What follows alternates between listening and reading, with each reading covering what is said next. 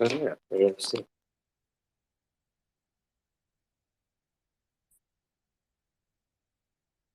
It's nice. Pagdating ng waffle, wakawa. Pagdating ng waffle, wakawa.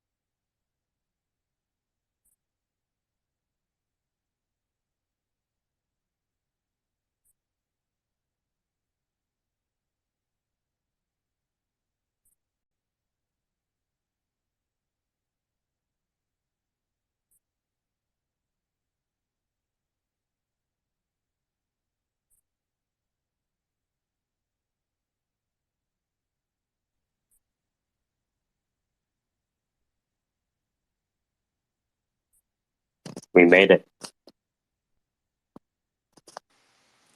By the skin of my teeth. I'm still here though, barely, but made it again. Ooh, how is your morning going?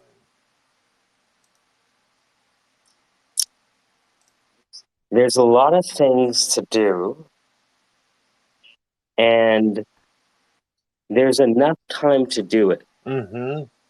But it, I have to figure out a way that's healthy for me to achieve it.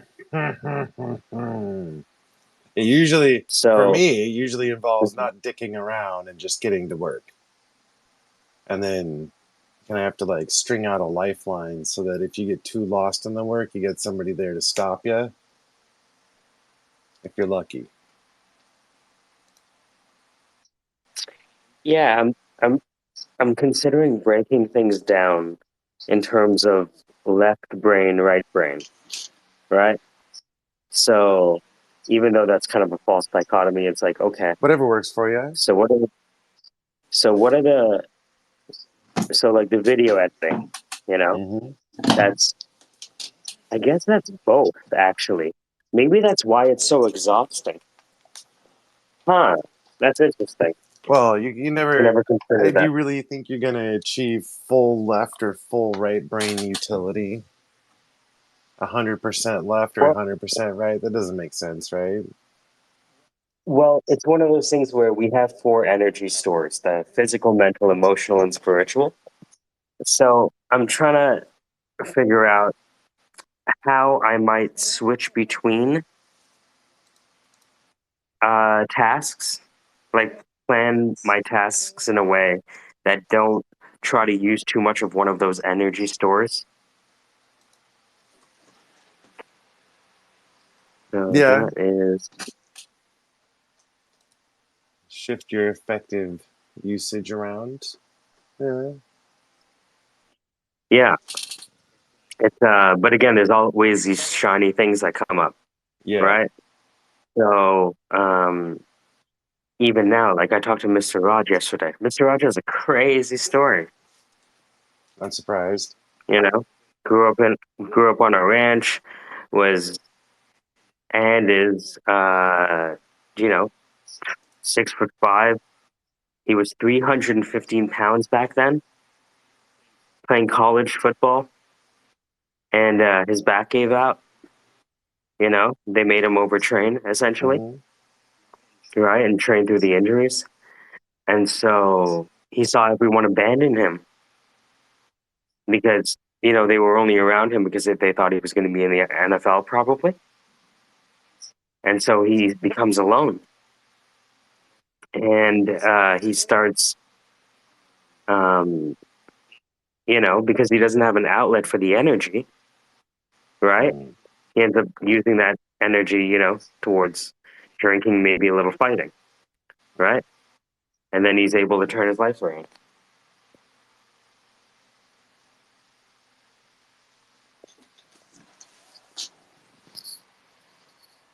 Wait a minute. You say after post injury, his energy went to drinking and fighting a little bit. Is that what you said? Yeah. Right? Mm-hmm.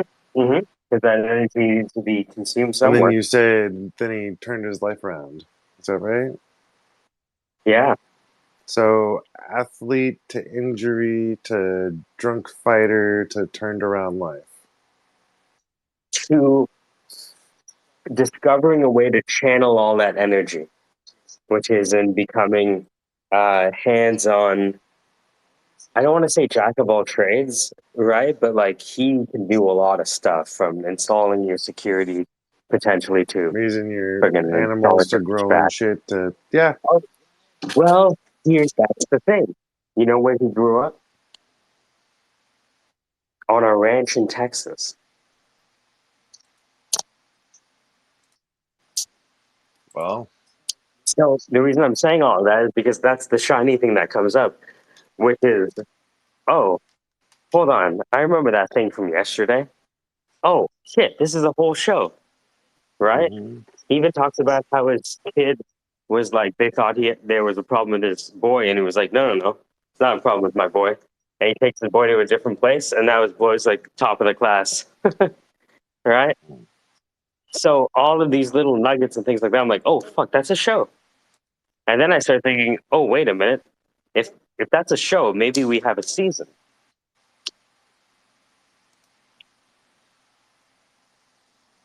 So it just it's a, it's one of those things where I said before I'm going to do anything, I'm going to write down all the things I'm thankful for. That's where I need to start. I'm gonna write down all the You know, things so, you're thankful for, mhm. and then use that as the backbone of the approach to the season. The approach to the work itself as a Hmm. whole, everything, Okay. Okay. because of a, because sometimes when you have a lot of stuff to do, or at least with me, you can treat it as a burden, Or as a joy. right? It's the choice, right? I just have to prime my mind to think in that way, which is this is not something I'm slaving away at. This is something I get to do, and it's something that I actually set in motion, right? Whether it's a course editing or what have you. So, sometimes when there's a lot of stuff on your to-do list, you can forget that a lot of those things that you're doing are kind of gifts Yeah. and things that you asked for, things that you prayed for, even, Mm-hmm. right? Mm-hmm. And then you're like, fuck, I have to do it. Wait a minute, that's what Mm-hmm. you wanted. Mm-hmm. Oh, that's right, sorry. Dude, you know, it's so funny, man. Like I'm trying. Dude, I'm like I'm recognizing how hard it is to actually initiate that change to habits and lifestyle. I'm Mm-hmm. trying. I'm attempting to create side channels of revenue based off things that I have around me. I'm balancing and being thoughtful and considerate of my time that's actually available as it pertains to how much goes to the family and how much goes to work and myself. Um, it's a lot. And those, when you think, okay, well, if I dedicate 10% to myself, that's going to be enough. And then you realize that through multiple legitimate reasons of injury and age, you're like, shit, I need 25% just for myself, just to survive. And then you have to rebalance the other two, or find different ways of approaching them so that you can rebalance them. It's I a think it. I think it's the approach, right? Like even like from a tactical level, I yeah, know how I have to deal with a project if it's going to be successful, which is find people that want to be held accountable, right? Because they enjoy what they're doing, mm, right? And if I can do that, everything else is going to be fine because there's no management involved. How do I, right?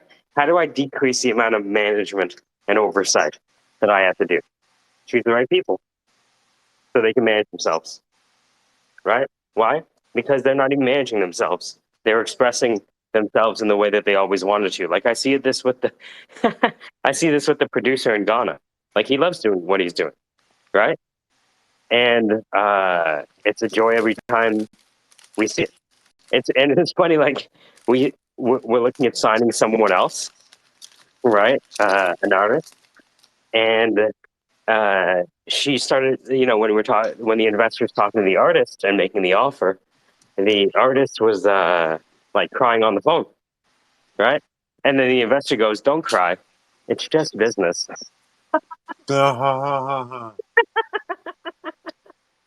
Oh But wow. and we all had a good laugh over it, right? And it just was like, yeah, that's right. I forgot. You know, can't Mm-hmm. sing, right? Mm-hmm. I don't know how to sing. Let's go from playing sing her ass off. So yeah, and Just business. Oh. yeah, right. And if you can keep that in the forefront of Mm. your mind, hey, there's Mr. Raj, the indigenous Texican Texican. dude. That's We had awesome. there was a guy who came into the room yesterday. It was great. His name was Magadon. Magadonius. Yeah. Dude, So, he flipped shit when oh Mike man, started saying that he was a fan of Hunter Biden. That was fucking funny. I believe that Hunter Biden should be the next leader of the free world. You don't believe that? Why don't you believe that? It's so weird because you would think that would be the most obvious sarcasm, but people can't see it. Yeah, bro, it's fucking funny. And then That they guy. run after it. They run after it like a squirrel chasing something that isn't even there. And they're like, "What do you mean?" And then you do the Donald Trump move. It's weird because we did the Donald Trump move to the Donald Trump supporter, which is if someone accuses you of something, admit to something even worse. Right? Hey, we Dude, don't like you because you did this. You think that's bad. You should. at first, Have you ever heard about the time I blanked? yo, no lie, at first I thought he was full of shit. He was like, I worked in IT my whole life. You know, Dude, infrastructure, well, mainframe, control here's the board. thing. Dude, the thing that KC and Dan brought up was the course on social engineering, right? And I was telling Dan yesterday that like I pretty much feel like I have the process, which is someone comes in, they start trying to either talk about sex or something explicit, or they try to attack people in the room, right, or attack the host, and then at that point you start hyper agreeing with them, right? Donald Trump, love Donald Trump. What's the problem? And he's like, oh, well, and he goes, oh, that's probably why I haven't been kicked out yet. I'm like, yeah, keep going, you know? And then he starts talking about China virus, this, that. And it's not to say I agree or disagree with him. That's the beautiful thing.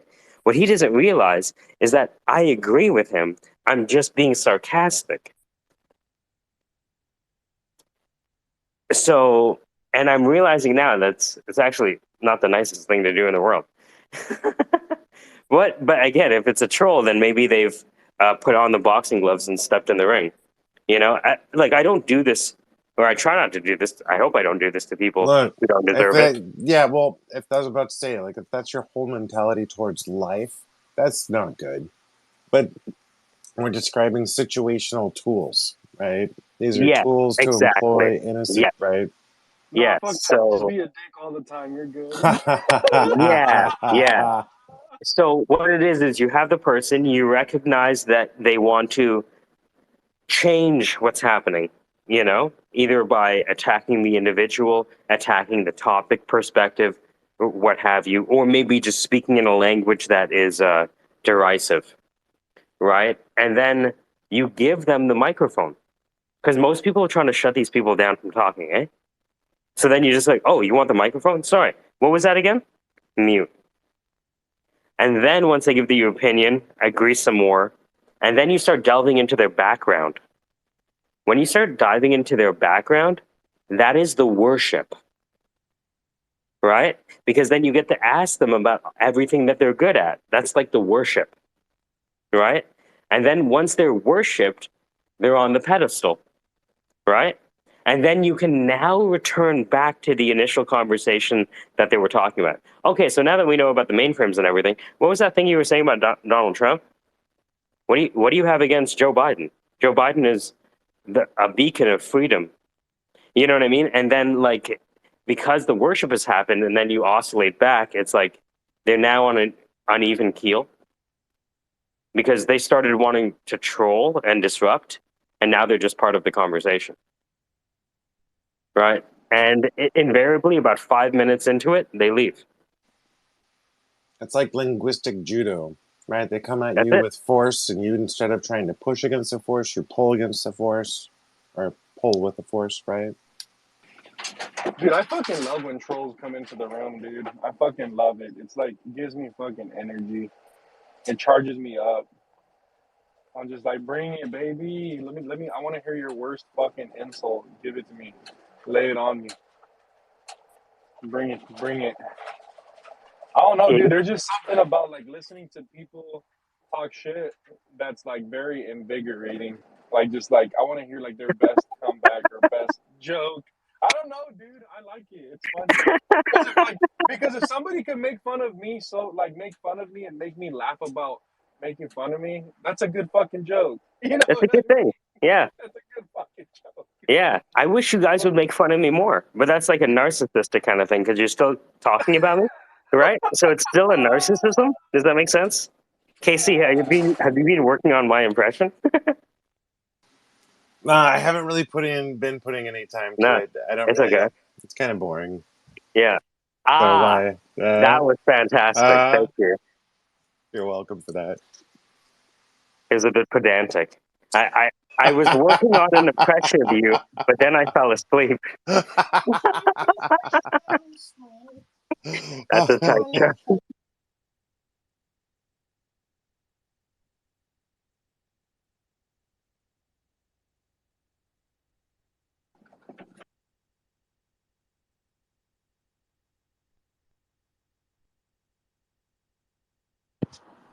So this is the SquareSpace. This is the SquareSpace.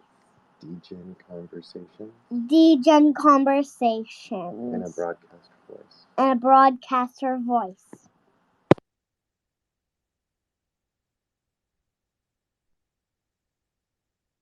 Wow.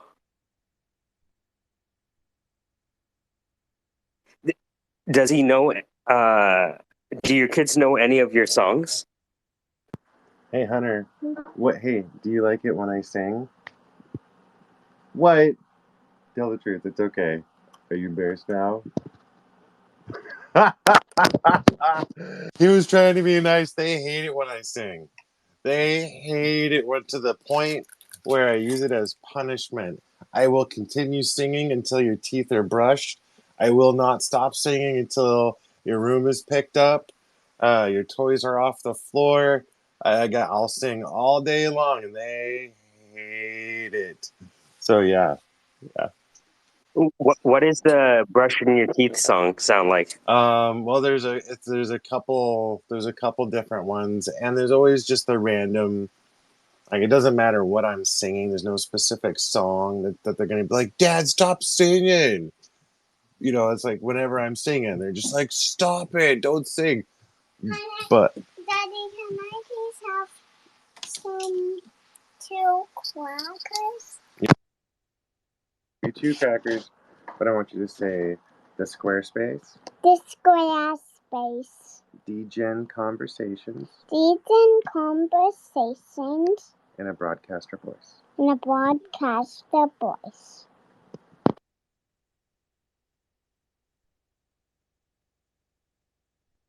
Oh wow, Dude, that's remarkable. so funny that your kids don't like it when you sing, and my kids will. They fucking just want me to just lose my voice. Really, dude? I'm so jealous, man. I'm so jealous.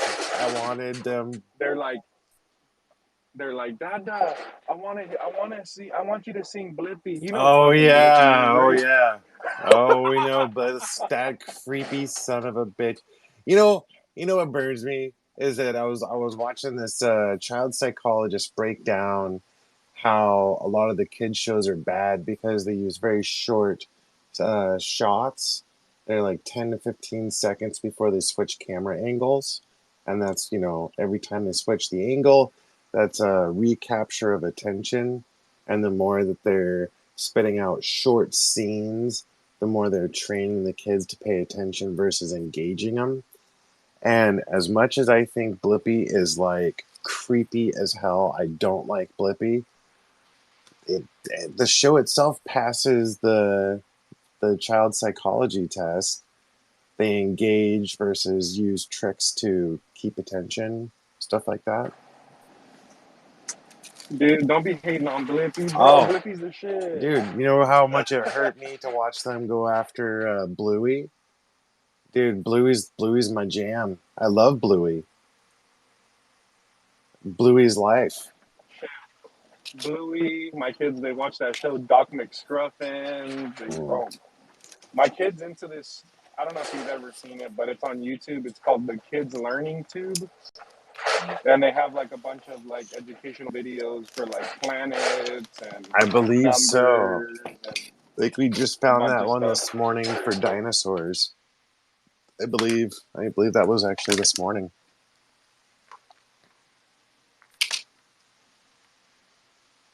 You got to be careful with the YouTube stuff, though. You remember a couple years back, somebody was reposting children's learning videos and youth-oriented material, but they were splicing Yeah, in my like wife, she horrible things.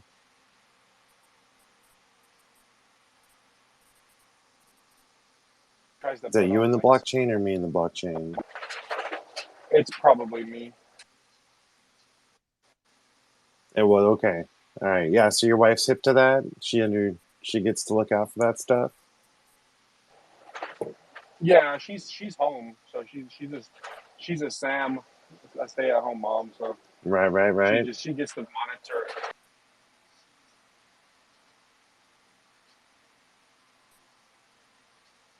Oh, that Like blockchain is YouTube, just like tooling you over. You're in the blockchain. Yeah. In the blockchain. Oh, In the blockchain. dude. All right, sorry. I gotta say, I've been looking for NFTs are worthless. I feel so bad. I went to run a VGX thrash room, and what happened is that he joined and he was down, dude. He was totally down to talk some shit, sling some mud, and he was doing great. But this guy came into the room and it was all like sincere educational questions and like kind of trying to tell him like, hey, this isn't really that type of room. We're looking to talk some shit here, you understand? And it just didn't stop. So eventually, by the time that got done, and then right as we got done, NFTs asked me a very total normal follow up question, and it just killed my mojo. I'm just like, I can't run a thrash room right now. I had all of my mojo for this has been just totally destroyed. I have one move left, so I rugged the room. That's at that point, like, what else are you gonna really do? I wanted to burn that place down, and all the mojo was gone. What stage of grief would that be?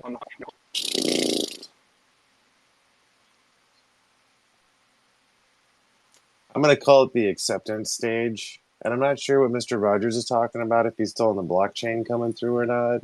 But I heard him just talking about somebody coming through on a white horse.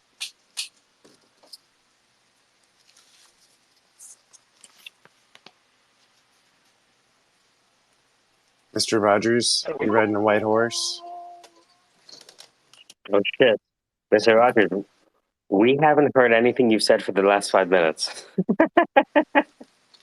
Little snippets of this, little snippets of He's, that. he's, Mr. Rogers right now is giving us a secret to the universe. You see, what Einstein got wrong is that he should have cubed instead of squared, and we just can't hear it. One change to the equation, and all of life will be given unto you. Yeah. You see, all you have to do is turn the whiteboard upside down. Oh, that's awesome. That's awesome. Yeah, just turn it around and you got all the answers right there. All right, is it better now? Am I still in the blockchain? There Yeah, you no, go. you're back now. There you go. The chalkboard's upside down. What were you saying? I said that dude came in on a white horse with fucking music in the background going.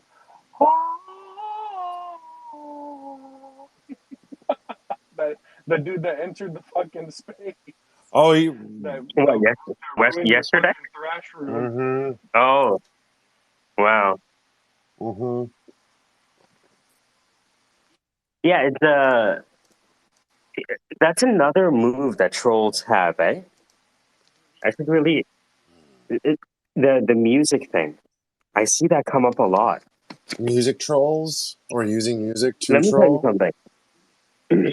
I know this is kind of a universal thing, but trolls take their music very seriously. Mm. Mm. Dude, they really freaking do. They really do.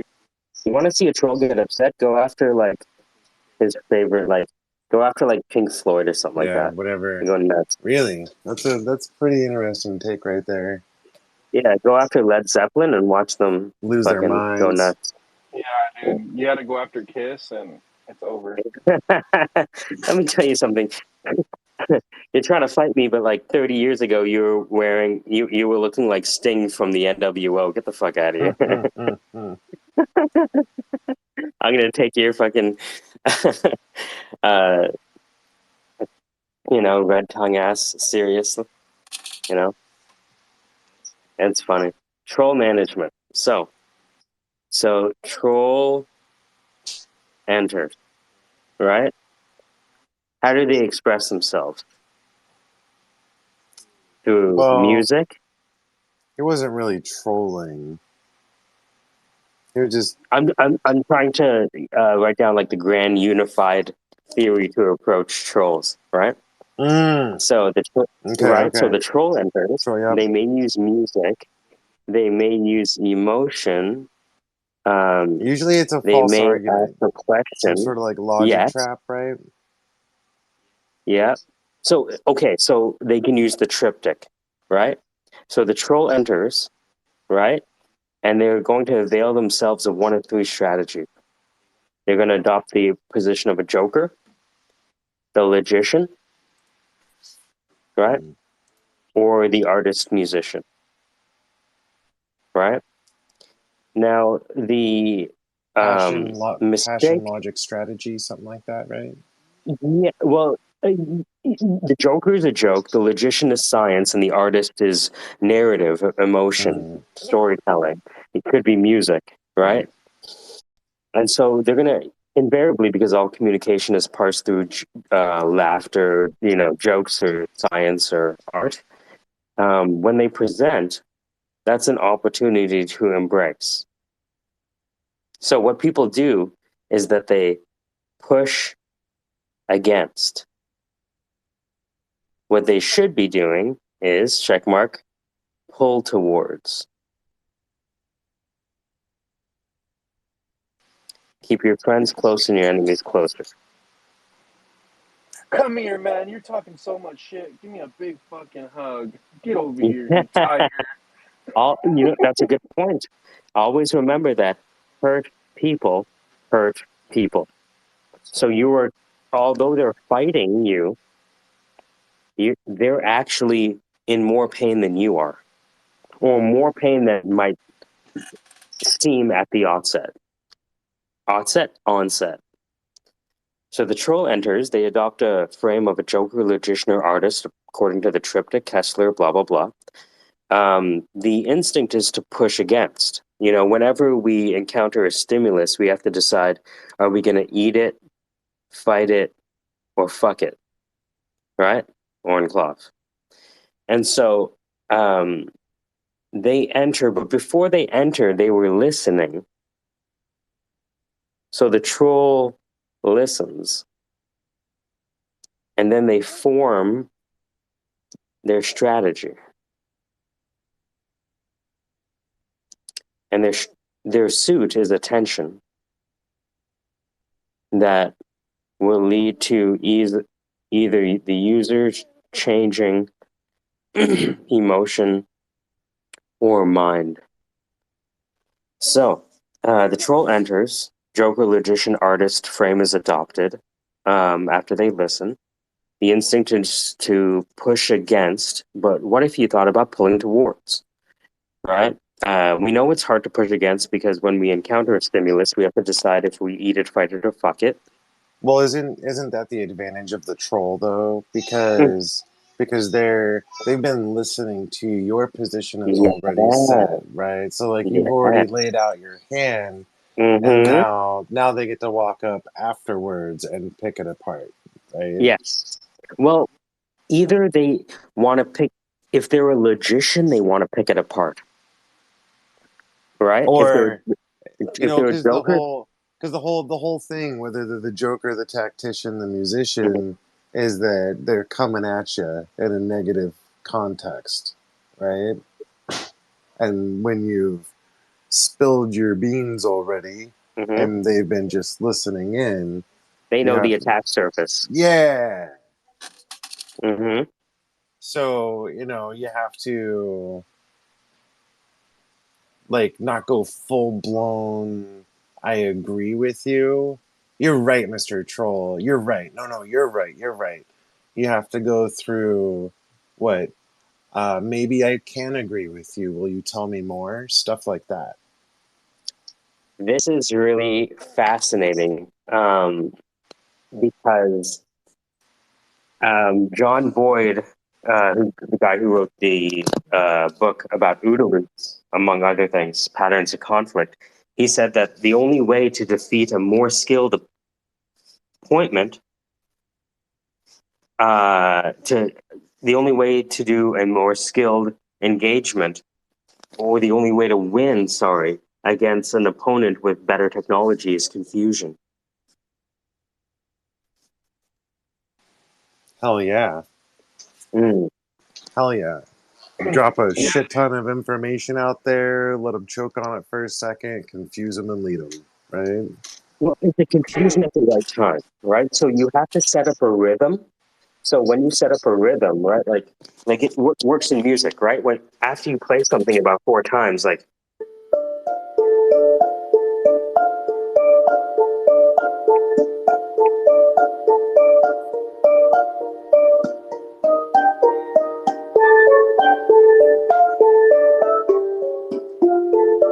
right, once you set up that initial, right, that expectation, then you can play with that expectation, right? But you have to establish it first. So Boyd said that because he was talking about fighter pilots, right? Like, how do we beat someone with a better plane than we do in like the 60s for the Air Force?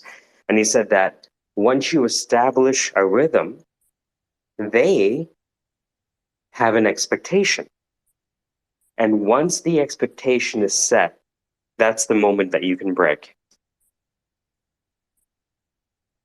And he said what they would do is you're going to have someone on your tail trying to shoot you down. And he said what you needed to do as the weaker opponent is understand the space that you're safe. And then finally, when you make your attack, it's about, because you're trying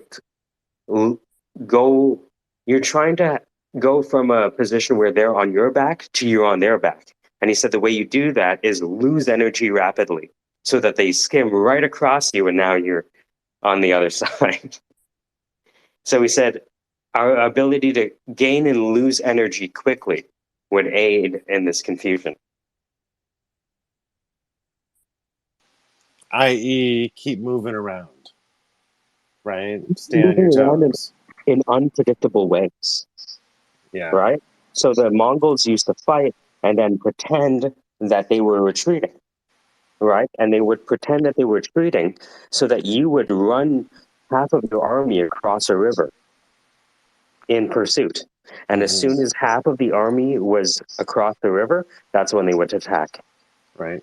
And it's hard to defend against an attack when you're crossing a river. Yeah. Yeah, dude. And then the freaking they would fucking drown and shit because the armor and stuff that they would have on. It was fucking that shit was crazy.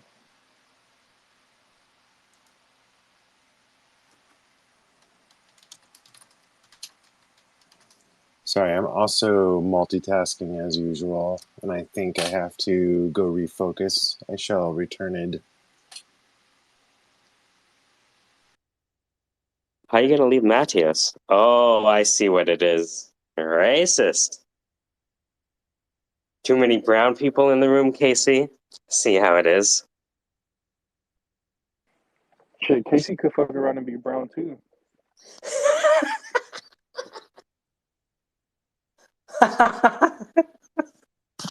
Can you imagine? That would be like the twist of the century. Shit, we didn't even know. Nah, I know. I've seen Casey. Wait. Did he leave no. because He definitely looks like a He fucking leaves. jar of He mayo. left because there were 3 brown people talking, and he was like, "I'm fucking out of here." dang, dude, He's like, you brown sugars over there. I'm fucking powdered sugar. freaking? I don't fuck with y'all. I'm actually hurt, dude. I would never. I'm gonna DM him. Hold on. Hey, KC, WTH, man. My wife just said, "I don't want you hanging out with racist people." That's excellent. Okay, I won't DM him, babe. Damn. Hold on. Oh, okay, good. She hasn't listened to any of our conversations, then that's fine. Yeah, no. I'm usually relegated to the garage. That is a safe space for the modern man. Welcome to the SquareSpace, where we have Degen conversations in a broadcaster voice in my garage.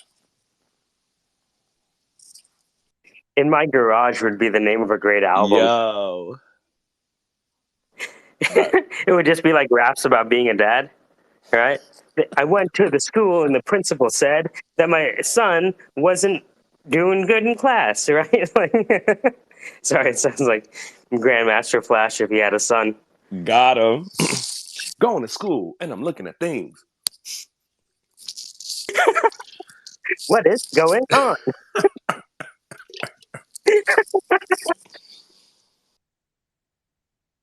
Now here we are and we're looking at the stuff. You know me. What is up? Hey, I can't lie though. When hip hop was dance music, that 80s dance music, I wasn't mad. Yo, So, did you hold ever on. see that original, like the original video? It was like one of the most original like breakdancing videos with the kid with the fucking broom. What the fuck is that movie? Are you talking about Breaking, the movie? Yeah, Breaking, bro. Yes, dude. Classic. With the Classic. broom, I think you're talking about Breaking With the 2 fucking, when he starts going up with the wall, right? fucking broom. Was that the one? No. I'm talking about where he's like sweeping and shit in front of the bodega, and then he starts Yeah. like manipulating the broom and starts breakdancing and shit. It was like.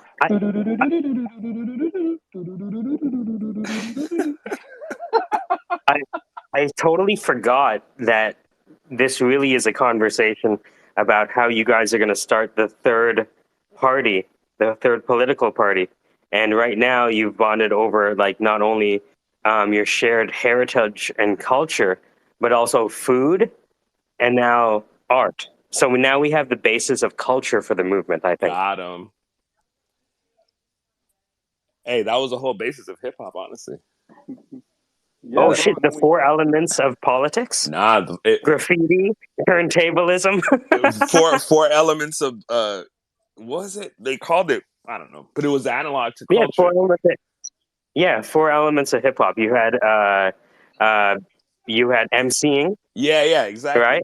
Graffiti, turntablism. Yeah. What was the fourth? Right, yeah, exactly. Breakdancing, oh yeah, graffiti, MCs, b-boys, MC, DJs, yeah, and the graph artists, and the yeah, analog with art, music, literature, and dance, I guess. It was like humanities for the urbanite. So who was the scientist? The So the artist was, mathematics, the 5%ers are the scientists. so if you have graffiti is like visual communication in a way, right? That The part. b-boying is the dance, which is the visual communication. The MC is the vocal communication, right? That part. And the turntablism is kind of like using words, which is the graffiti and the music, to make people break dance and MC. The basis. That part. I'm filling up a cup with water, by the way. I'm not pissing on the. You just got to clarify sometimes. Yesterday when Baroness was like washing whatever vegetables, I was just laughing in the background like, that's fire. I hope this is recorded because. Anyway.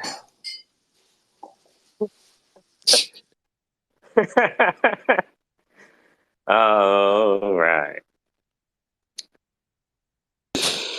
Yeah. Anyway. Chilling. So, Good morning. Welcome to SquareSpace, where we have Degen conversations in a broadcaster voice. so this is so let's pick this up, because this would be a cool thing if we imagine we can, like, because right now we're creating content together, but like, what if we authored something together with this whole troll management thing? So here's the premise, right? Some people, actually, Dan and KC said that I should do a course on social engineering for Twitter Spaces. Oh, nice. Okay. All right. And so it's basically centered around trolls, right? Because if you don't figure out how to handle disruptors, you're never going to be able to have a system that holds itself together. Boom. Dang.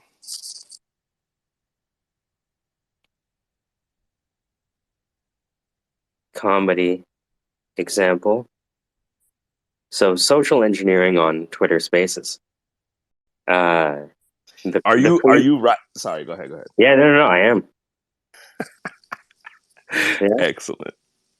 So imagine social engineering on Twitter Spaces, and again, the purpose for anyone listening to this, I'm not sure, is the belief is that if you reveal the strategies being used, right, then people can morally use those techniques in any way they want, right? And we hope that the people who are moral and good and just and right and harmonious pick it up. But again, Karl Marx didn't get a chance to implement his ideas either.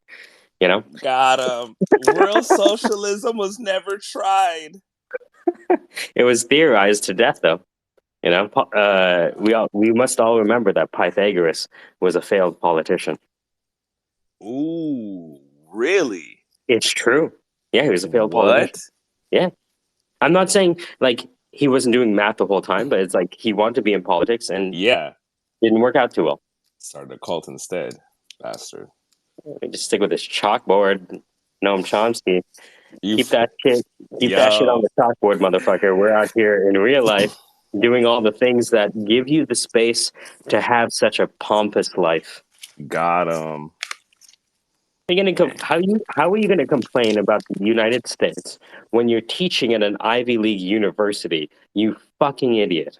Where do you think that endowment comes from? You think that comes from baking cakes and cupcakes? Got him. Oh, you think cupcakes got this? Maybe now we're talking about troll management service. Maybe I could be like the Twitter Spaces like bouncer. I could just be like, "Yo, hire me, bitch. Hire me if a dude." I'm gonna put that idea like as a star. You're a fucking idiot. You're a fucking dumbass. If you can't do it, let's say you're a well-funded but scrawny host. Got him. Are you a well-funded but scrawny host? tired of people pushing their way into your club and shooting up the place. No. What It's you like it's need more like is a bouncer. no. It's more like, do you lack the bass in your voice? Do you wish that people would stop telling you to say it with your chest? Well, if you check all those things off, please call me. I am here to assist. I will. Have you seen dude? There's a guy on YouTube. His name is Big Jaw, and he has this fucking thing called 1-800 was happening. He's he's like, if your man ain't paid you your child support yet, call me. It's 1-800 was happening. I'm gonna put him in his place. It's fucking funny. Is that a real service? No, it's not a real service, dude. It's a fucking parody. But go look it up on YouTube. You type, it's by Big Jaw. 1-800 was happening. It's fucking funny, dude. It's a whole ass skit. It's like this black dude, and he has like a tall tee, and like he's dressed up like a fucking cholo and shit. So it's fucking funny. So funny. Hey, but that would be a good service, though, right? If they don't want to taint their freaking reputation, they'll just let me handle it. Shut the fuck up, god damn it! All these damn trolls coming in here. Get this motherfucker out of here. He's a piece of shit. And then obviously I would have to be a co-host so I can boot. Oh no, can co-hosts boot people? I don't think they can, right? Yeah, they can. I'm pretty sure They they can. can. Here, let's try. Maybe you can. Okay. Here, try booting Matthias out now. Hey, it's real. That's what Lagertha kicked Spacer, you know? Oh man, I hope do I have that recorded? I don't think I do. I don't think, nah. I Oh, think man. we were barely walking into the SquareSpace. The problem is, I want to talk to him more just because I love the sound of his voice. Maybe that's racist to say, but I love the way he sounds. Like he just sounds like a lot of people pretend to be that guy. He sounds like that guy. That part. This is why I don't like, I don't like I've complained about it before. The certain characters we take online. I'm not a fan. Yeah, what's going on, Matt? Welcome to the SquareSpace. We're just talking unseriously about serious things because time plus tragedy equals comedy, and if you arrange those terms, why not laugh today? Yeah, I hear you. Excellent. Why not? You know what? Fuck it. You're right. It is simple algebra. Maybe we should start with that. Hey, kids don't understand algebra. Have you taught them comedy? Ooh, touche. Dude, that's fucking great. So, Matt, what have you? I find that UX designers, well, the ones who actually have experience, have some of the deepest insights on human behavior. Yeah, it's challenging because like the more you meet new people and dive into their actual challenges that they're experiencing and the way they feel about them, one, you realize how smart people are and how capable they are in their role and how tied their hands are. But you ultimately learn that most people are good and they're just trying. And it's really difficult to be judgmental at any point. You just look at people and you see them struggling, and that comes out as frustration and anger and all of that. I think I just demonstrated your point accidentally. No, it's I there was a pivotal moment in my life when I met a former Google Venture Design Sprint master. And because he'd run sprint after sprint after sprint and told me about Jake Knapp and IDEO and all this stuff, and then we started doing sprints with people, I was like, oh, he like when you talk about like validated understanding of people, then it becomes just because I know that I can manipulate people. How is my morality going to mediate my means and ends? It's very fascinating. Because now that I know all of these light patterns, and now I know all the dark patterns, the black hat patterns, is there a way that I could implement these patterns in a way that allows me to look myself in the mirror? Yeah. Yeah, it's kind of like you're giving people enough rope to hang themselves, but encouraging them not to do so. Um, That's so because like dark. You because should like that should be the infomercial for the Google user experience certificate. welcome to Google user experience. I can I can see it now. I'll be holding the robe in that commercial. Yeah. But no, it's interesting. Like the whole practice is interesting, and I think that's what I love about it anymore is that you just get to know people and you get to talk to them about their problems and help them sort of turn the law on for themselves. But at the same time, like you're still human, right? Like when you were talking about socialism having never been actually tried, immediately the vision came to my head of a kid with some food they've never had, refusing to eat it, and like it doesn't change how you bucket people because like I can't process everyone all the time like that. Yeah, but Yeah, there's a.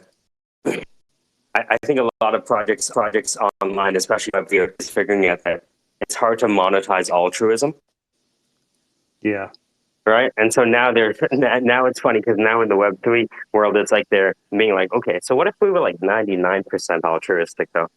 Okay, what about 97? Okay, but what about 46?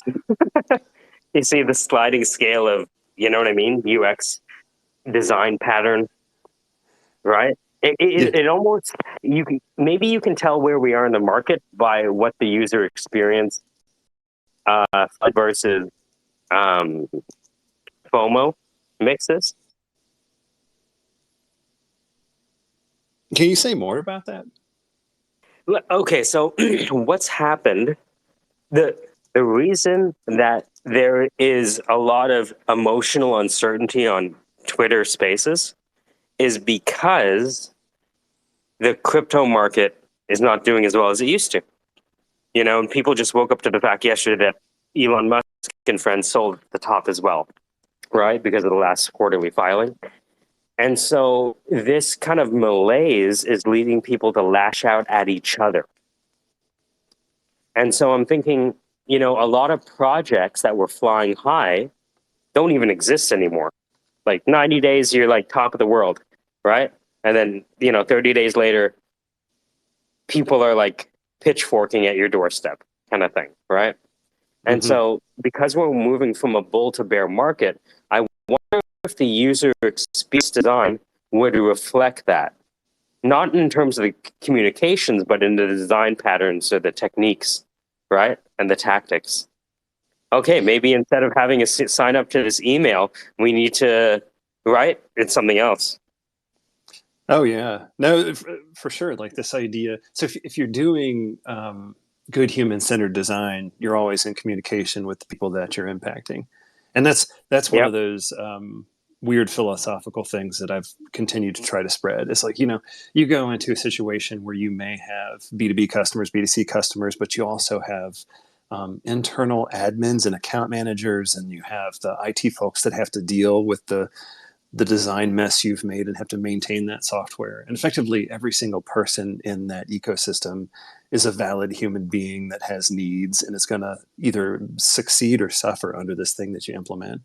But that means you're talking to everybody all of the time and you're learning about what their needs are. So you may learn that one day, yeah, it's a low barrier to entry to get someone to sign up for something, and you just send out a quick email. They see the value it's going to bring to their lives, and they sign up for it. But then another day, they're super sensitive about all the emails they're getting requesting their information. They've learned that their email address really is just someone's speculative $1.30 a week. They've put a price on your head and the collection of your email address. They may be more resistant to giving it to you, and that would change across segments. Like if it's a not-for-profit, the one that came up recently was when and I don't want to bring up, there's a big political thing that happened, and one of the first two things that happened was the Democratic Party started asking for more money, and it was not received positively, where in the Yup. past they may have been able to do that. And it was just totally tone deaf. But that's just like a clear-cut example of how sentiment changes people's reception to It's like, it's hard to value. ask for money after you printed a few trillion. It's hard and easy. Like, you go to Venezuela and ask for money, they'll It's pull like, it out of the dumpster and give it to you. oh fuck, that's hard. Oh man, so dark. Sorry, that was a little too harsh reality. I No, apologize. this is the No, Squarespace Degen conversations in a broadcaster voice, but you sometimes, stole it from me. yeah. But Here, no, I need a I hear napkin. you. Take this $20 bill. What? Yeah, yeah. It's made out of cloth. Yeah. It's So we were going back to the UX. I find that there is this, especially with startups, they often really stall out on the UX side. They just stall. And I find that they often look at UX like, hey, UX, what the fuck? And then UX is like, you don't even know who your customer is yet. Are you talking to them? When's the last time you talked to them? How many months ago was that? Right? And I believe that, you know how people used to go to Reddit to understand what's happening? I think Twitter Spaces is where you could find out what the sentiment is faster than any other medium, probably right now. Maybe Clubhouse and a few other things. But if Mm-hmm. you want to know how people feel right now about a product in an industry, whatever, what UX changes they want to make, just open up a space and find out, or just jump in one and just listen. The I think the whole UX thing. If you ever have seen Steve Blank, he had this. It was a book, I think, on the customer development methodology, and he said the problem with a lot of startups is they want to build a startup from inside their building, and that's not where you build it. You build it with your customer. And so we had this whole process of customer development and like teasing apart what they want. And then you go into like Clay Christensen figuring out that people don't want a better tasting milkshake, they want a thicker one because they need to make it last for the commute. Yeah. No, I've watched very, very brilliant and accomplished people who are very capable and have a ton of energy push through years of development on models for their machine learning without actually testing what the output could be in the hands of the users. But they Oh, adamantly stand behind it.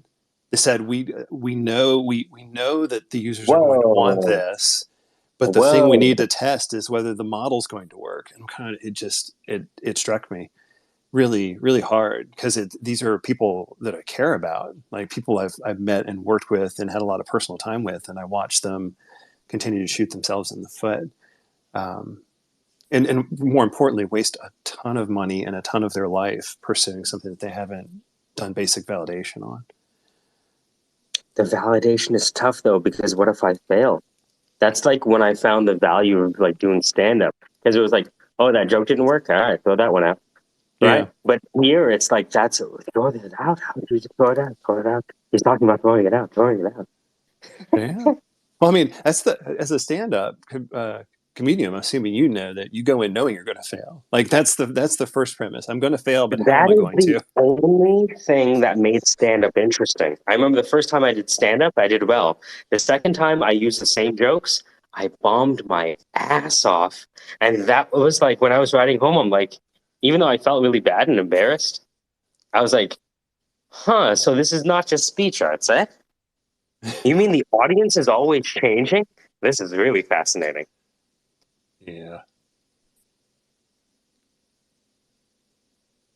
Man, the UX side, but like going back, like after I met that guy and understanding that with a lot of people, what I'm trying to get them to do is go through a sprint, have a prototype. Have you tested it with 3 years? Don't forget 5, 3. No? How long you been working on this? 4 years. 4 years and not 3 people apart from your team have seen this. Wow. That's a lot of faith. Yeah. Well, and it's tough, like with and I always I'm embarrassed when I do this to a certain extent, but I throw this out here as observation, knowing that someone is going to correct me if I'm wrong. But most of my experience with straight up developers, because I've done some development in my past, but I wouldn't consider myself a developer. If I hand you code, it's going to be the worst looking code you've ever seen. But that they're put in a position where they have to be right all the time, and they're punished socially through like rejected tickets that are published and having to have embarrassing conversations with QA and product owners. That this idea of failure is not, it's not positive. Where in UX design we're conditioned to embrace failure because it's the first step to the right thing. It's the first step in finding out where your assumptions are wrong. And like you pull that out socially, it seems to be the big problem we have right now is that we're all looking at each other through that risk averse mindset. Someone says something that's slightly wrong, and then 10 people beat the life out of them. That's one of my biggest struggles with Twitter is that you only hear the very, very negative and polarizing responses to what you say for the most part. But getting back to stand up and sort of sprint cycles, I really like that idea, at least from my perspective, that I'm testing ideas all the time. Like I may put an idea down on a piece of paper in a prototyping application and put it in front of a user and then run it in front of the product owner and then build the full prototype and test it with the user. And then before we develop it, run through a formalized test. And then right after it's developed, run it through a formalized test in a live application. And take advantage of all those milestones as much as you can, weighting it all with risk. Like if it's a super easy thing to build and it's not risky at all to build, it's less gravity assigned to it. So you don't have to worry about it so much. But if it's a major transaction in the experience and there's a lot of gravity to the outcome of it, then you have to be very careful with it. And that's where you build in all those extra, stop gaps or milestones. It's almost like fail-oriented development. Like Quinn, my mentor in comedy, he called it proving something by exhaustion. Yep. It's kind of like when you, and I find that a lot of clients, although I try to impress upon this to them in the beginning, they're not emotionally ready for the failure because what they want is to put out a hit equivalent of a hit song their first time stepping up behind a mic. And they don't even understand what a plosive is, right? Does that make sense? And so that experience of even making safe experiments is very scary to them. It's almost like there's a lot of people who sit in the back of a comedy club and be like, I can do better than that guy. Oh man, she's not funny. I could do that better. And then the sixth week, they go up on stage. I'm going to go up on stage. I brought my girl. Right? And then they go up on stage for like 2 minutes, and they have 5 minutes, and they don't last half of the time. They're like, "Oh, okay, that's it. That's all I have to say." And he walks to the back, grabs his girl hand, walks out, and you never see him again. And that's the first time of doing stand-up is their last time because they haven't figured out how to process failure. And I think I've realized how to process failure by realizing that it's not that I'm a bad joke maker because I can't write a joke the first time and have it kill. The nature of comedy is such that you have to find out and discover what's funny and maybe what's funny about you. We're in this environment where the input process output relationships of this function we're trying to build are unpredictable or maybe probabilistic, like that kind of thin model of things are simple, right? Things are complicated, but then things are complex. And the difference is this probability based relationship between inputs, processes, and outputs. But that exploration. But then again, maybe Wardley talked about there is pioneers, settlers, and town planners. And maybe it's hard for a town planner to experiment when they're in charge of infrastructure.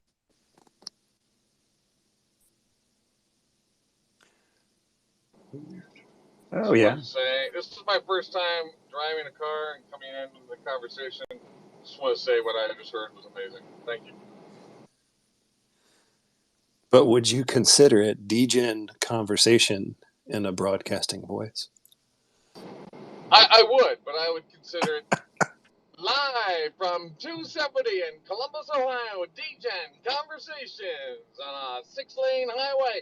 We're approximately 68 miles per hour in a Kia 2022 AWD. That's right, all-wheel drive Prestige Plus version of the Kia Sorento. That's right, Kia is the brand of entrepreneurs. If you can't afford it, you've got it. We have it here for you at Kia. Hyundai is also available, although it's not as sexy as a 3-letter word. I feel like we're about to hear some Cheap Trick. Yeah, I kind of get I like that Michael sets up these spaces, and I can come on here and be a couple different characters, and then I feel like I got my character on. Like I just, I had the opportunity to do that. And it's been talking startups all morning. We had a big startup event this morning. We had about 25 people, and It was we a learned fancy about. space. I saw it. It was like, It ooh, was really so posh. fancy. Ooh, I have, nice, fancy. Mr. yeah, Fancy Man. Who do you think you are? With your and fancy places that are well lit and everything is wiped down and the chairs are I know. uncomfortable on purpose. But It was very cool. And then we went and looked at another space, which is actually a competitor of that space, and they want us to move to their space. So we got to see a brand new, lots of co-working spaces going on in town. And of course, I think they're overbuilding to some degree. And there's a new push for sort of like, hey, we have a lot of offices. We should get some energy going on here. So when I start doing events, they're like, oh, go get that Dan guy and have him come over here. We'll give him a discount. So I'm kind of excited about that. I got to figure out what to do for him, but it was cool. dude, what if he, instead of you paying rent, you did shows and then you helped Totally. everyone in the co-working space Yeah. get to product market fit faster. That's kind of the offer. In fact, the co-working space is at the point where they're starting to realize not only their real estate sort of empire, but their reach and their influence empire. And they're starting to work on that. They don't really have a lot of things crystal. And a lot of the startups are actually not in those incubators because they can't afford the $800 or $1,200 a month is what these people want. And that's right out of the rate. Like the first thing a startup would do would be like, well, I'm going to stay at home and save money. But these spaces are congregation points, and there's a lot of venture capital in these spaces. So you sort of want to leverage them, and they're desperate. They're sort of I wouldn't say desperate is the word. They're hungry for the momentum, and I think is what it's about. So I'm excited to try to offer that, and it helps me educate, and it just reminds me that the game is not just hustle, but it's also orchestration and inception in a lot of ways. Are you I saying love that it's both hustle and flow? completely, yeah, hustle and flow. But that's probably wait a minute, that's a coin term already. I'm Yes, ignore him, not Dan. doing any Just block nuance him. of Block interesting him. there. Yeah, that's like white guy can't jump moment. Yeah, I got it. That's cool.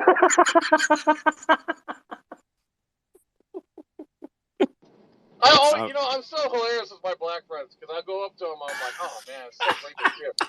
I mean, I haven't seen a brother. And they're like, what are you talking about? We're everywhere. No, I'm Dublin. This is Dublin. I haven't seen a brother in weeks. It's good to see you. How we doing?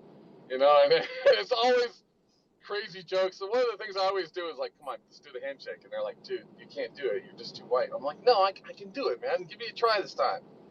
Or I was asking about their clothes. Like, where do you get a custom dragon printed on a button-down T-shirt? Like, that's like an expensive shirt. Now, a brother can find that in 4 seconds, but a fucking white Yeah, that's the flea cracker like market. me spends Just go to years the trying to flea find that. market. Yeah, it's I guess it three for could be. $29.99. Yeah, I'm telling you. Those I'm, those printed Hawaiian shirts with the collar and the buttons with that's the sick. Naruto. Yeah. The other thing I really want to do is, on the Latino side of culture, I want to try wearing one of those button-down shirts and only have the top button, and then it's like the nested. I always want to know what that's about. Like, there's something Uh, about the top button is button, but nothing else. Well, I like the idea of the startup essay, where you deliver an essay as an essay about startups. Hey, I'm about to send an invite to Spacer right now. Hold on. Yes, please. Spacer has. If you wrote scripts for Spacer, we would have the essay of essays by an essay on startups, like legit. Nah, homie, what you talking about, fool? Yes, They're talking exactly. about With it, the one button up with the Cortezes, the higher the socks, the downer the full ese. what would that guy Conan say from NWO? Viva la raza or something like that? I love doing scripts. I need to get. I need to go after more voice-enabled passive income opportunities that have a Yeah. low threshold of acceptance of instructions. That's Oh, what I need. okay. So, how about this quick pitch for you? So, you know, we're thinking about the syndicate, right? So, what if, as a part of the syndicate, people could submit scripts? Because that's what I would do. I would say, "Hey, this is a Ooh, script. I I would like love," that. Yeah. right? Yep. And then we could have the essay read it, and we can have the essayist to read it, right? Anne Marie, it'd be great. We could Matthios could translate into Spanish, right? You know Add what a we beat. can. You know, we can also train a voice bot. So we could take, for example, Mathos, which is just a great way of talking, and we could have him train a bot with the Mathos personality and voice. And if we don't have Mathos on hand, we could still sell Mathos time, but it would be at a discount because you would be using, Mathos H1, which is Like it's better than imagine E and F, but it's still got some issues. there is a space somewhere where they're trying to understand the significance of the French philosopher Foucault. And imagine you could have Matthios as a service. Hey, yo, I heard this explanation from Matthios. Fucking sick. You want to hear it? Sure. I have the token. Boopy doopy doopy doop. All right. And then it's like playing in the space. Right. And it's I like that. Matthios's 3 minutes explanation of Foucault and his place in history and what his legacy was and was not, and what he said about kids. You know, Matthias, can we do an experiment? So, what would be that? There's people talking about Foucault, but they want to know, like, so have you guys read any Foucault? Like, do you know, like, what he was all about? No, man. What would you say, Matthias? Sorry, I was still laughing my ass off at your last sentence, bro. Oh man, fuck. Dude, are we in Bro Thursday? Bro, it's Bro Thursday. What up, bros? Where the bros at? Yeah, and we had two different fucking lives, Dan. We used to call it Thirsty Thursday. That's I think we true. still do. I like. I think we still do. I do think it's a Thursday throwback. In which case, here are the Degen space. What it should be is welcome to the SquareSpace, Degen conversations and a broadcaster voice. Today is Throwback Thursday, and we're doing throwback racial slurs used in the 60s and 20s, and we're bringing them back to the new century. So come on in and refresh your racism. Let's get it on.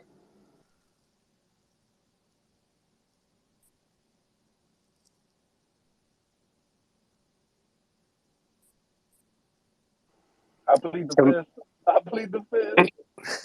so Matthias, who is Foucault, and what was his significance, and does he leave a legacy that people follow to this day? Beautiful. He does. Foucault is the father of the right-wing deconstructionist. He thought that society was just built up of symbols and that these symbols were like transcendent figures that we turn to and it was shaping our behavior. And anytime someone new comes into power, then they're changing the symbols that they're using in power. And Foucault resisted this. So he wanted the deconstructionist mission is to demythologize. And Foucault and there's other guys, and I can't remember the professor I stole this from, but what they end up pointing out is no, you're not demythologizing, you are remythologizing, and you're just, So he was a libertarian at heart, small government kind of guy. He's saying that these people are just regulating you, in classic French fashion. He was like, the government regulation is so evil that we should end all regulation, including the regulations that we have that say that children cannot participate in sexual activities with adults. And Foucault was saying that, yes, they can. And it's government overreach to not allow adults to have sex with children. And that's what most people were like, you know what? No thanks. Yeah, the right winger conceit of, I don't know, however they complain about things and they do it badly, it's like all that is just French Foucault type analysis. And they don't even realize it. They think they're representing America when they're not. They're worse. Are you saying America is fundamentally French in nature? I would never disrespect this nation, the history of this nation, and its contribution to the world. However, I do find that all the cynics and the nihilists in this country are definitely of French conceptual descent. Are you telling me that we're all just Foucaulting ourselves over?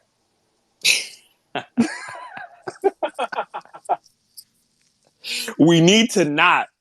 That's what I believe now. We need to not be Foucault's because it's soft and whiny. But again, when I first brought up those, I don't know, I just couldn't stand these French motherfuckers. Michael is like, well, they did go through 2 world wars where the Germans ran them over. And it's like, yeah, you know what? If you just lost twice, I could 100% see why you think that nothing matters anymore. As he calls me, hey, what's going on? I'm like, I don't know. It's 1:37 a.m. in Toronto. What's going on? It's like 3:30 in the morning. We got to talk, bro.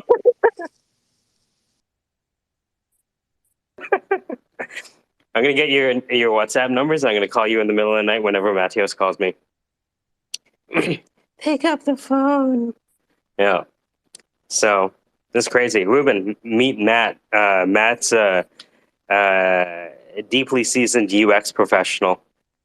So much so that he told us a funny story about how AI startups will spend years working on their model without validating whether the output is of any value to their target market. Yeah, that sounds about right. Yep. How we doing? We bringing back old timey slurs. What about Hedgeborn Puttock? I like that one. Yeah. Is that German? Ye olde English, as I understand it. Yeah. What's going on, Jeff? Hey, just watering the garden and about to go crunch some electrical usage data. How's the Python treating you? Do you find that Google data course helped you with the Python that you're doing now? No, not really. Python is treating me right now. Well, I'm having an issue with JavaScript generating a random ID, and there's an element that I'm trying to hone in on for a date picker, and it generates a random ID. It doesn't have like a tag name or anything like that, and I have to figure out how to get the random generated ID out of the JavaScript and use it with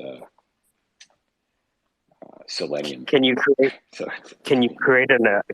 a new array that holds time to get around it?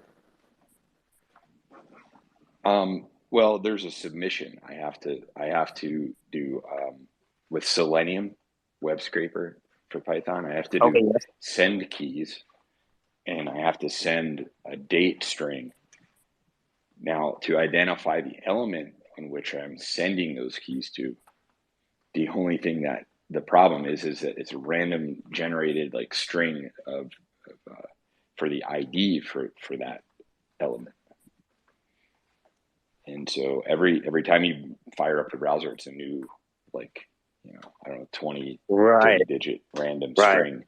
It's like, there's some interesting things I could maybe learn from this, but it's kind of where I'm stuck right now. It's a little frustrating. What does Nassim Taleb teach us such that we might solve this? That less information is better.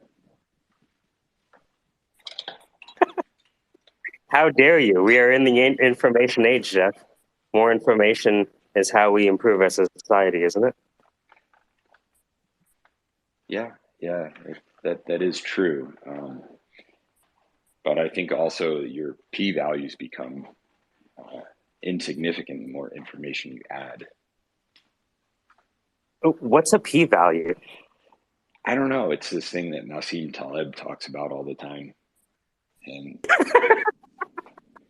he screams at people like, you as he breaks fucking through the idiot. door as the Kool-Aid man. Imbecile. I don't know. I'm trying to figure it out, but I think it has something to do with imbeciles. The p-value. I think if you look at Nassim Taleb's body of work, it is kind of imbecile-driven development. Wow, I've never thought about it like that before. I'm rather offended by that notion of imbecile development, but I am a proponent of some degree of imbecileness.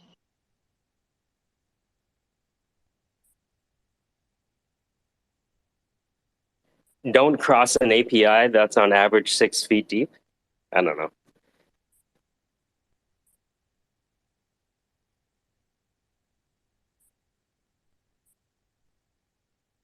That's interesting. So how do you? Is it a feature that the API has that it works with this randomizing function, I guess? I don't understand it. Really, there's a JavaScript that runs on the website that controls the date picker, and so what I'm looking at on the website when I do the developer view, and you can inspect elements. I'm inspecting the HTML code, right? And the JavaScript runs in the background, actually sends this random string ID to the web page through the HTML. And so I can see it, but that's like a single instance of this web page. So every time you reload that web page, and maybe even possibly every time you click on the date picker, I don't know, but it's going to create a new string from the JavaScript that's running in the background. And, I don't own the website. I can't change that. This is, just something I have to work around. But I mean, there's got to be a way to work around it. So we'll see. Where there's a suggest there's a way. Yeah. We'll see. I think so in the date picker, there's a label which has just like HTML text. One says start, the other says end. And the HTML code for the start and end date picker functions are completely identical. They have the same class name and everything. Like, so if you're going to go by class name and try to send something, send keys or look up a value or something, it's going to send it to both of them. So there's no real differentiation. I find the word class a bit problematic. Is there another word we can use besides class? Peaking order. Oh shit! How about cast? I like cast better. Well, as a descendant of the Punjabis, I find the caste system very near and dear to my genetic heart. Wow. Genetic heart.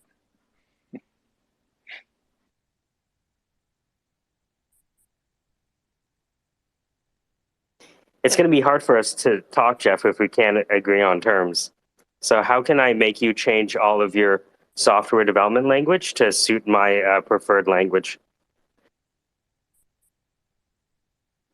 Yeah, you nuthook jolthead, you phobic bully court angel, you memmer harpy bully, you phobic nose herb wafer cake, you paunch bombast nose herb. Sorry, I found a Shakespearean insult generator. Y'all ever seen those commercials, those old school commercials, those gum commercials, the Orbits? when they're talking shit to each other, and she's like, "You lent liquor." Y'all remember those commercials? Orbits. Oh, Those did they old do school one where the Chinese lady was playing tennis and she like got angry and said "Chinhua," called the other lady a dog or something? I have no fucking clue what you're talking about. Yeah, it was. I think it was an Orbit's gum commercial. Yeah, you say about dirty mouth, right? Yeah, dirty mouth. Clean it up, Yeah. dirty mouth. You guys have to watch your language right now. I'm watering some very delicate orchids, and they don't like to be talked to like that. How does the orchid feel about the use of class as a means to subjugate the proletariat through code? Well, that's how it survived. That's how it evolved. So it's totally supportive. Dude, Mike, you Mm. must have hated going to school, bro. You're Like you had saying to that walk the into the orchid. classroom. You know what I mean? What you're saying, Jeff, is that the orchid is survival driven. Yes. So the orchid appreciates strategies that lead to survival above a lot of other maybe outcomes. Yeah, exactly. It needs to replicate, right? It needs to adapt to its environment. And it uses a structure to do that. But isn't it like preventing other flowers from growing if it grows? You should probably interview some plants on the floor of the Amazon jungle. I think they would have a good idea about how that works. Well, I mean, at that point, I'd just be talking to the fungus, no?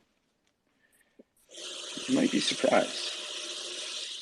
Maybe it's a fungus talking to another fungus. You ever see the fungus that looks like a human brain? It's crazy. I haven't. Oh, yeah. If you just type in fungus that looks like human brain, it'll come up and you're like, oh, man, this is just like a brain. It's like literally a stem of a mushroom with like this little brain looking like a cat. It's crazy. So I wonder if that could be used for good food for vegans. Zombie vegans. What's a zombie vegan? I've never heard of a vegan. No, I thought it was a millennial. I think Generation Z vegan. that's actually a Simpsons episode. Yeah. Remember, Milhouse gets bitten by a zombie. He's in the zombie soup kitchen, and he says something offensive like, "Hey, I'm sure that not all zombies are bad. Like, you seem like a nice zombie."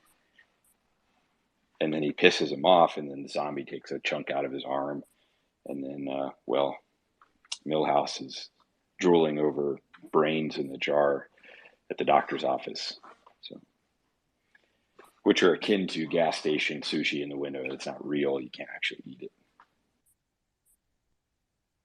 Milhouse professes and acts upon the assumption that not all zombies are evil, and he gets bitten.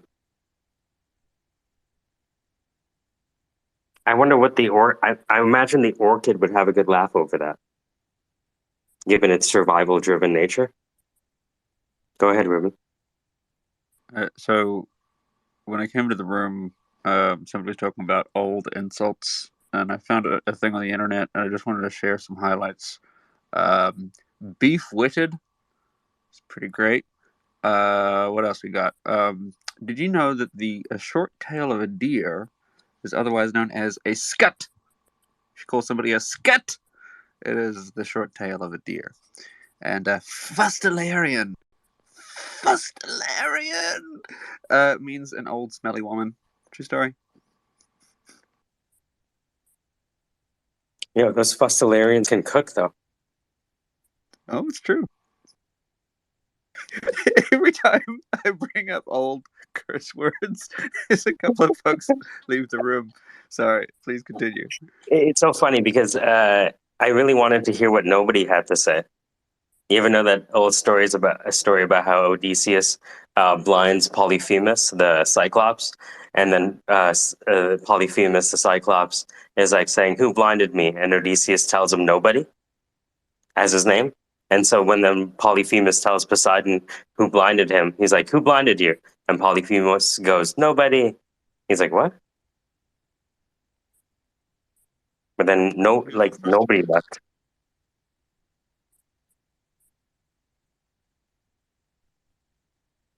Really? Nobody? Can you imagine? Nobody for who's on first? If nobody left, has the number of people in the room changed?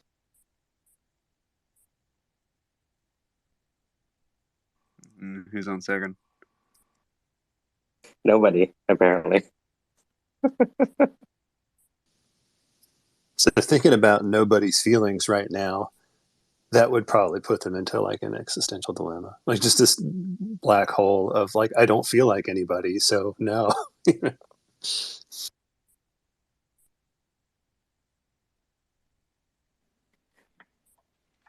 had to pinch off some dead orchid flowers. You guys keep talking like this. Well, is it Mrs. Orchid, Mister, Mrs. Zer? Has the orchid chosen a gender? I don't know how they reproduce, honestly. Hmm. Hmm. Oh, Well, I'm sorry. Excuse me. I didn't mean to assume that they reproduce. Okay. like, assumptions are when you make an ass out of you and a flower.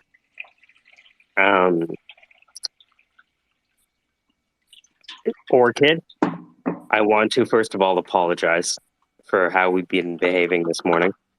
Um, we have this show called the SquareSpace Degenerate Conversations in a Broadcaster Voice, where we joke around about serious topics because we've rearranged terms on the time plus tragedy equals comedy equation. So I want to apologize. What I think we can do to make it up to you is have a positivity space where we talk about positive strategies uh, for positive lives, right? And the basis of a positive life is a negative polarity because there is no concept of positive without negative. And so today we're going to be, now that we focus on the negative, I hope we can make it up to you by focusing on the positive for a bit. I'll go first. Today I woke up with a long list of things to do, and I started doing that, and I was like, ah, man, this is such a grind. And then I said, no, I need to start with being thankful. Thankful because the work I'm doing is work that I've invited upon myself. And so it's an opportunity that I get to do, not something I have to slave away at. And so I'm just started this morning with writing down all the things I'm thankful for, including this new Mac that, Jeff is the reason that I have this Mac. We were talking about what computer do we need to pump out these videos faster? And Jeff was like, a Mac. And we were like, hey, what about this Intel machine? It's like, Jeff was like, yeah, you probably need a Mac. And we're like, no, the new Intel machines.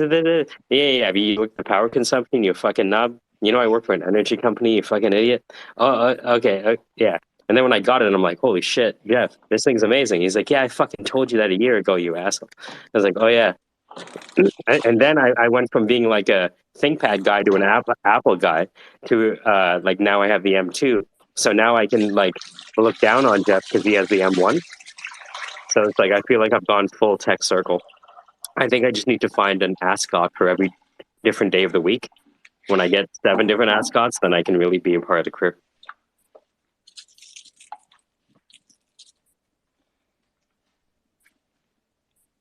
Yeah, I mean, i9 is great. I mean, if you also need a space heater and a white noise generator while you're trying to render videos.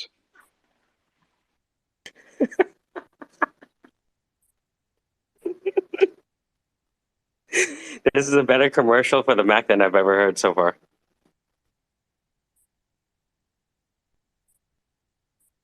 In all honesty, like, the screen shouldn't be that good. That resolution is like, it's like bordering on seductive.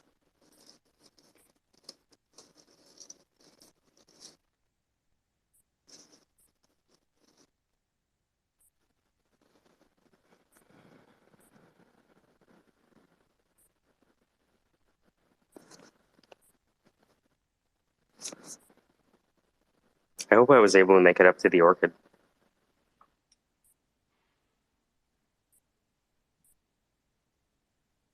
There we go. You know, I came up with something positive today. Because you know how you know, when people go on a long drive, they go to the first.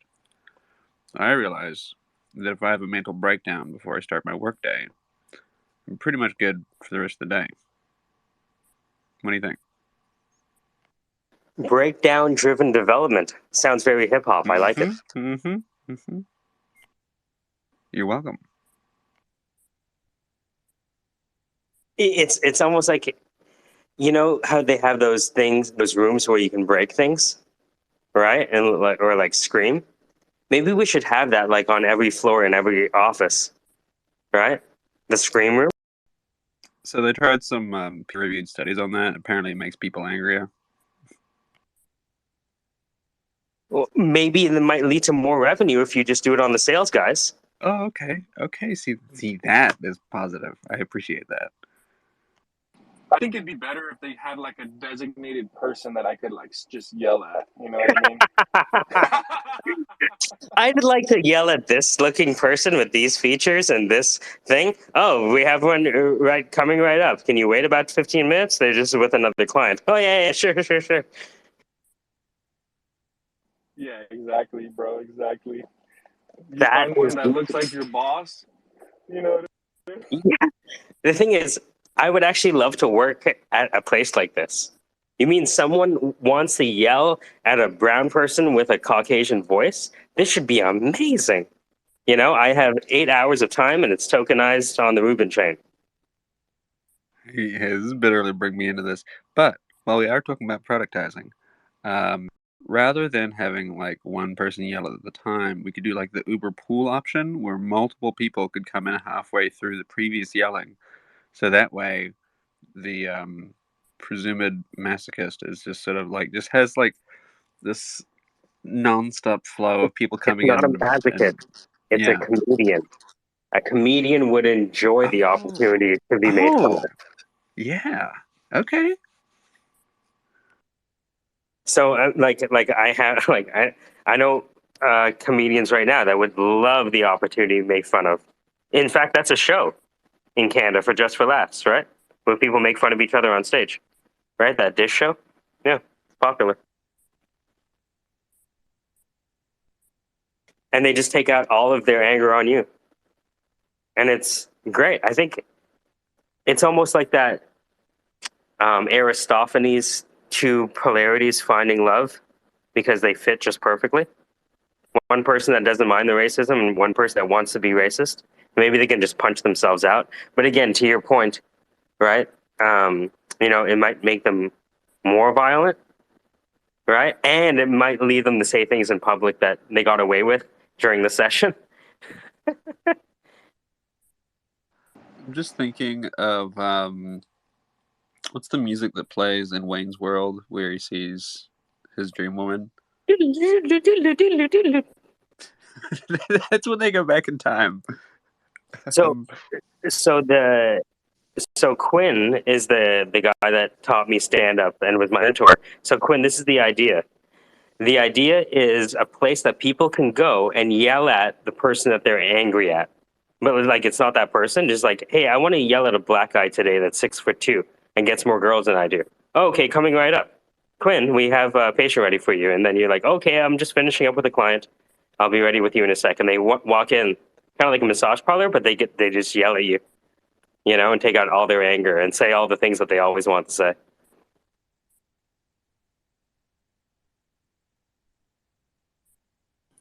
So it's a hate parlor. Yeah. Yep. Side note: Emery correctly identified the song as "Foxy Lady," and I was just picturing a scenario where there's some sort of self-hating comedian that's in there just going in for like resistance training, and somebody comes in with all the cusses, and like Foxy Lady starts playing in the background, and one person's like just cursing me out, and the other one's like, "Oh, okay."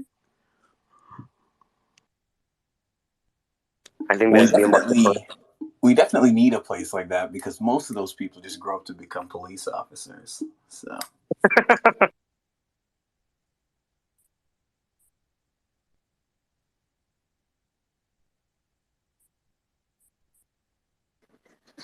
What if this was a service to police officers where they could get out?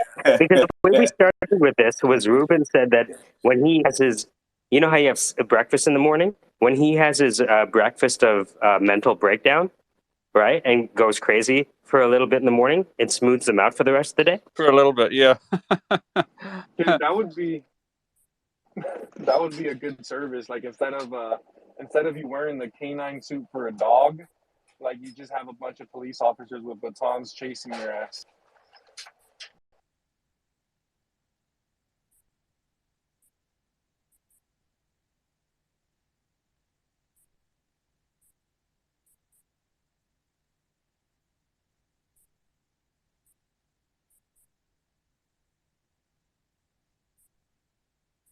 I breastfed until I was 9.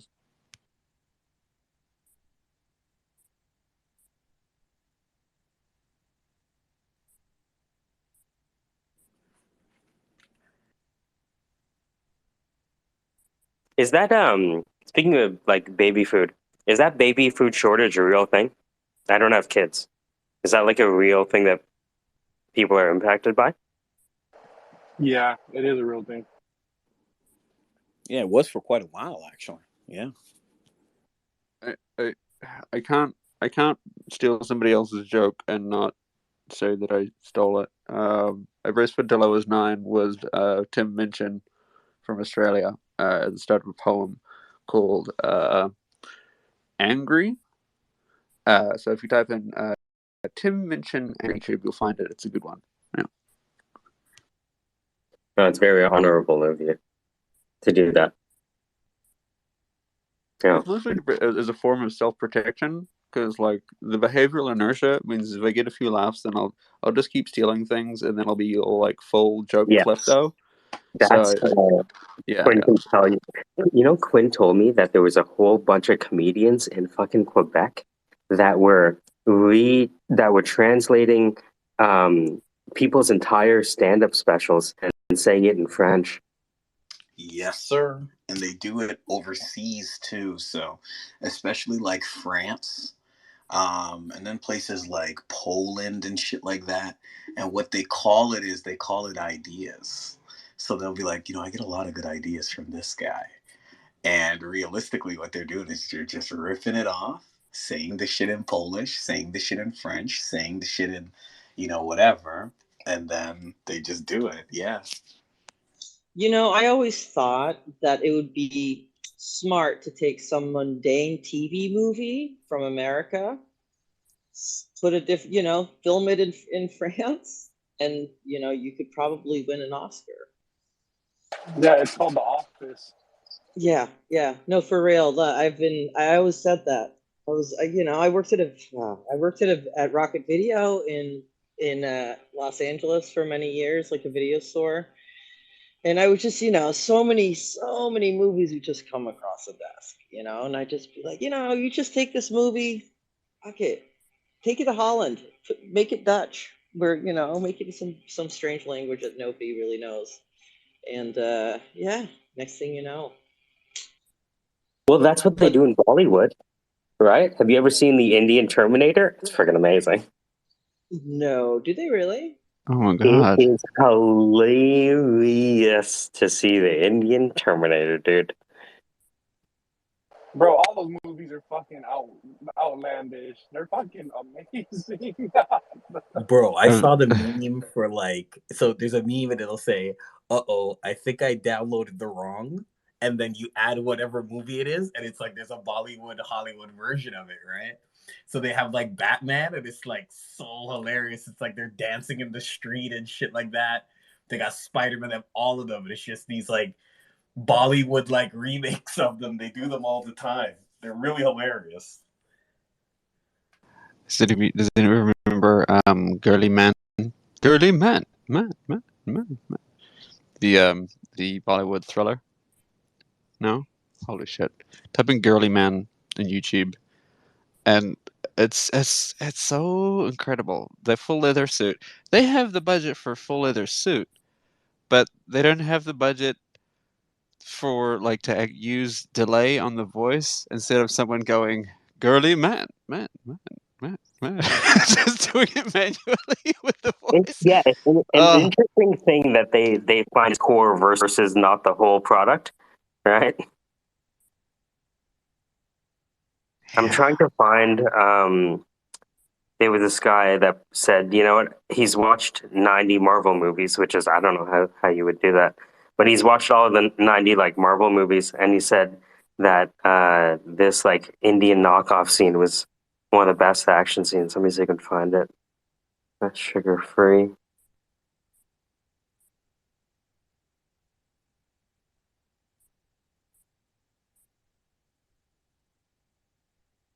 You ever see that character swap where they swap Batman's movements for Catwoman and vice versa? It's madness. That sounds Oh, spectacular. dude, I was gonna tell you, I fucking watched that shit. Oh, you saw it? Bat was fucking sassy as fuck.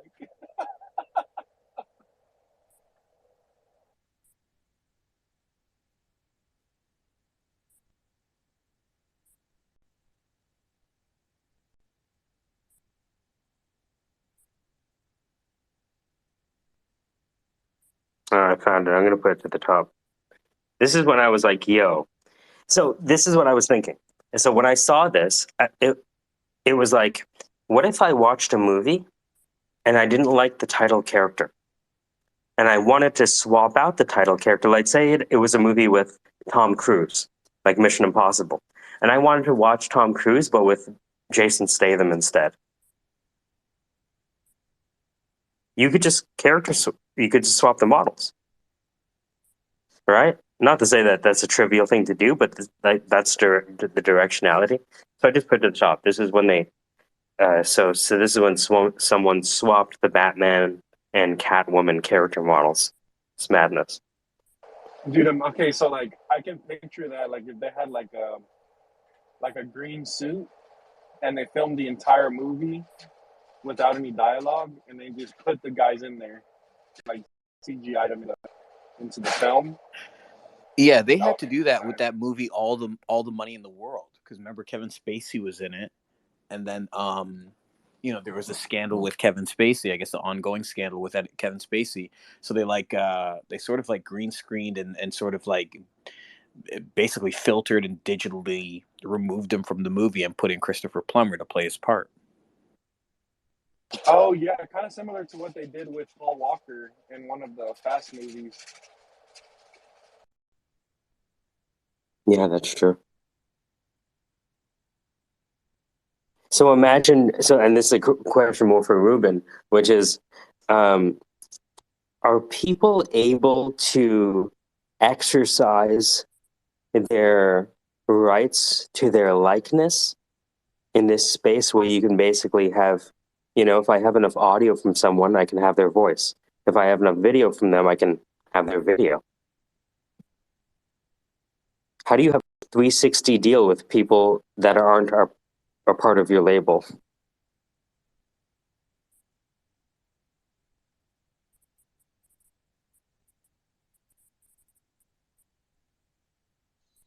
Is he watching the video? Probably. I just finished watching it. Okay, I have a thing here That though. shit Like was I hilarity.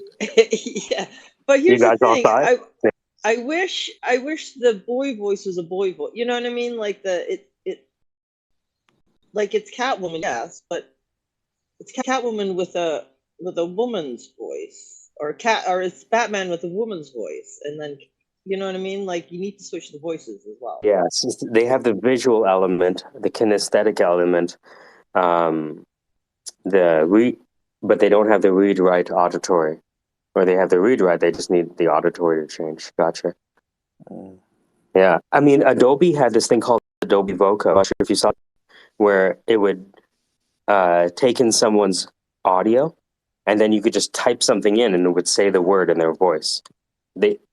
So they demonstrated it on stage, but they never actually released it. What's so crazy is they can damn near create anything now.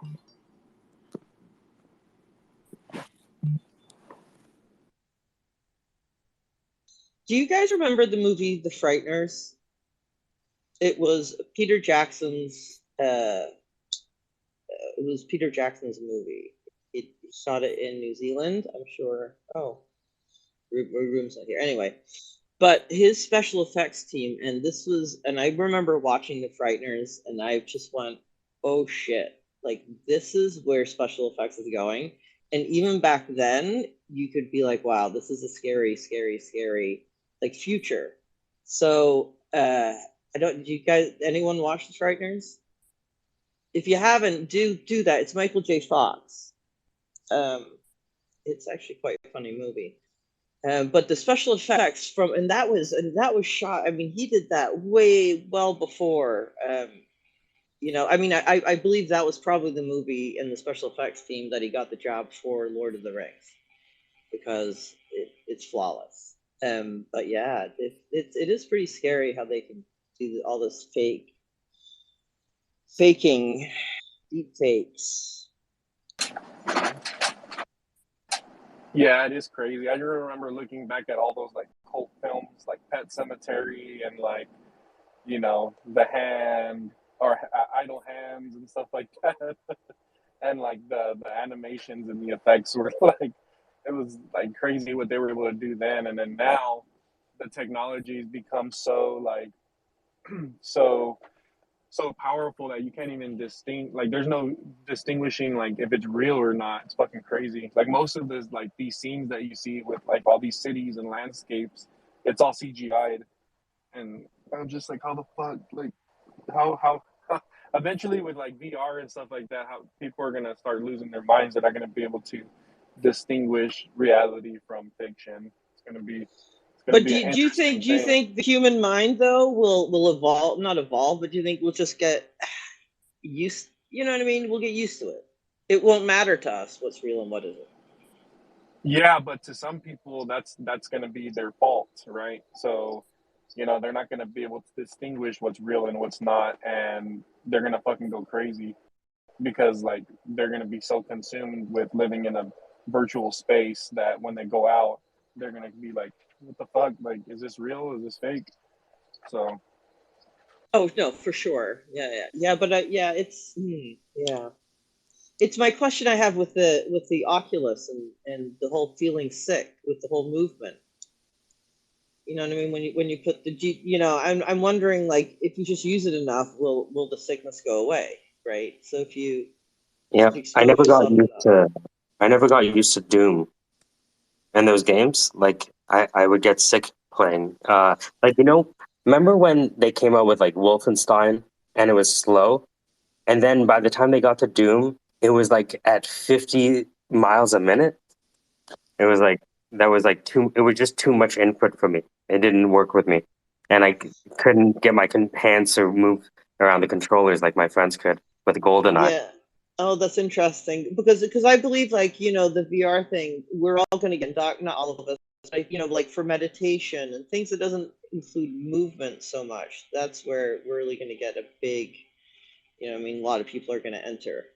That's your entry point right there, I think, because the movement thing is really I mean, I've done it, and it's very strange, But my whole question, was, well, that's only because I did it a couple of times. I mean, what happens if I just force myself? It's like smoking marijuana. Like, if you smoke enough of it, you'll get a tolerance, right? I mean, is there a tolerance factor to this, or is this it's just a human biology problem now? It's funny. We're at this point where the Apple VR glasses are about to be unleashed, right? And we also have these haptic gloves that you can put on, right? So this experience is getting really immersive. Go ahead, Jeff.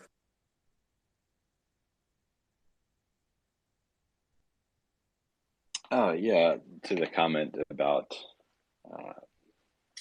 building up a tolerance to it. Yeah, I don't know the answer to that, but I do know that some people that study brain science, um, they they understand the brain to be a complex adaptive system, quite unlike a machine. Um, and if you think about people that have had injuries, even blindness, some people don't even know they're blind because their brain adapts to the loss of vision in the one eye.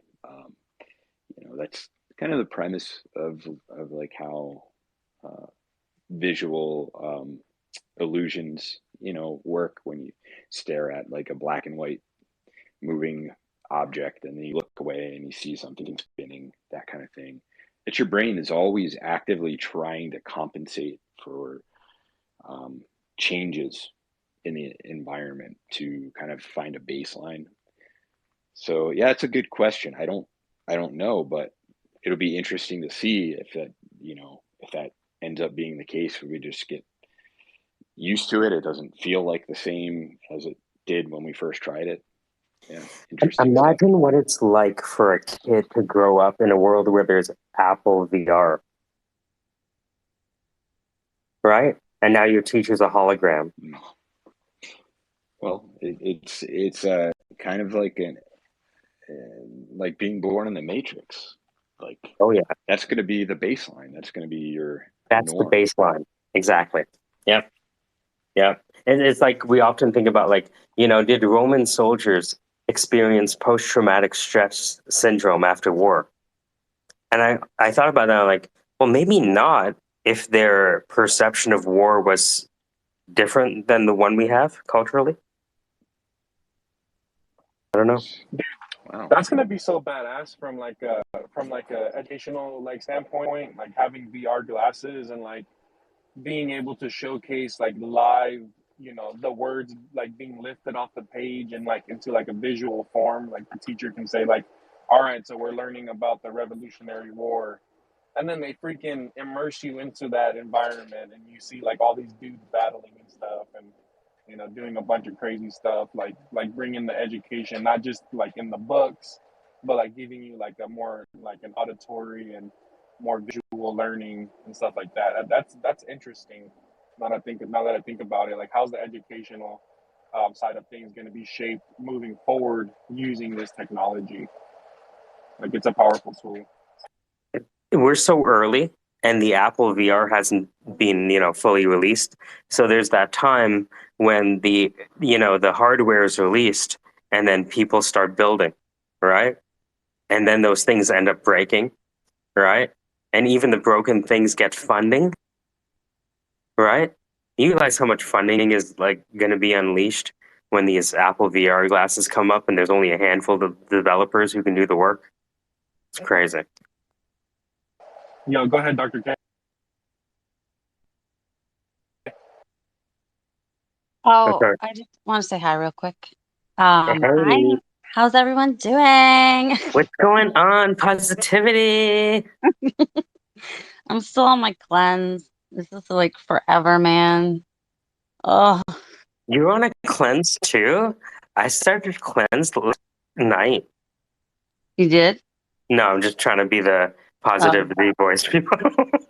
no, I So- mean, my daughter went away, so I'm like, this is the only time that I'm not constantly having to I sound so bad that I love my daughter. It's just that, No, she's she great. always It's just she she has can be to over eat there all too. the Yeah. time. So always like,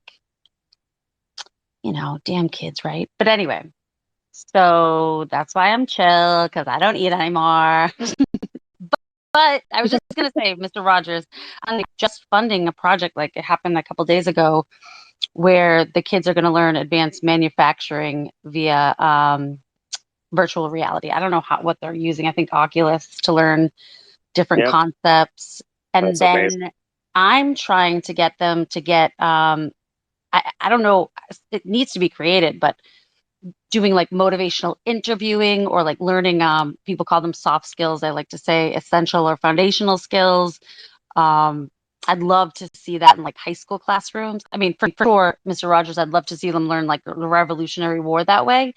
But I'm in the kind of like career development education space. It could So be like a mock interview, yeah, for people who've exactly. never That's learned what an I'm interview. hoping. Yeah, Yeah. that'd be great.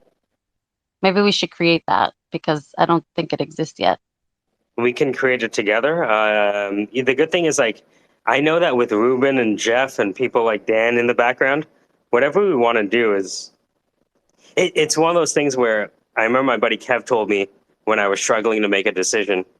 I told him that he told me that because you have talent, it's not about whether you can do something, because you can do anything. You're talented. The problem is deciding whether you should do it among all of the other things that are the opportunity cost, right? But I know that, even the stuff we're doing with the structured cabling, like the college we partnered with has a mixed reality studio.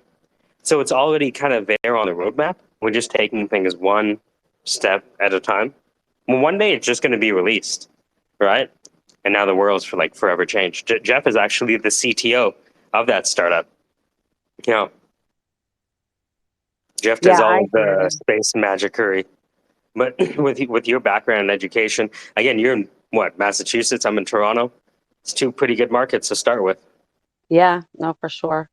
Yeah, I'm trying to figure all that out, like be more strategic. You're right. There's so many different things that we could do. Um, I have to make more money for sure as I'm working right now. So, oh wait, I'm on lunch, right? It's 12. Um, yeah, no, I think that this is going to provide tons of benefits. As I'm working right now, I am trying to figure out how to entice high school seniors to become educators because there aren't enough well, it's not the only reason. We're trying to diversify the educator pipeline and encourage people to be teachers, but there's also a real scarcity of educators. We just don't have enough people. And so I think that virtual reality, or I don't even know what a mixed reality studio is, but Mhm. that's cool. But I feel like that is going to help fill the teacher gap. Well, You know? it's when I It talk to could. the school boards, I'm primarily talking to them about how I can teach their teachers because I can't be everywhere at once, right? But with the augmented reality, maybe you can be everywhere at once. Maybe it might look a little hokey on the first version, right? But when you slap on those AR glasses, I don't think a lot of people are going to take them off. You know what I mean? So crazy. It's so interesting.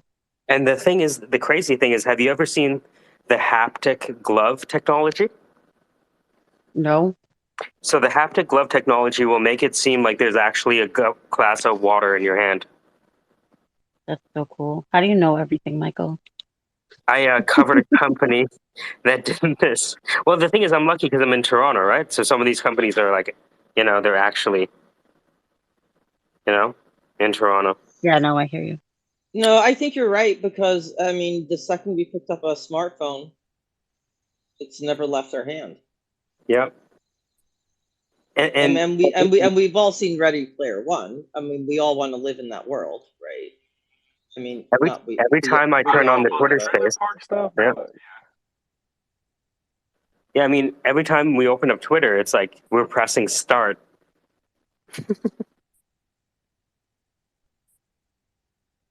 it's true. It's true. It's But very the thing true. is, this is a massive multiplayer online world, right? I don't even know if you're real, Anne Marie. Those pictures are so good. I don't know if you are real. Is that really your picture? Are those really your photos, or are you just a bot that hasn't been audited yet. I could be, right?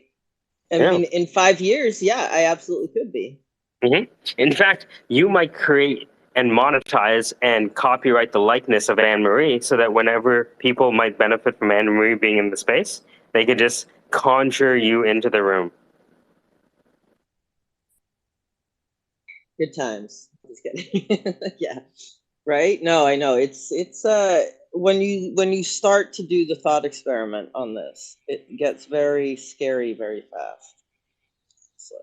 There was this guy in Baudrillard, I heard through Roderick, that said that the apocalypse already happened. It wasn't nuclear, right? It wasn't anything like that. It wasn't a meteorite.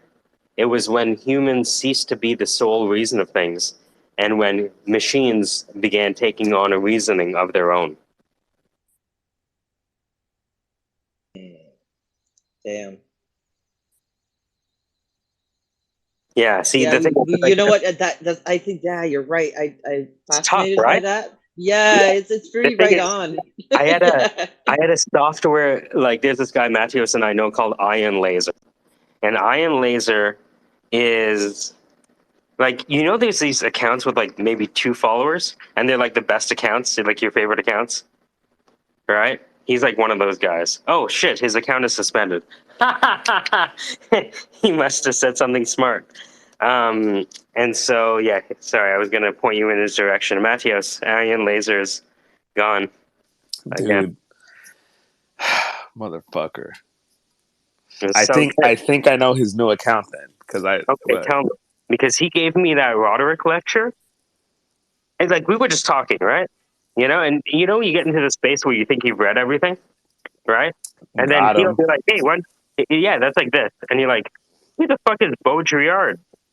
I thought I knew French philosophy. I never heard of Baudrillard." And then you hear this like lecture, and it's like this most iconic lecture of fucking all time. So like one of the Oh wow. things we're talking about, I'm gonna put to the top. One is called the origin of the non-playable character.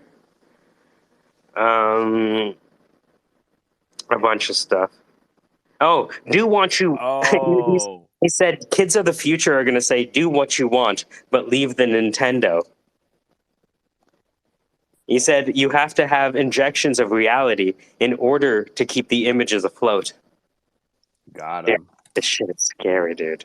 I watched that, and it's like, you know, there's those things that you can't unsee, and it's like, oh, I'm never going to be the same again. The dude was like a stand-up The dude was like a stand-up comedian talking about philosophy. It was so dark. Remember, he was the guy that compared the modern crucifix is a pie chart. Ah, a pie chart. Finally, we can understand complexity, and we start worshiping the pie chart Got him. because it Oh simplifies the my things that we can't gosh. understand. So dark.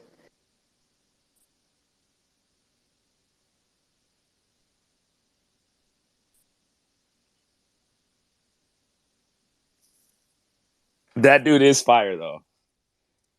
Earlier I quoted somebody, I didn't remember who the fuck I was quoting. Those 2 guys teach. I don't know if it's the same. I don't know where they're at, but Teaching company. Yep. yeah. So it's the dude with the glasses and the Oh, mini the guy Jew talking fro. about Whitehead. What was he talking about? He has a bunch. He goes Wheaton through College. a Yeah, bunch. Yeah. Wheaton College philosophy. Yeah. I'm gonna post it to the top. I Dude, fucking love those guys. that shit. That one, like, if anyone wanted to know, hey, I want to learn philosophy. All right, here's 81 lectures. Fuck off. These Yeah, are too not hard. really Fuck that you. part. Yeah. Dude, I never liked context. You know what I mean? I was like, give me the book and let me go in. It was really in talking with you that I learned, like, oh, okay. We can, you know what I mean? You can see the environment or not. Maybe they're, but it's just like it adds to it. I really did learn a lot from those guys. So now that you understand a bit of logic and computer science, what do you think is the basis of all things? Is it process or is it the object? Dude. Functional programming or object-oriented programming? There can only be one. That part, yeah, it's both. But bro, I really think I think it is. Like reality, it to me is so concrete. I don't know. You know what I mean? Like I can't start talking about it without immediately going to my theology. It's because it's just the most concrete. It is there. And then what we are processes. And I can't divorce that from what our mystics were talking about. You know what I mean? So if God was a software developer and he wrote the Bible, in the beginning there was what? 0, and then there was 1, and that was it? Darkness and light? Gosh. Dude, it wasn't even that for that. It was them manufacturing the chips to even make the freaking computer. It must have been the hardware first. Yeah, in the beginning there was silicon. Some use it for computing. Some use it for mating. Both activities helped the human race proliferate until that time. That time when? Dude, can you imagine being in that room when they pressed the freaking, because at first they didn't even like have a keyboard. All they did was they just connected 2 points of a circuit together, and it freaking brought up a freaking like blip on the screen. It was just a fucking dot. Let there be light. Let there be dot. That's more Euclid, I think. Let there be dot. Let there be dot. Let there be 2 dots. Now connect those dots with a line. Now rotate the line. You have a circle. Rotate the line the other way. Now you have an equilateral triangle with 2 circles. Proceed. You now have the next 1900 years of math. Got him. Yeah, but it's crazy to think that everything that we do is just a different frequency or a different like level of electricity impulses that's causing, you know, everything to happen on our devices and stuff like that. It's fucking crazy. Well, I mean, literally yesterday we spent the whole day talking about emoji analysis and how you can create the best of Twitter Spaces by looking for the time codings of when people reacted emotionally with their thumbs. Right? Emotional damage. Emotional damage. If you think this is the SquareSpace There's the degenerate chip conversation embedded in our brains. Say that again, Danny. Oh, they're probably going to have that data when there's going to be chip implementation. So they'll know exactly how many times you typed, exactly what kind of emotion you had by dilation of pupils or heart monitoring and everything else like that. So yeah, Nice. everything will become, well, everything is actually kind of data already to a point. That's interesting. So what are the future interfaces going to be when we have real-time biometric data? Well, it kind of started in XR with headsets, kind of, but there is somewhat a latency delay. Yeah,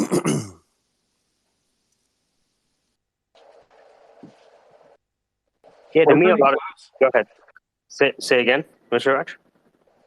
Oh, and I said we're pretty close. I guess I wouldn't say we, but you know, Neuralink is pretty close. So they've already been able to control a freaking ape is able to control like what's happening on a Pong screen. So that's Well, I saw. that's fucking.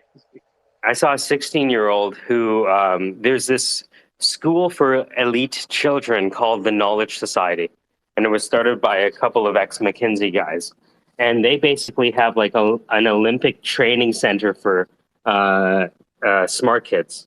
And one of the kids, this is like 3 years ago. I think he's at a startup now, or either has founded his own startup. I think he already sold his startup actually at this point. He's not even 20 yet, but he was using his mind to control the drone. Go ahead, Jeff. Yeah, this is an interesting topic that I've thought about a lot. I really think that it's a double-edged sword. Obviously, technology, but with something this ubiquitous and powerful, I don't know. I'm a little afraid of it, honestly. You know, sensors have become so accurate. We've developed so many different types of sensors, electronic sensors, ways to pull data from things and measure and record and all of that. And so now we have our phone in our pocket. There's a bunch of sensors in there. You can sense air pressure, velocity, heat, temperature, a bunch of stuff. And if you could imagine, like you take the entire physical world and then digitize it.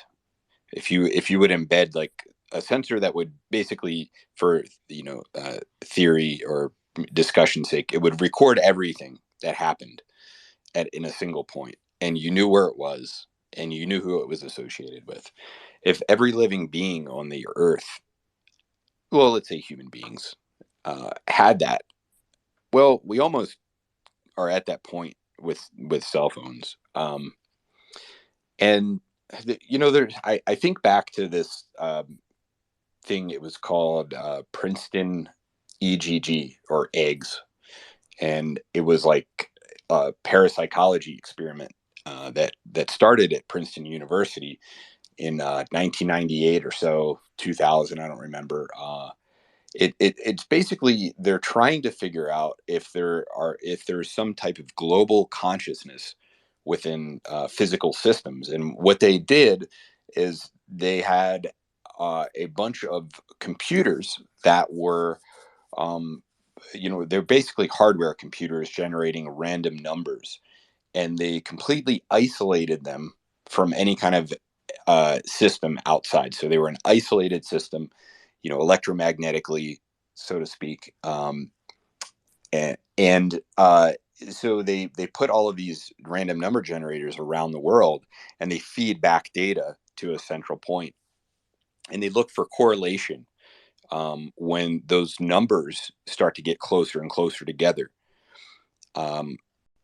Granted, that project is probably mostly BS, but you think about stuff like threat fusion centers. Think of like that's a real thing, where they monitor, social media traffic and events and stuff like that. And you think of like the movie The Minority Report. We're just going to get better at predicting patterns, and it's going to get higher resolution. Doesn't mean we can predict the future, but we can get pretty damn close to, predicting like what could happen, narrowing things down, I guess. And I don't know. It's going to be an interesting future. And yeah, and you're right. You're right. They do the same thing in grocery stores when they track traffic. With their, when you walk in the door, there's a laser, and every time you walk by that laser, it detects, how many people are coming in and how many people are coming out. And with that data, they're able to figure out like what's the peak traffic hours. Do we need to have more employees? Do we need to do all that? So in a way, like we're already there, but like we're about to go into the next step in the evolution of like being able to track like all the data and traffic like in real time. Like they're gonna be able to do this shit like instantly. Like it's not gonna take them freaking a week to determine you know how many employees that they need at any given time because they're about to get a high influx of people coming into the store. So it's gonna be interesting, dude. You're right. It's gonna be completely interesting to see like especially right now with Twitter Spaces like until Twitter Spaces, where could you go to get live data or live opinions or figure out like what's going on in the world and and you're viewing it as it's going on and people are discussing it and talking about it. Like you couldn't really do that. Now you can with Twitter Spaces, and it's with everything happening so fast, everything's all happening at once, and now we're going to be able to capture all that data in real time, and it's going to be pretty crazy, dude. Pretty crazy.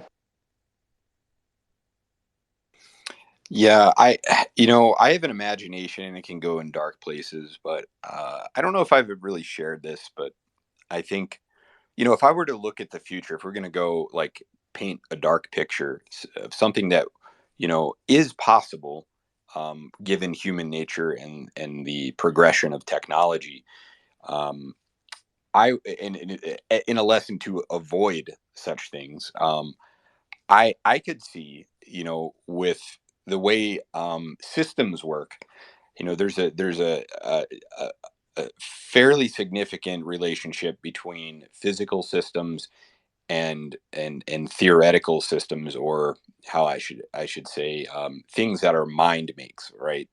Like accounting, or economics and thermodynamics. So they're very closely linked in a lot of ways. And I think there's only so much energy, there's only so much resources in the world. And you see, like, we're moving towards like digital currency and Bitcoin and all this stuff. What I really think is going to happen, I look at this, I see all the sensors going in, how we're analyzing data, we're seeing trends and all this stuff. I think that humanity is going to build a artificial general intelligence, that will govern the world in terms of contractual agreements between people and nations, as well as monetary systems. So you think of like, IBM's Watson. You think of like, the old movie War Games with Whopper. There's like this big humming machine somewhere in the dark, cave, below the earth.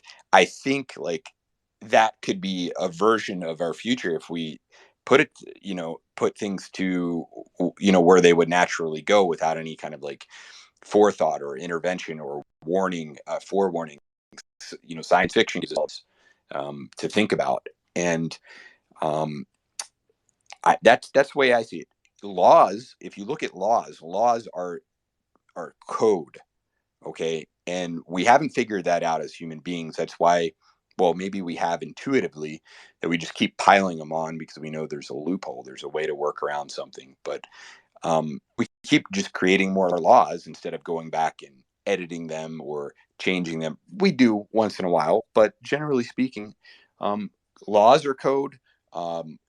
Rules that we set up in financial markets, that they can all be code. Contracts are code. It's all about logic. And if we're measuring, how much natural resources, this portion of the world is using versus this, and we have an agreement, a smart contract in global trade, it could be handled by artificial general intelligence. And I think kind of the crown on top of this is quantum computing. And I think that could be a version of our future is quantum computing, almost a deity or a being that will handle the affairs of human beings on the earth. Yeah, dude, I was just thinking about that myself the other day. I was thinking that what way that they would be able to implement that, and I was thinking about, okay, we're in Web 3.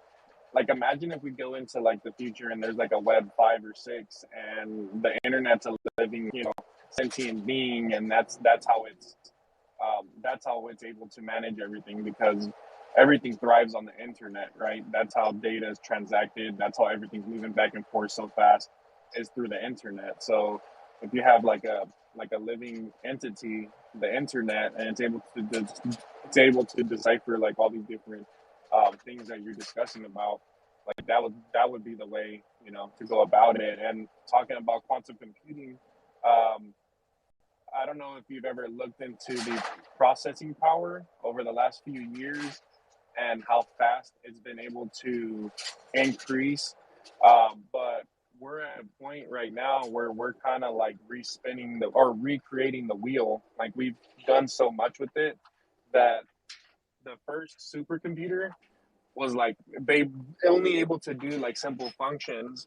And like now, because every technology is so complex, the simple functions that the supercomputers are doing right now are comparable to what they did back in the day. So as we move forward, they haven't figured out like any sort of innovations, or strides in technology to be able to use those computers. So I'm kind of interested to see what they're going to do with the technology right now, because it's kind of been stagnant. Like, everybody's been doing the same thing, and we haven't really unlocked any use for the quantum computing that we have right now. So I'm kind of interested to see like where we're gonna go with the future, with quantum computing and stuff like that, because it's pretty crazy. Because that's like where we're at right now. They've only been able to manufacture more computers, but they haven't been able to actually put any actual real use case to them, because we have computers. I mean, yeah, you can solve a problem a little bit faster, or you know what I mean, like, but we haven't actually done anything, outside of just the computer.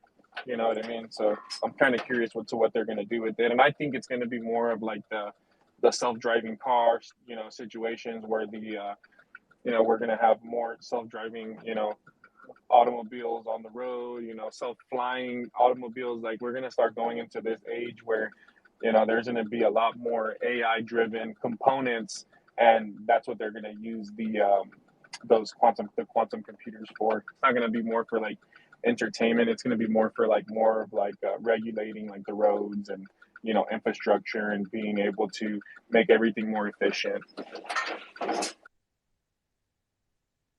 Yeah, totally, man. And as far as the computing goes, Moore's law, we all are probably familiar with that, and we're right at the edge of that from what people say. And we've had, what was it, three nanometer chips, which was kind of a surprise, I think, recently.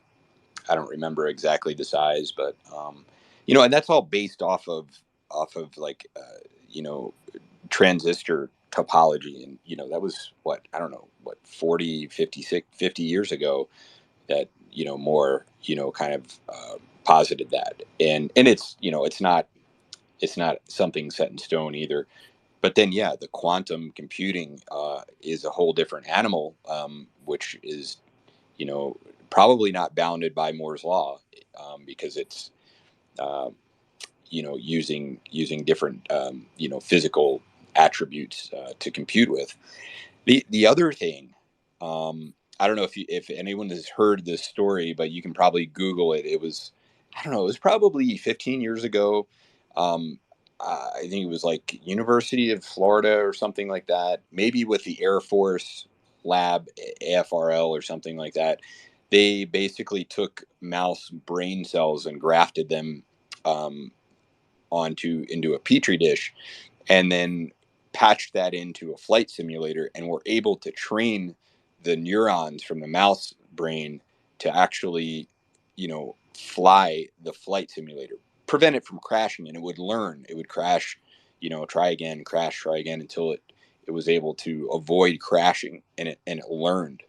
I think that combining electronics with uh, you know biotech like that is probably another, that's probably even a little more scary than just like computers to me. But I know that is possible, and I know that people have been working on that for decades. And that is really wow. Yeah, I don't like to think about it too much. Yeah, dude, they have so they've actually given someone, it wasn't like full on site, but they were actually able to put in a chip on this guy's brain, and he was actually able to see, like, it wasn't like a full on like view like we see, right? It was like pixels, like you just saw like a very pixelated black and white like screen, but he was actually able to see what a tree looked like for the very first time. And this guy was completely blind, like no eyesight whatsoever, but he was able to see the outline of a fucking tree and what it looks like. And they showed it like on the screen of what his vision, what he was looking at. And it was, dude, it was beautiful, dude. It kind of like brought tears to my eyes, because like there's so many people out there that deserve to be able to see, and they've never been able to see anything in their entire life, or let alone hear. Or there's so many different things that like technology itself can actually, I wouldn't say cure, but make it to where it's better for the individual that has like certain disabilities and stuff like that. So like being able to use tech to do like those bio extremities and stuff like that, and having certain ligaments and um, neurons and stuff like that in your system be able to be able to communicate to this tech and move your arm and stuff like that. It's freaking crazy. Yeah, I'm glad you brought that up because I was kind of going down the dark path there, just that initially as a precaution. But you're right, you're 100% right, and that's the thing. Like with technology, it's a double-edged sword, right? And we know what the human heart is capable of, right? And it's capable of some pretty dark shit. And it's also capable of some amazing, like you know, miracles, really. And, uh, Carl Sagan, he has this quote out there, something about, you know, people be clutching their crystals and, believing in their gods and all this stuff, while the technocratic elite know how to manipulate reality at a far higher resolution than the common person. And that was like a warning from him. And it's really there to say to us as people that we need to know what our species is capable of, so that we're not hidden in darkness and manipulated by these forces that may do us harm, which is really ourselves. Um, and I think that's the importance of education, and transparency, with government research, and just people being able to think critically and look at the world and observe it and derive their own, understanding from it. And you know, they always say that the government's 10 years, 20 years ahead of society with technology, and in a lot of ways that may be true. um, and so I really just hope that the future, we're not kept in the dark, and that we're able to understand these technologies and not be afraid of them, right? Because really, at the end of the day, they're just systems, they're just physical systems. There's nothing behind your phone, except for a conscious being, a spark of consciousness in the universe. We're all part of that. And, you know, we can build robots, but they don't have a soul. We can, have all of this technology, but if we don't have a purpose, right? It's it's hollow. It's nothing there.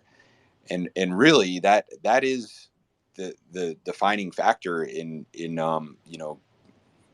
what's good, is a choice. We all have a choice. We choose each day to do what we do, and we choose what outcomes we want and how to treat each other.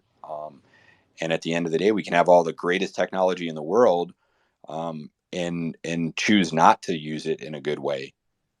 Or we could have no technology, and we could just probably be okay as well. So it's just about being in the universe. I think, being alive, living, and learning. No, yeah, man, and I completely agree. Um, that people do use, they can use things for evil stuff, and I feel like a lot of it's manipulated from the top for for people there because they want to do things for their own, for their own well-being, right? I mean, a lot of people, everybody, I mean, I do stuff for my well-being, and I'm sure you do too, but my intents might be different from yours, and so on and so forth. um, but the one thing that we have to take into consideration is that I think we can learn a lot from crypto, right? As a whole, and I feel like we're gonna start seeing a lot more good emerge from the world, just because a lot of people especially with crypto, we're finding out that being able to crowdsource money for particular products, or being able to put yourself out there a little bit more, and being able to get more exposure because of social media and whatnot. Um, and this is just my personal belief, I feel like we're going to start seeing a lot more good stuff come out as we start moving forward, because there's going to be a lot more exposure to the world when it comes to certain ideas and stuff like that. Like, especially like with TikTok, like, people are constantly posting things on TikTok. Like, there's a lot of genius individuals that hydrogen powered fuel cells that they built from scratch, like in their freaking houses. Like, dude, like these people are putting this stuff out there and it's there. And the only thing that they don't have is funding. So, you know, you put those guys with the right guys to crowdsource some money, you know, and you put those two and two together, and then you have, you know, really great products that are going to start coming out. But the thing is that, you know, we haven't really mastered how to do this yet, like with the whole crypto and what is it, what are we going to do with it, are we going to use it to fund businesses, to run a company?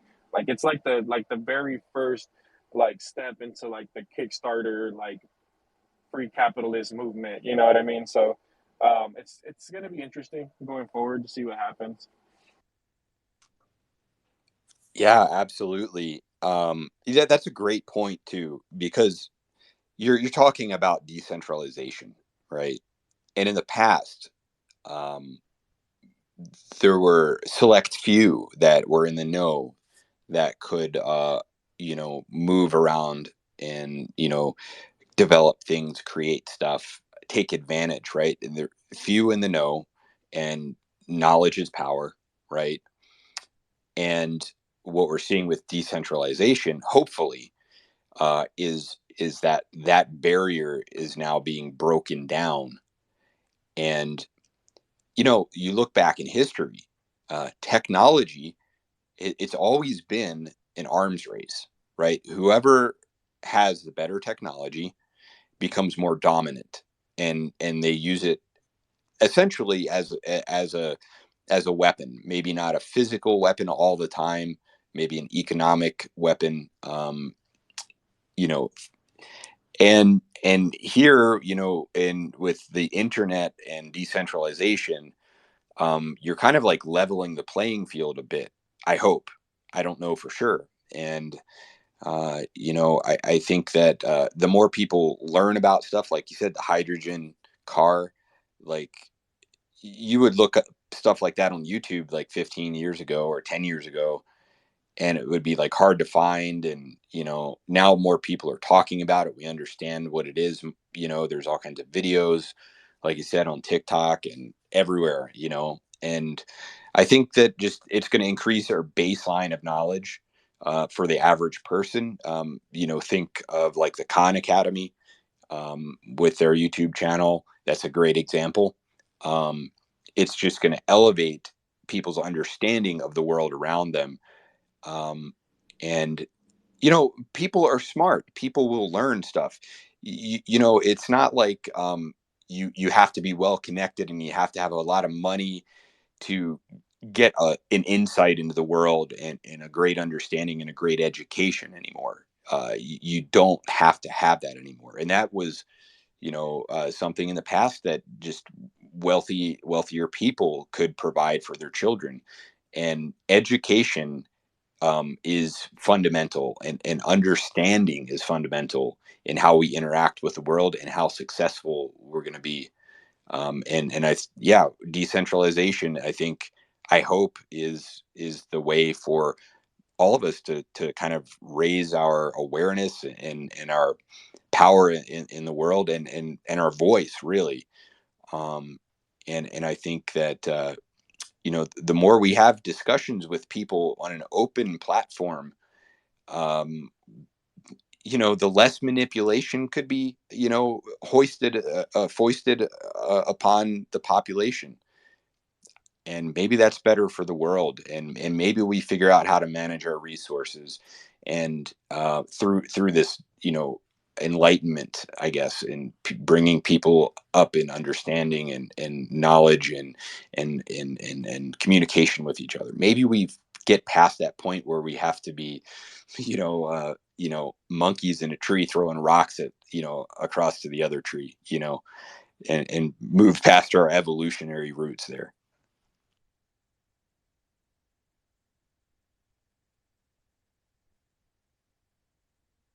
Yeah, exactly. No, totally spot on.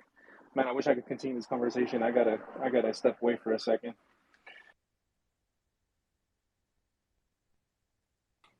Yeah, great talking to you, Mr. Roger. Have a good day, man.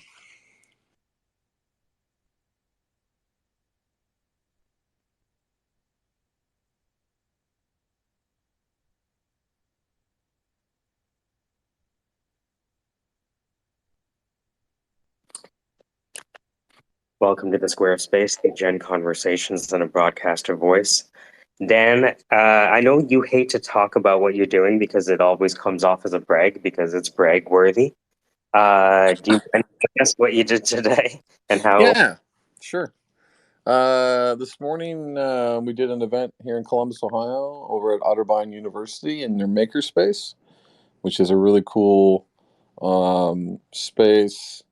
It's kind of a cool facility. It's like basically a giant co-working space. And we did an event there, Project Opportunities, an event that happens every month. And basically we get, a couple startups. It's kind of like a Shark Tank. We put 4 startups on a stage and they get 4 minutes to pitch, and they get Q&A, and then they get, it's carnage. You get to sit around and watch companies that you'd never start, but, oh my God, they're going to do that.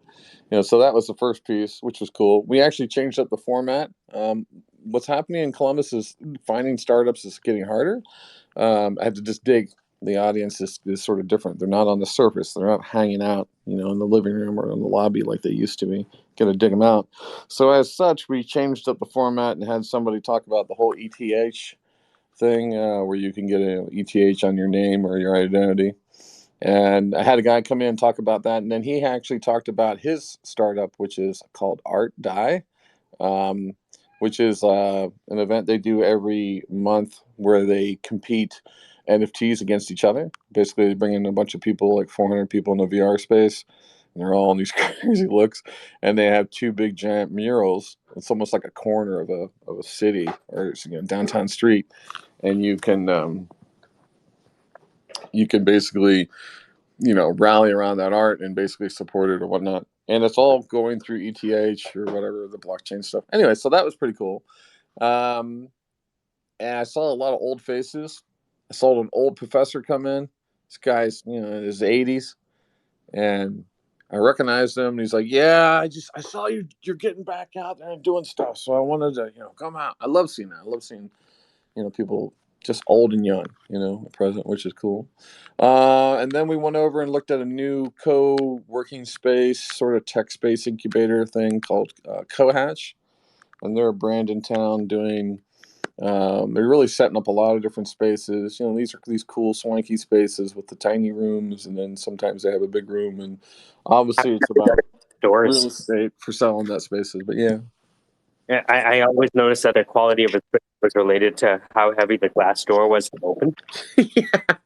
Well, one thing we talked about, my voice travels, man. I could laugh and people can hear me from like 4 buildings over. So I, yep. Yeah, so I'm like, people like me, but then people don't. People will be like, is Dan going to be in the office today? I'll work at home, because I'll just like ruin your meetings, mostly because you'll be trying to do stuff. These new buildings, the wall are made out of paper fucking mache, dude.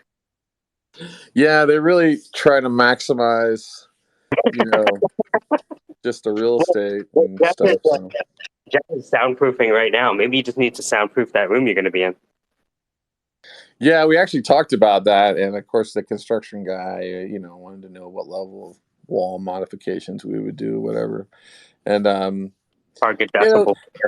Yeah, but this is sort of my second or third company, sort of putting together, and I'm building it's actually, the model is very much like the syndicate, meaning I originally had people who I was working with, but I don't have the money to pay them, I'm a node in your syndicate with this whole idea, right? Yeah. And I think the really interesting part is that while I might be a node in your syndicate, there's no reason that you can't be a node in mine, depending on what the assignment is. Totally, man. Yeah.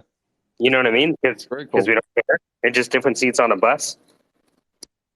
Yeah, totally. It's with Big Kitty, yeah, we have 60 people and everybody's under one banner, and that works for big uniform projects. I guess the thing I'm running into, and this is hard when you sort of get into a serial kind of hustle mentality, is you have to leverage speed and the momentum that you're in at at all times. And it's one of those things. I have a love and hate relationship with it, where sometimes I'll be given an amazing hot lead and I'll procrastinate like all hell to convert on it. It's almost like I want to bask in the fact that I would, it's almost like, Dan, we got Michelle Obama on line one. I'll be like, oh shit, put her on hold. And then I just want to just bask in the notion that Michelle is calling me. The reward for work is more work. Yeah.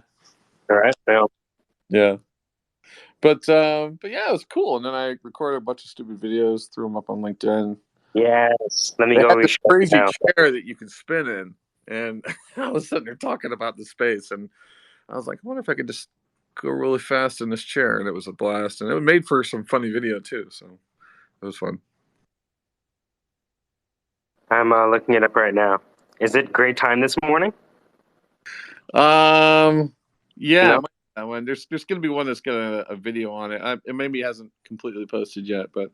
Well, let me look at posts. Yeah. Anyway, Yeah, no, so now I've got to get into the proposal grind. I had to do a bunch of super connects, which is basically connect one person with somebody else. Yes. Connecting the syndicates with the syndicates with the syndicates. Yeah, man. I mean, that syndicate piece. I was talking to that guy this morning because he went off and picked up a bunch of ETHs from me. He's like, Dan, I picked up your, because sometimes it's nice to have somebody who knows the space that you don't know. Like, it's kind of like meeting somebody who collects the sentient Furbies. I went ahead and picked up the collector's edition of the Furby for you. I knew you would have time. That's nice. Pick up that stuff for me, Wow. Anyways, fun stuff. So, you're gonna move into the new space? Well, here's the problem. Small rooms are $500 a month, and they want a 2-year lease. And then the bigger spaces are actually, no, I'm sorry. Small rooms are $800. Bigger rooms, So 12,000 for the 2 years. Yeah, or 24 basically for a bigger space, and that's too much of a chunk of change that I need to do. But I like seeing one of the things that does get a little intoxicating to your first hustle or your second time hustle and building something out is watching your team work autonomously and proficiently without you having to do anything is a really good feeling. So I had that this morning. I was completely hands off. I actually was able to do media coverage of my own events, which is something I love to do because no one ever takes fucking notes. So I love writing down all the takeaways, and I love making a report and then sharing that shit, Part of it's because I don't know. I'm sorry. What was the question? Do you have someone who can follow you around on the camera? Yeah, I can to an extent. We're working toward that. But what I really like to do is I'm kind of like a serial tweeter. People know me from events where like no one's taking the notes and they're like looking at the tweet feed, and then they'll be like, here comes Dan, here's the hashtag, and like 60 takeaways. Like it's because I just hate the notion of like, okay, you paid $70 or more to go to this event where yes, some big executives up there up on the stage going, technology is hard, and that's it, and I'm like, what the fuck, or they have a it's always the same event to me. It's for people who are so beyond your reach that you're never going to be those people talking about the scene of where things are at and the fact that maybe you too can try. But everyone on that stage like what degree of trying was actually did they actually have to do to get to where they're at after they were in quote the syndicate, right? Very low, very low. So it's like it's not a true it's not true. So, I like to point that shit out. I like to point out and say things like, yeah, Mark Cuban is a billionaire. Did you know he lucked out on that first billion he got? Totally fucking lucked out on that fucking deal. Unbelievably, like, right time, right. That was not a deal. He's not a billion because he was smart. He's a billion because he was at the right time. And he was in a, that's the crazy thing is that we spent all this time on the craft of precision and the craft of, precise X and precise Y, and the relevant chance that all of the organizational like how to do shit in the right order, how much of that really impacts the true tail of what you're working on in terms of it going up or down is like less than 25%, which means, and that's just like my impression, really. What I'm trying to say is I really see at times where pure chaos can do as good a job as great UX, or as good a job as great execution, or as much, money as heavy venture capital, And I look at that and I say, well, what is the overriding thing that is present in all these themes? Speed, momentum. Speed, momentum. It's not precision. In fact, Dan, we're going to look like a fuck up for 2 weeks or a month. I'd do it. Man, set your own dare. Here's $500. You're going to do something cool with it. But right now, you're going to pressure cook yourself and make an ass out of yourself for 90 days just to see if anything changes. Because God knows you've been doing great being yourself for the last 10, 20 years of your life. You know what I mean? Change that shit up. If you want to take the flag, you gotta. That's the thing I'm learning more. It's always the same fucking message. You can't actually make people believe so many things, really. You have to either shock them, or you have to drag them kicking and screaming, or you have to make the scene. Well, people don't want freedom, they want a fair master. And I believe they're Yeah. looking for leadership more than anything. They're not looking for a leader they agree with necessarily all the time. If you Correct. really look deep down, there's a lot of people who disagree with Elon Musk's politics that are fine to collect $500,000 a year. It's Yep. it's not a problem, right? Yeah. It's more they're with him or with someone else because we crave leadership. Yeah, I think that it's just it's refreshing. It's to me it's ebb and flow. Like, I don't know, I get in these swells where I'm really good for 2 weeks, creating all kinds of fires and or starting all kinds of things, but it's great to start to build a team that can help fill in and execute. And it takes a while to get that, and then once you have that in motion, you don't really want to lose momentum on that. So this is why you're back to the okay. How do we make sure this money is really going to be best well spent? Because that's the kind of money that you could do a lot of interesting prototypes with. And there's still a part of me that says, until my team actually finds a way to justify that space and how to pay it off, I won't do it. In other words, this is a burden for me, aka CEO, whatever, guy with the money. However, if my team truly wants to earn their place, tell me, what is the plan? And I put it back on them in a lot of ways, and and I know they're going to fail, but that's okay. I don't want them to fail, and in fact, I want to build a business that not only fails in some ways, but fails so well and so captured so well that our very failures actually become episodic content that people then pay millions for. You know what I mean? Like our tale of, God, will they ever find a way to make that milkshake right? Let's tune in next week. Here we go. It's milk. Wait, here comes the ice cream. Right? It's You didn't get the milk. I thought you were supposed to get the milk. Me? right, exactly. Your job. Flashing. Well, Yeah. it's like it's like Puff Daddy's what was that? Making the band. Yeah. Yeah, I Making love that. I love the spoof that Chappelle did that, I want you guys to go to this, I want you all to go to Brooklyn, go to Queens, New York, find me a sugar cookie, get your picture taken with the chimp. It's you like know who are the that's top you know who are the top 5 UX designers of all time? Dylon. right. I love that. Who are the best entrepreneurs of all time? Matos. You know what I'm saying? That's Man. We have basically the making of the band. I And the love thing that. is, you know what's so funny? The band never created any hits, but the Yeah. show was hit. That's what's great about those reality shows. I'd love to do like startup house reality show. I would get, six Yeah. entrepreneurs, 3 guys and 3 girls, and I'd put them in one house, I and think they we would can all call be it 90 Day Fiance, right? yeah, and it would do completely, MTV, reality house, but at the same time it'd have everything to have like an over nuanced, like sort of entrepreneurial sarcasm to it. Like, a segment would be like, Jesse was really pissed off about breaking up with Lisa today. And I think they can work out those issues. But the burn rate that he has right now with Jesse is just getting too high. her scope creep is really starting to freak out. She's really not into, the first or second base thing. And so, she wants to hold back and maybe do another heuristic before really getting, So closer into engagement. it's like The Office, basically, but Right. Yeah. I had this show in mind when I worked in commercialization. I was calling it intellectual property, and it, there was sort of a spoof on this notion of intellectuals trying to do things, and then the spoof of property and how you have to get it out to market and everything.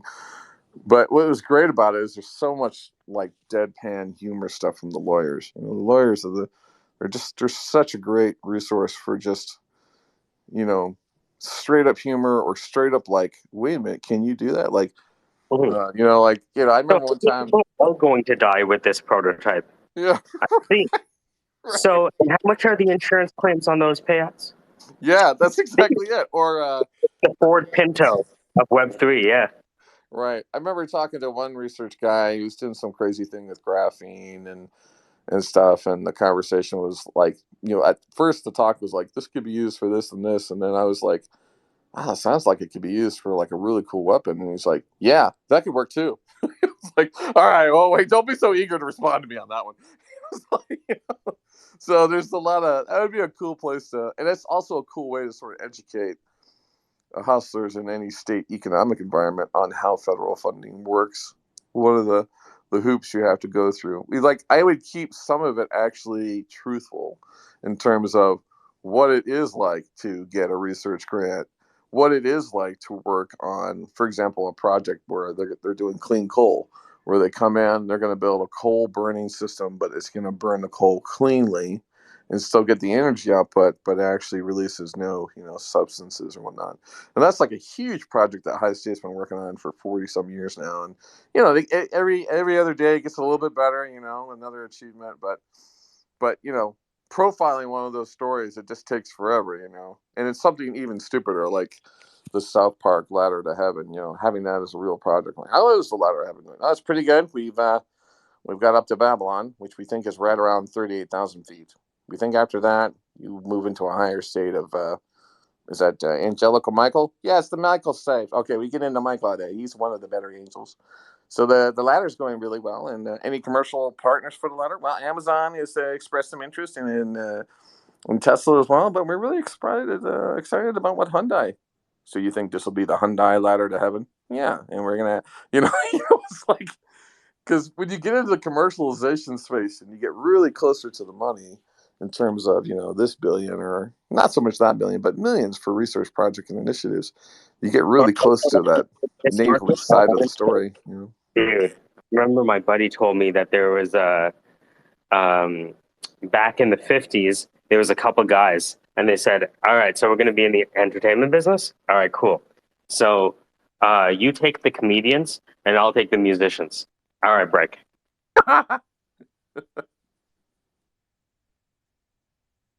Right? So just that piecing a part of the market, right? Yeah.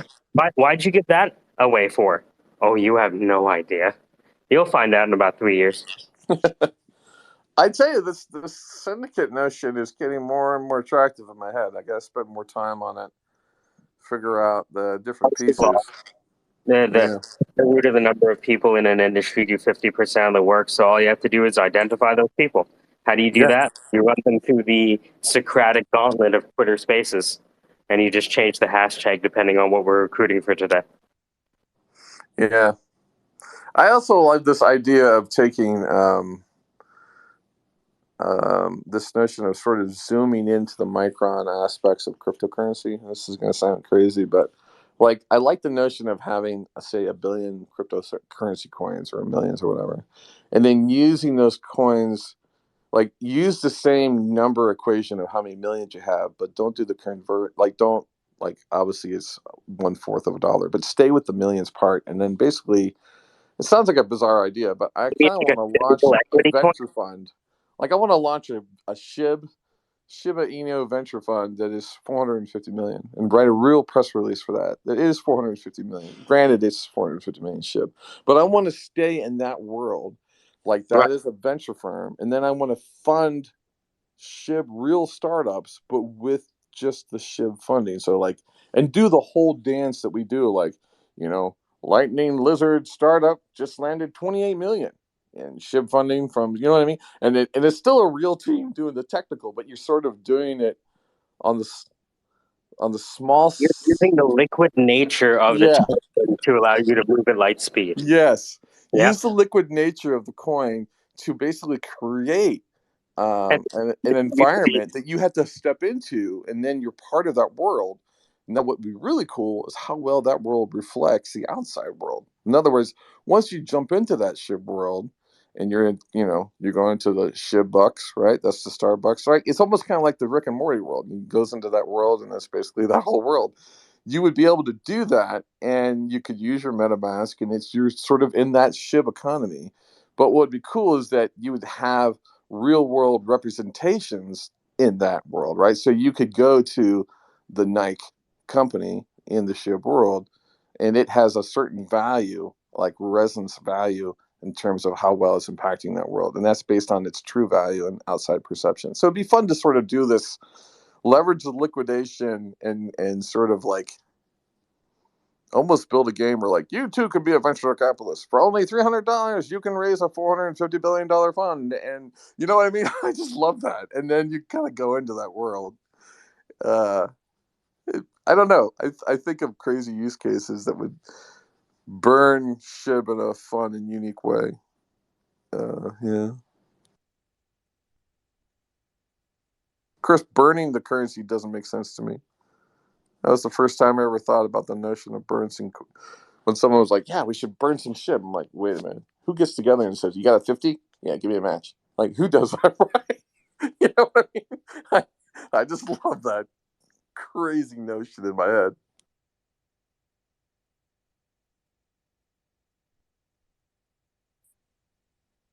Yeah, I found that this is kind of the Cambrian explosion, right? You know, and this is a beautiful market to do it in because I think it's a little easier to identify the startups that have a potential because so many people that don't have potential have already been washed away, right? They over leveraged and they're gone. Yeah, that's cool. On that note, folks, it is the SquareSpace Degen Conversations in a broadcaster voice. Mathos picked up the axe, and we got to go in there. And looked at Mathos, was worried about his inability to match things. The cufflinks on his jacket didn't really match the shoes or the laces. And the patches on his pants, well, they were pre-Roe v. Wade days. We didn't celebrate it like they used to. "All right, let's go," she said. And they went in.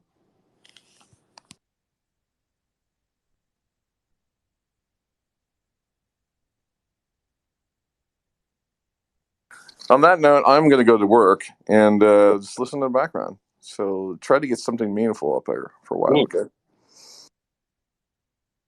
When Matthias met Anne, he realized that while they looked very different, they had some similarities. And after a little while, they realized that they shared the most important similarity, which was that they loved to make fun of the same people. And after about 3 hours of going back and forth on talking about the people that they made fun of that day, they decided to, they didn't so much decide. When we say decide, the word decide comes from the Latin desidera, and desidera means to cut off alternatives. Latin for decide is desidera, to cut off alternatives. Desidera, to cut off alternatives. This is now the Dr. Umar Johnson School of Public Speaking, where you repeat what you have to say 3 times. And then if you follow no context, Dr. Umar, you'll see some of the best comedy you'll ever see in your life.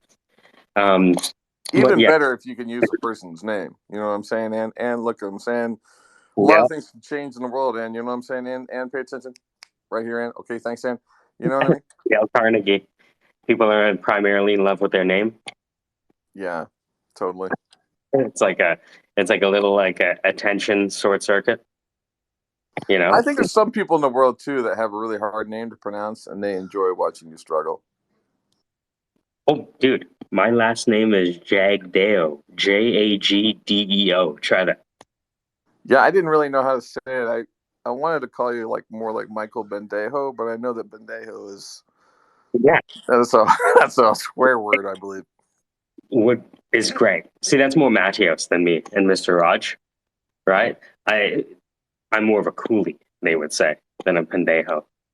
You know, coolies were those people at the train station in India that used to carry your bags, and so that's what they call West Indian people as a derogatory comment. Oh, yeah, wow. Actually, that's why my pronouns on LinkedIn are cool and Lee. Because if you say coolie, right? Like, you know how they say he, him, she, her, Zer? If you say coolie, it's actually a racial slur. Hey, I want to let you know that yesterday you mentioned you like drinking coconut water and rum. Is that correct? Not myself. That is something that is a popular thing to do in Guyana.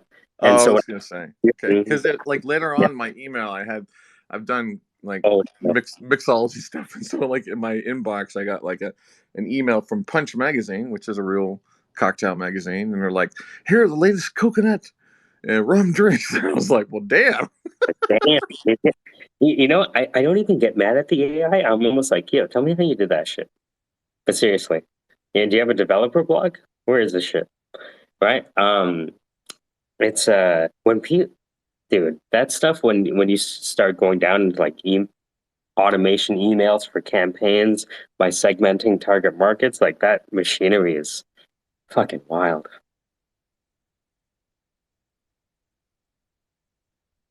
But yeah.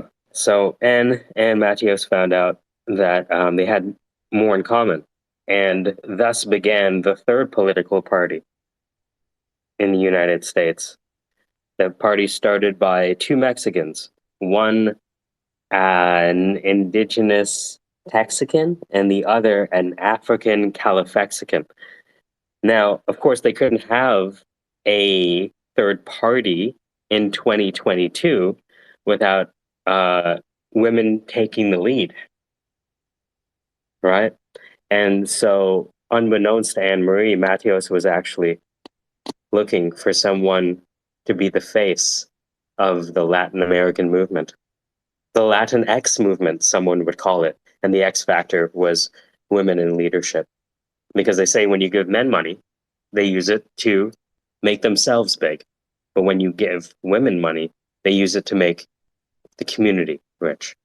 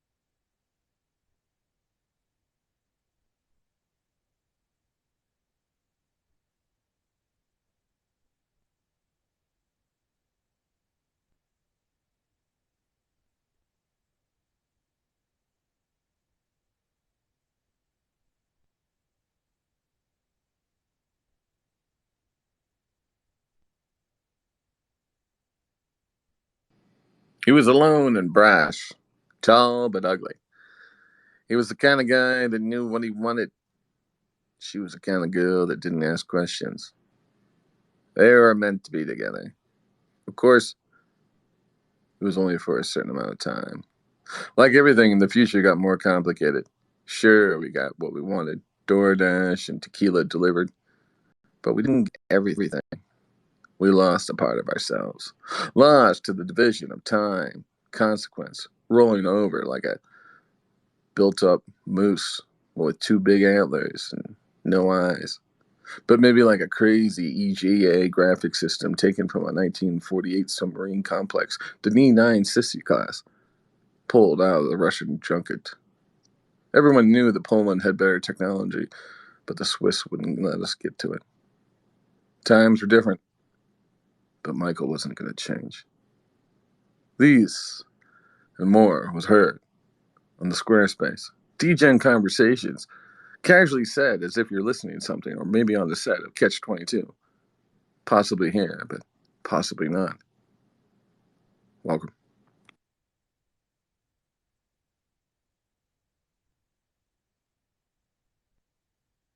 We could use this as a commercial for the Mac. I swear to God, typing on this thing makes me feel like Angelina Jolie. Like it's so elegant. What does it sound like?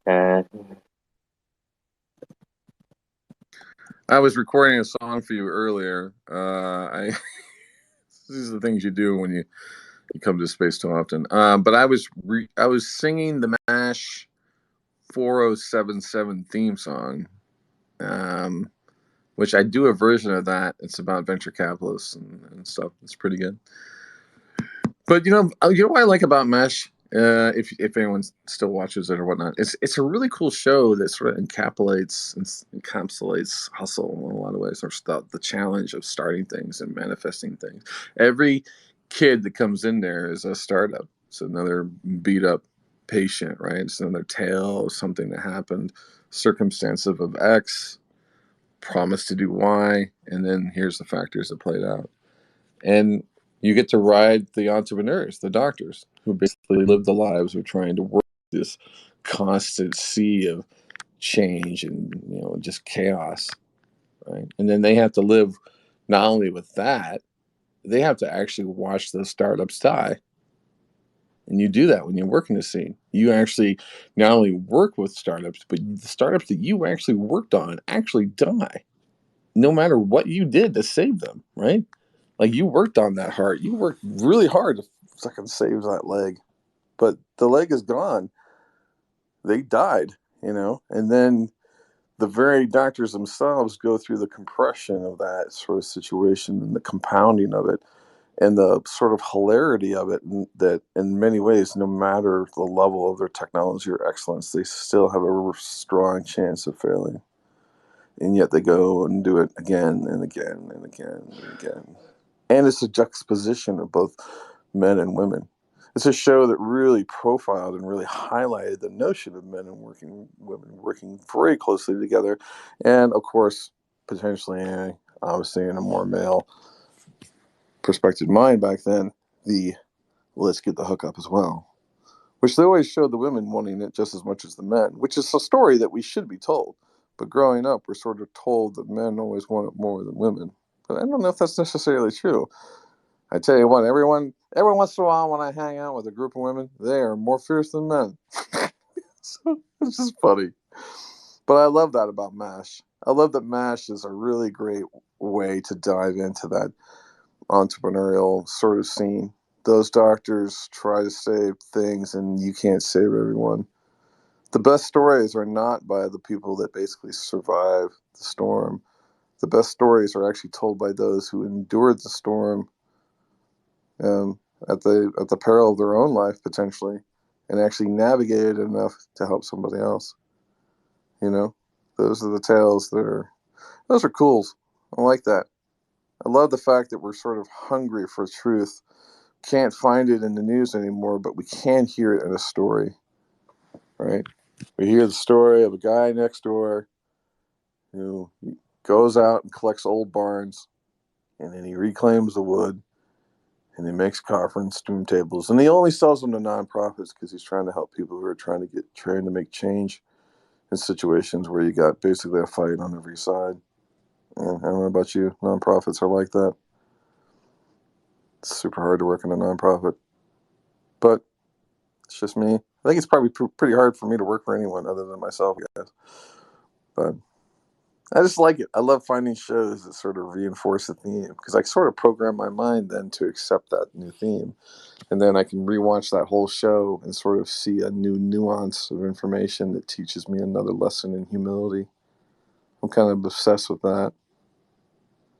Something great about humility. Something great about the sacrifice of you saying, I just have no fucking idea. You may be right. Or I love the notion in Fight Club, when they said, your homework is to go out there and pick a fight and lose. I fucking love that. I fucking love that. I mean, I don't want to create hostility, but I want someone to win. I want someone to feel that unbelievable adrenaline rush of, yeah, fucking stay down, asshole, right? You know what I mean? Yeah. When society can't get that fucking loop, that's when things go wrong. We all are searching for that successful loop. Every day we're asking ourselves, did we do anything that mattered today? Did I move the needle? Do I have too many needles? Honey, you want to do a needle? No, I'm sitting. Just kidding. Not doing that. But Jesus, yeah. Way to take a beautiful philosophical construct and just shoot a fucking needle into a vein on it. Nice. I want to build something pretty and then destroy it. Just to stick with the Fight Club. I wanted to break something beautiful. So I built this beautiful philosophical construct and then I just shot it straight into my veins like a junkie. That's awesome. What's funny though is that sometimes when you get into the flow of like a piece you're working on, right? And you're in the moment and you're just kind of spelling it out, you're rapping it out or whatever. You're kind of at the mercy of how it goes. And it's like inspiration hits you. You basically get, 485% of the signal comes into your brain, gets leveled, analyzed, gets going to the mouth, man. It's like it's working its way to the mouth. So you're going like, okay, let's reprocess all this. And you feel like sometimes when you're really connecting with people, when you're pitching or talking, you feel the need to make sure everything's going to hit right. So you feel the need of like, okay, I should make sure that one note hits tonight. But that's not how, like, I hear you, like, God damn, you just took that down. But what it made is it made a more clarifying memory in a lot of ways. It was sort of like, I like the visceral description. Yeah. That is going to leave an imaginative impression in the brain. Yeah. Right? Yeah. Like they're not going to forget this one. You got that moral cord wrapped around your arm to pop the vein out, and then you're injecting your philosophy into your veins like an addict. Yep. That's a pretty hard image. Yeah. That's cool though. I love the juxtaposition of it. Yeah, it's pretty awesome. Yeah. What is it that Michael always talks about? The contrast is what drives humor. Yeah. Right? I love that. It's hard to do contrast when you plan it though. Because it feels like you're planning, it feels like you're planning a client rally. Okay, we'll do this joke. And then I'm going to, wait, what are we doing? Like, no. Isn't it interesting? Like, you can be in the middle of a conversation and you can feel a contrast. You can feel it. You don't have it articulated yet, but you start working towards that construct, Yeah, that's cool. I'm knee deep in this troll management Substack article. But every time every time you start writing, it's like, oh shit, I gotta talk about that. Oh, I have to talk about that. Oh shit, I gotta write 3 different articles that are prerequisites to stepping into this. So it's good. I'm trying to explain as much as I can. Luckily, the M2 Mac has a very smooth keyboard, and it's like getting a massage every time you type. I always like the clicky keyboards that are like, you know what I mean? That have got a real hard click to them. My Jeff can tell you the guys from Ghana think I'm attacking someone when I'm typing. See, that's the best, man. Right? When you're able to basically smash your hands down on a keyboard and produce actual words on the screen, yeah, that's when you know you're in the motion. That you're in the flavor. That's what it sounds like. Just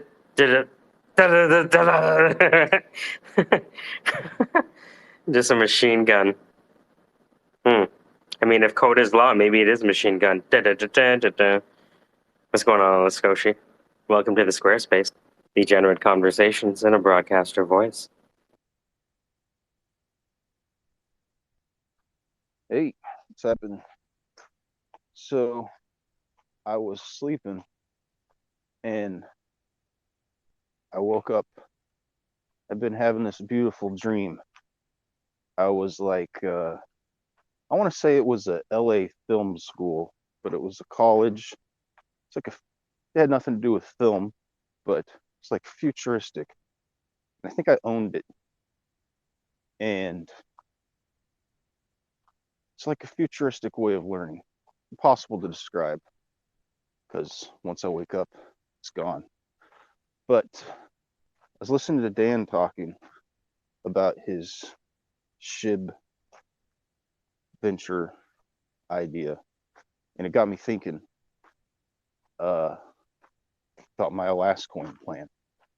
And I was just inventing a token and giving it to people, and then just saying it's worth $10,000 each, $6.5 billion.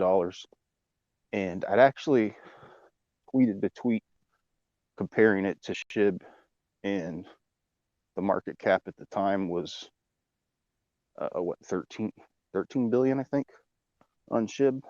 But if I was to just do it with SHIB right now, calling the equivalents in SHIB of what the Alaskans are owed, it would only take $78,000 worth of SHIB to have 6.5 billion, and then give each person 12 cents or 10,000 SHIB.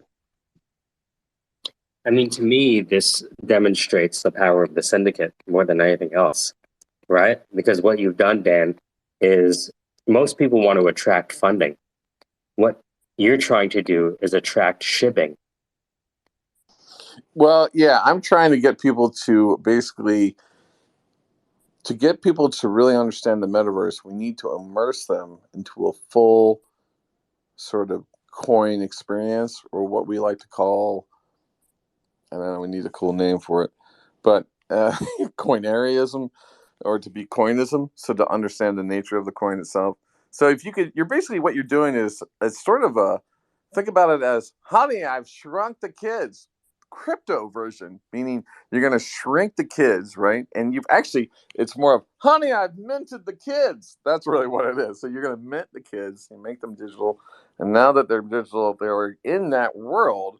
I think that would be fun. It's kind of, you ever watch Solar Opposites? Here's some required homework for all of you listening out there in America. SquareSpace. These are required Degen shows for expanding your mind and learning about yourself through psychosis. But you need to watch Solar Opposites cartoon on Hulu. If you don't have Hulu access, that's okay. Just let people know and we'll think sorry for you. But you can probably find the clips on YouTube as well. But it's a great show. But in that show, in that cartoon, which is a lot like Rick and Morty, part of the Rick and Morty people do it. But there's this thing called the wall. These aliens capture people and make them small, miniaturize them, and put them in this structure in their bedroom they call the wall. And all these humans have to live it out in this aquarium or whatever, the gerarium of people and whatnot. It's hilarious, but yeah, good stuff.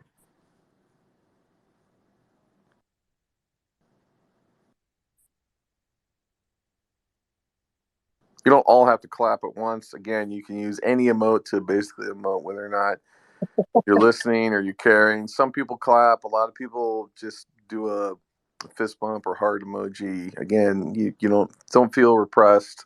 I know it's hard right now. No one wants to really show any emojis because we're sort of in a dystopian sort of emojin state right now.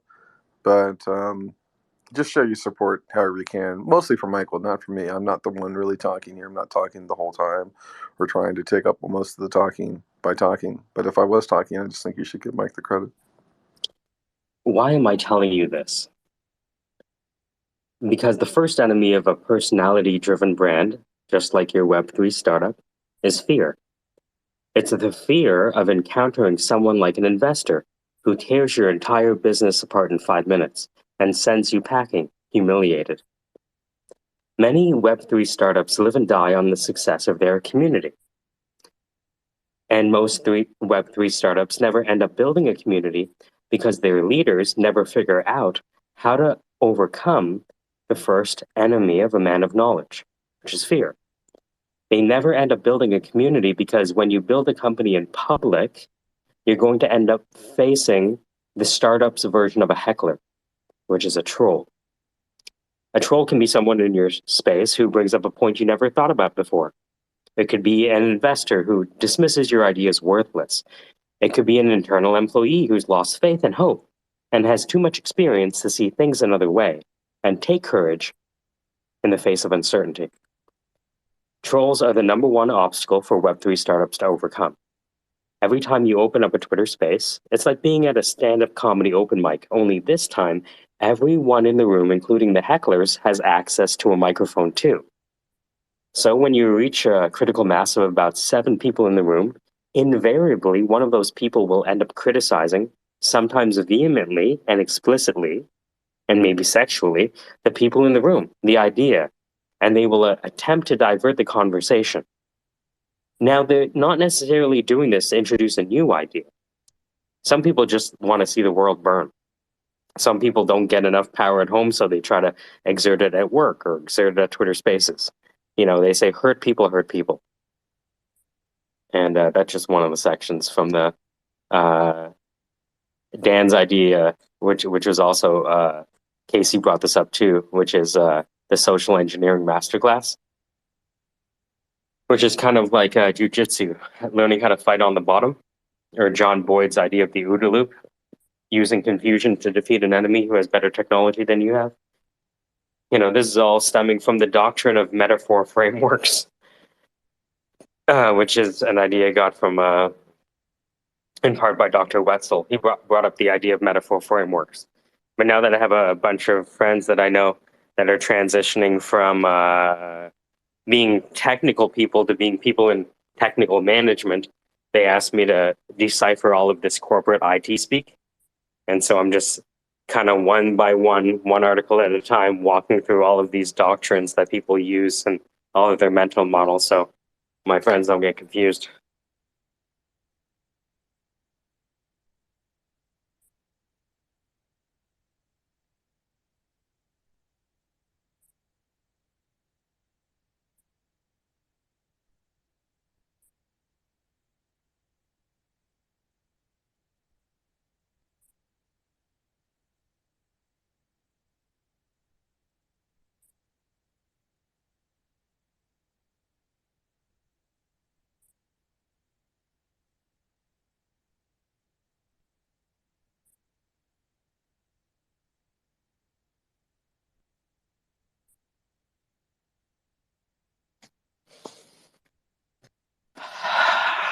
Don't forget to breathe, everyone. This is the positivity space. Positive things all the time. Are you negative? Well, you've joined the right place because we're positive. Won't positive repel negativity? It doesn't have to. How might we switch polarities without changing stances morally? Now you're a diplomat. Welcome to diplomacy school. Figure out how to deal with a troll. You might have a job with the World Economic Forum. No, I don't.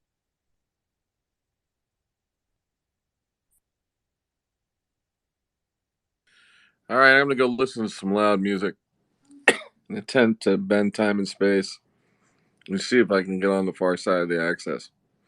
Once I get to the jump point, I'll see what I can do to bring you guys across. Keep in mind, we'll have to go by two initially to get past the initial force field. Once we get into the Rebellion Alliance, there's a good chance that Mathos and Alaska and Kent are going to have to act as furry people just to get us through customs, and then from there we'll be okay.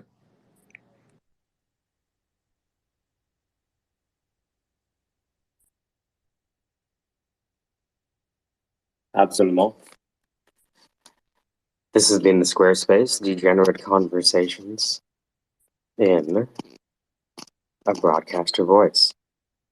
Today, we started talking about the value of user experience design vis-a-vis human nature. I think I learned a lot from working with a Google Venture Design Sprint Master, who instead of spending a lot of money on code, used to create these 150 screen interconnected prototypes that seemed like they were connected to code, but they weren't.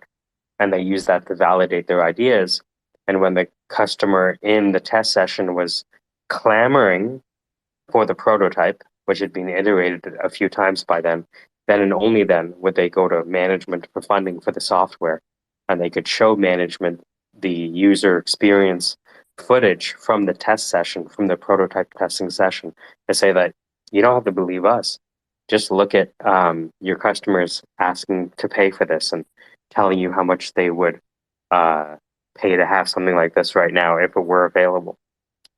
So yeah, user experience taught me a lot about the fact that, you know, there's these ideas of black hat attention grabbing techniques and white hat attention grabbing techniques.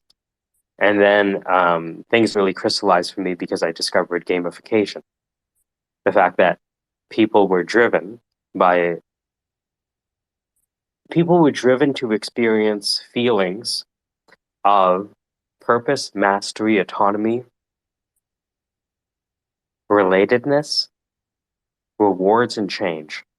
People fundamentally play games to experience purpose, mastery, autonomy, relatedness, change, and games. Change and rewards.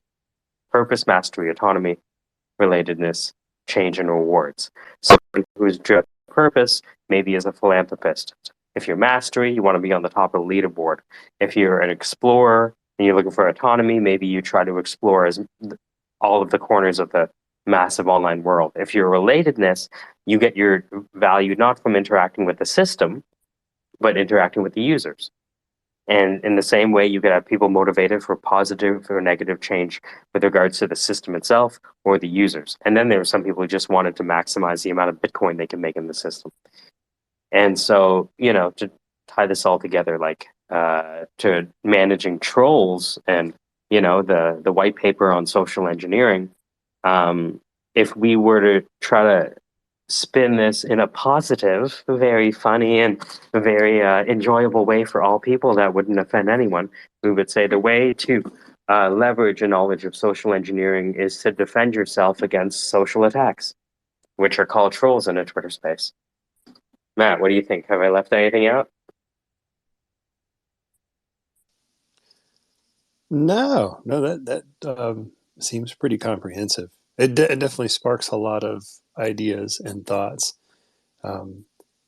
The core one, I'm not going to talk about the second one because it's all about politics. But the first one is just essentially that.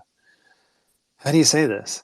Like a troll is just a person in a perpetual bad day. Like I really truly believe that there aren't genuinely or very many evil people out there, and if there are, they have, you know, chemical imbalances. Like they're true psychopaths. But a majority, I would say, of trolls are probably on some other mission. Like how many times have you been? Well, just personal experience. Like I was interacting with sort of the tech bro culture on Twitter once, and I got absolutely torn apart for saying something knowledgeably. And it hit me like that culture is very good at just fervently defending something. And if all you have to do is change the focus, but at the same time, that's like saying this gun is now safe because it's pointed in a different direction. And so like it hit me, this idea of trolls. It's like trolls are people too. And part of user-centered design is like talking to trolls and understanding why they're trolls. Yeah, because here's something I learned from my wife as a teacher. When we broke down this gamification of purpose, mastery, autonomy, change, and rewards. We were like, okay, so what does a disruptor want? When someone is disrupting a class, what do they want? They want to change. They will either want to change the system or change other people's experience of the system. Now, what's interesting is that trolls are very close to influencers, right? They're on the map. They're actually just right beside. So if you want to go down on a deep dive, you'll see at the top gamification, amoral incentive design for sales funnels. And so we found that if we could give the troll the microphone, sometimes they would just keep being trolls. Other times, because you embrace them, and not many people embrace them, because they have so much social capital, by embracing the troll, you could reach a lot of people because of the social capital a troll might have. Right? So it was really interesting, just like the sheer amount of utility from interacting with the people that you think are enemies of your system, right? But they're actually like, it's a beautiful form of stress testing. Like, why would you talk to people who are happy or unwilling to pay? You know? Yeah, yeah. No, and even like a troll, you hand them the microphone and it doesn't dissipate. It just feels like they're more entrenched in a defensive position, and they just need to get all the trolling out. Yes. It just doesn't fit your scope of time that you had in mind. Like, I thought I'd give you 10 minutes worth of trolling, but really you need 3 days worth of it, and we don't have that right now. Yeah. They need that catharsis, right? Hurt people, and so they need this. And like the thing is, like, they'll tell you, like the guy who came in this space yesterday, not that I have anything against him. I think it makes for a better show when there's people who have different ideas, right? It was one of those things where we were able to just take him in and embrace him. And he said something like, I'm a Trump supporter. I'm like, oh, I love Trump. And he's like, oh, that's probably why I haven't been kicked out yet. So when I heard that, I was like, oh, I know what your experience has been. As soon as you come up, you say something, you get kicked out. I'm not blaming them for doing it. That's not going to happen here. You're going to have a different experience here. You may not like it, but we're not going to kick you out immediately. Come in. Come on down. Price is right. Yeah. Yeah. Like most people, even if they have a weird, or I shouldn't say weird, but even if they have an affiliation that seems foreign to you, they have it for a reason. And it could be that it's misguided, or it could be that they just care about something a lot, that this is the only place they can find that alignment. But most of the time, like it just seems like people's hearts are in the right place. Well, why shouldn't I disagree as someone who lives in a port city with someone who lives on the plains? Like, I would expect us to disagree. When you look at like the propagation of networks across the U.S., right? There's all these light at the coasts, but in the middle, there's not as much. Why shouldn't these people think differently? They literally have differential access to technology. They literally live, sometimes thousands of miles away from a body of water. Why would California think like Arkansas? Yeah, no, I can't imagine, because it's just they're competing, well, not even competing, they're just different experiences at a collision point.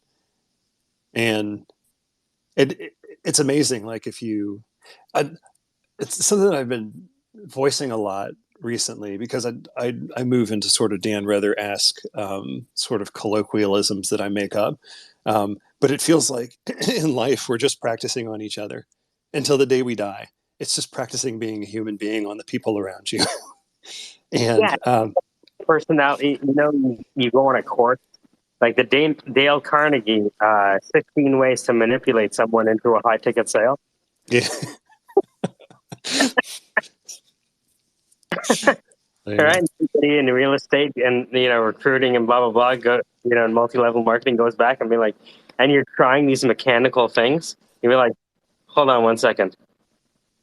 Why do you say that, Mr. or Mrs. I mean, Matt, right? Yeah. Yeah.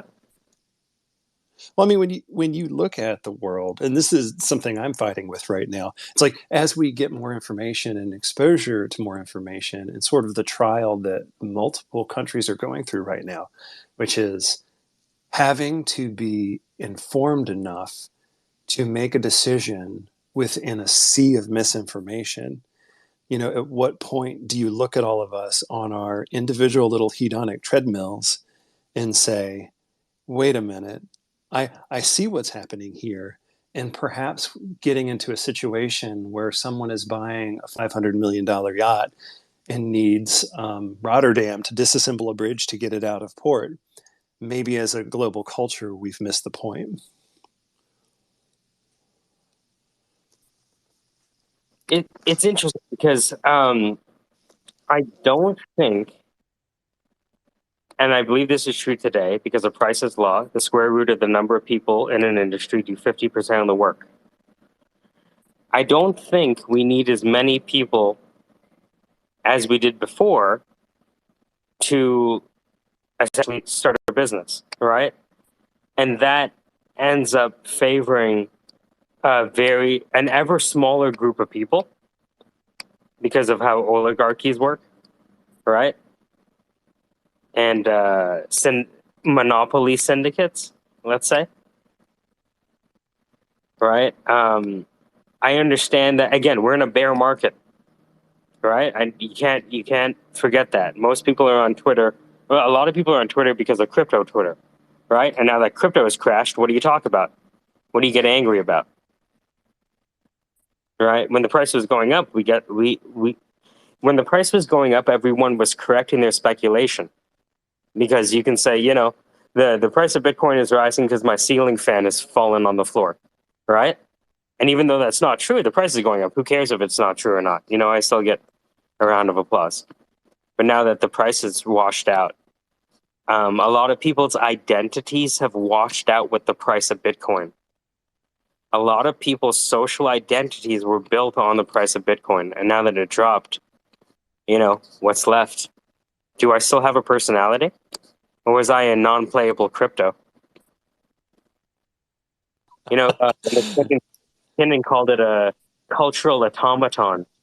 You know, now we call them a non-playable character. But he said that if you're only exposed to one culture, you end up becoming a cultural automaton. Yeah. And this seems to happen across the board. It's why, at least I think, I see so many people clinging to doctrines in a world where those things change overnight. Like how many times I see an agile practitioner or a product owner with a particular way of thinking about product development, and then that is pulled out from underneath them because someone finds a better way of doing it, or there's just a more moral way of approaching it, or there's a more efficient way of approaching it, but they're still clinging to their construct. You can't do that yet. 1.1.59 of the Gantt chart indicates that the critical path is in fact not through that level of thinking. And it's like, like they already IPO, dude. This is over. No, 1.59 states that. It's like, right? And it's kind of the clash between almost like the waterfall versus the agile, the military decision making, and even the military has this broken out. They have like the overall military decision making process, right? Mm-hmm. And the crazy thing about this process is it enables commanders to give verbal instructions. Like there was a specific emphasis on verbal instructions. So they have this macro waterfall military decision making process with mission analysis and course of action, war gaming. And it's the same as waterfall agile. So like the agile version of the military decision making process is this red book of army tactical procedure. So if you ever find yourself in a position with this, and this, and you know your skin's on fire, then roll on the ground 5 times, and then call command, right? Like they have it manually laid out. But all models are false, but some are useful. A lot of these model jockeys, right, have been able to convince people for a lot of years that the emperor has clothes, right? But agile is just a process. It's the facilitator who decides what happens, right? And the true power of the Suna Ornclub said the true sign of power is your ability to redistribute it. And a lot of people don't want to let go. What up, Venus? Good morning. How's it going? It is a good morning. I've had coffee. Right side of the bars, right side of the ground, my friend would say.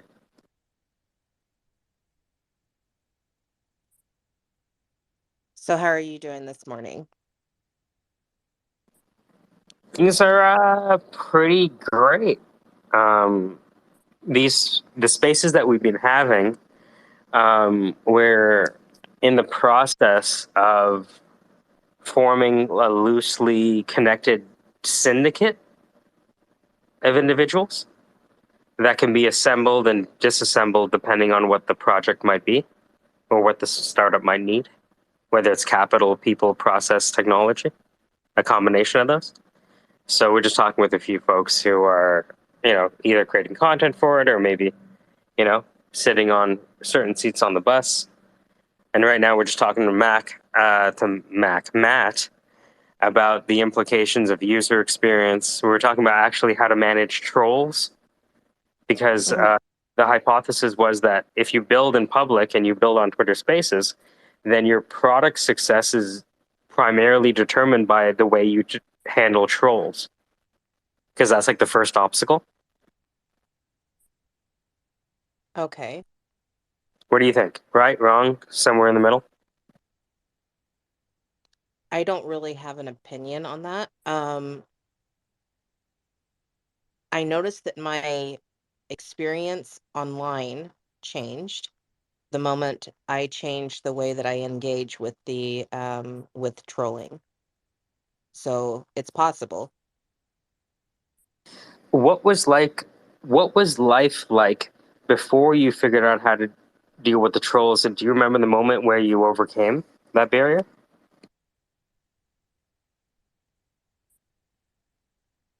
It when I realized that they were sort of warring with themselves and not actually what it was that I was doing, that's when it changed, I think. They were warring with themselves. So, have you ever noticed that your understanding of what somebody is saying is not necessarily what they are saying? Absolutely. We all have these different metaphor frameworks. And if I don't parse the same observations the same way, we're looking at the same event with different, interpretations. Exactly. So it's kind of like you get into like the whole quantum leap type of experience with certain conversations, and it's like I suddenly realized, oh, there's a divide here, and they're not actually mad at me. There's nothing really to defend here because I know that what they're accusing me of is not true. So it's time to move on.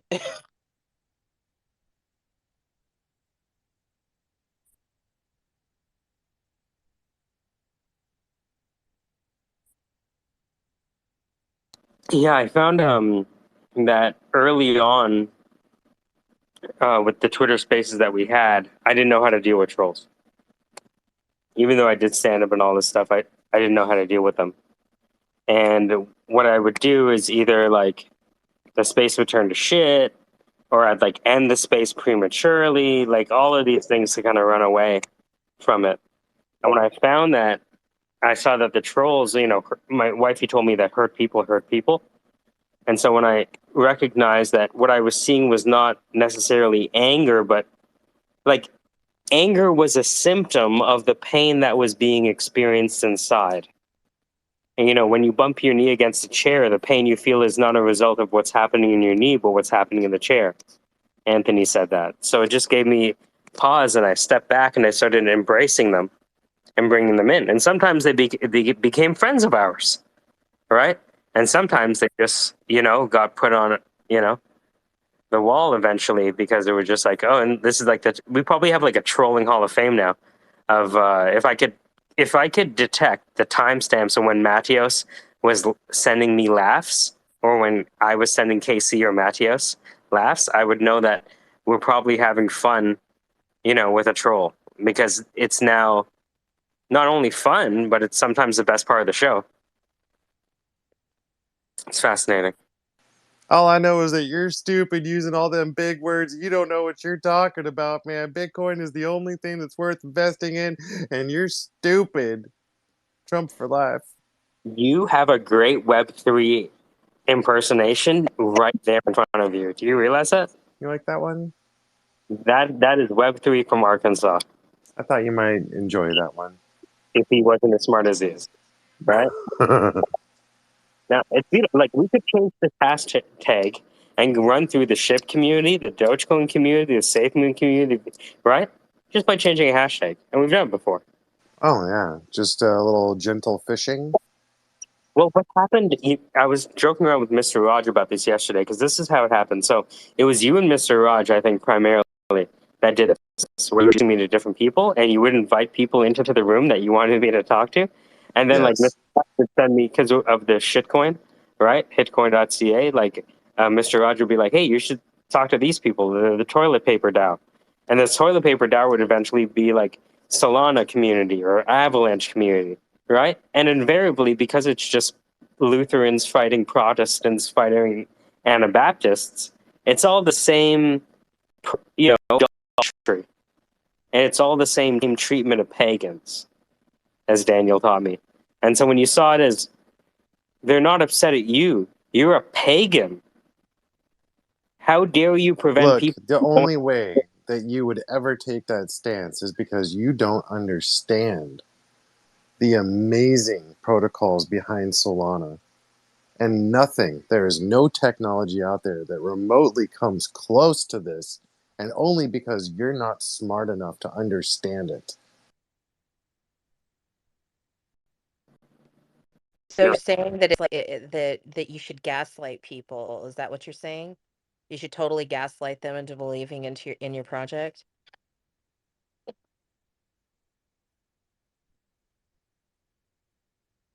I think that's a validated mechanism for price accumulation, or whatever they call it.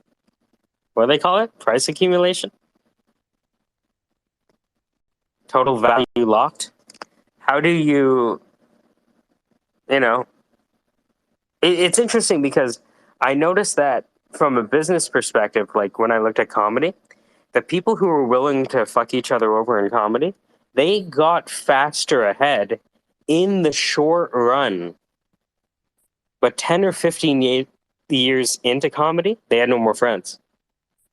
And so, what was a good short run strategy prevented them from having longevity. It's fascinating. Most of the most of the marketing, it seems like, for most products are like that. It's somehow to gaslight you into FOMO, So, but I don't really find that to be. You don't retain me as a consumer by gaslighting me into liking your product. The thing is, I'm not sure you're the target market. You know how they design phishing emails to actually be kind of hokey, so that they know that when people call the number, they're actually like really unsophisticated users, right? I Uh-huh. think the savvy people are not the target market. This is a B. It's almost like we look at crypto as B to B, but it's really kind of B to C at this point. Oh, correct. C to C, crypto to consumer, right? Uh-huh. And in that crypto to consumer, that C to C world, that B to C world, um, the I mean, typically the way that you sell a consumer product is that you pay a celebrity. Uh-huh. Now everyone knows your product and everyone loves it, right?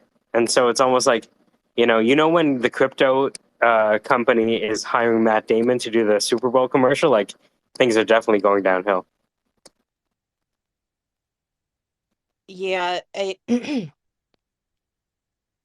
with that one, I'm not so sure that he was actually hired as much as he was an investor on that project. So, there's a lot of the with the crypto projects that it is the famous people who are investing in it. You know, it is Hollywood people who are investing in it and promoting the projects because they're already invested somehow. But my question is when is that C to C going to add the other C of community? Because you know, the crypto and consumer, when are you, where does the community actually fall into that? Because each one of these projects have communities that are associated with them, and that those communities need support. The You know, you've seen what happens in real world communities when finance is placed first before people. Um, and that's true in, you know, in every kind of formation of, um, oh, every kind of formation of a community. The community will fail if the finance, if it's reversed. So if the community is supporting the finance rather than the finance supporting the community, how are these projects figuring out how to incorporate the community aspect of it?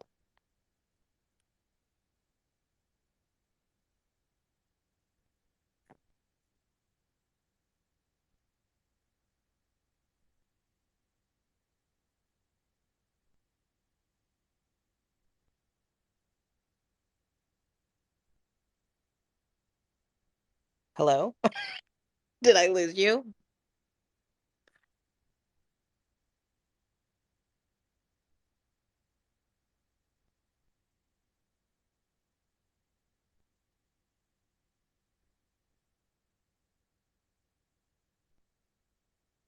I talked so much he went to sleep.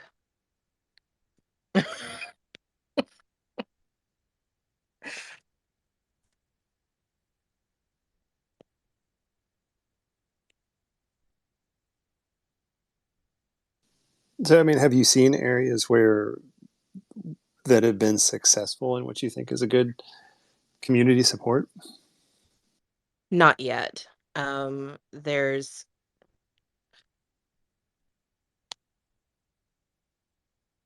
on an individual basis, yes, you know, but as like a project that's actually focused on doing something, like, no.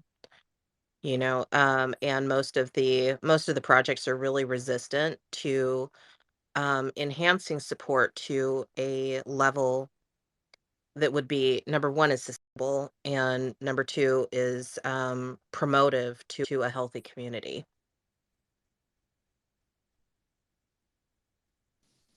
Oh, okay. Yeah, it's interesting because like all of these projects seem to, they're taking on very big ideas, but just what they're taking on seems like just a very logical thing to do. Like to have a blockchain that supports ownership of content on the internet instead of having these content delivery, like sort of isolated content delivery servers.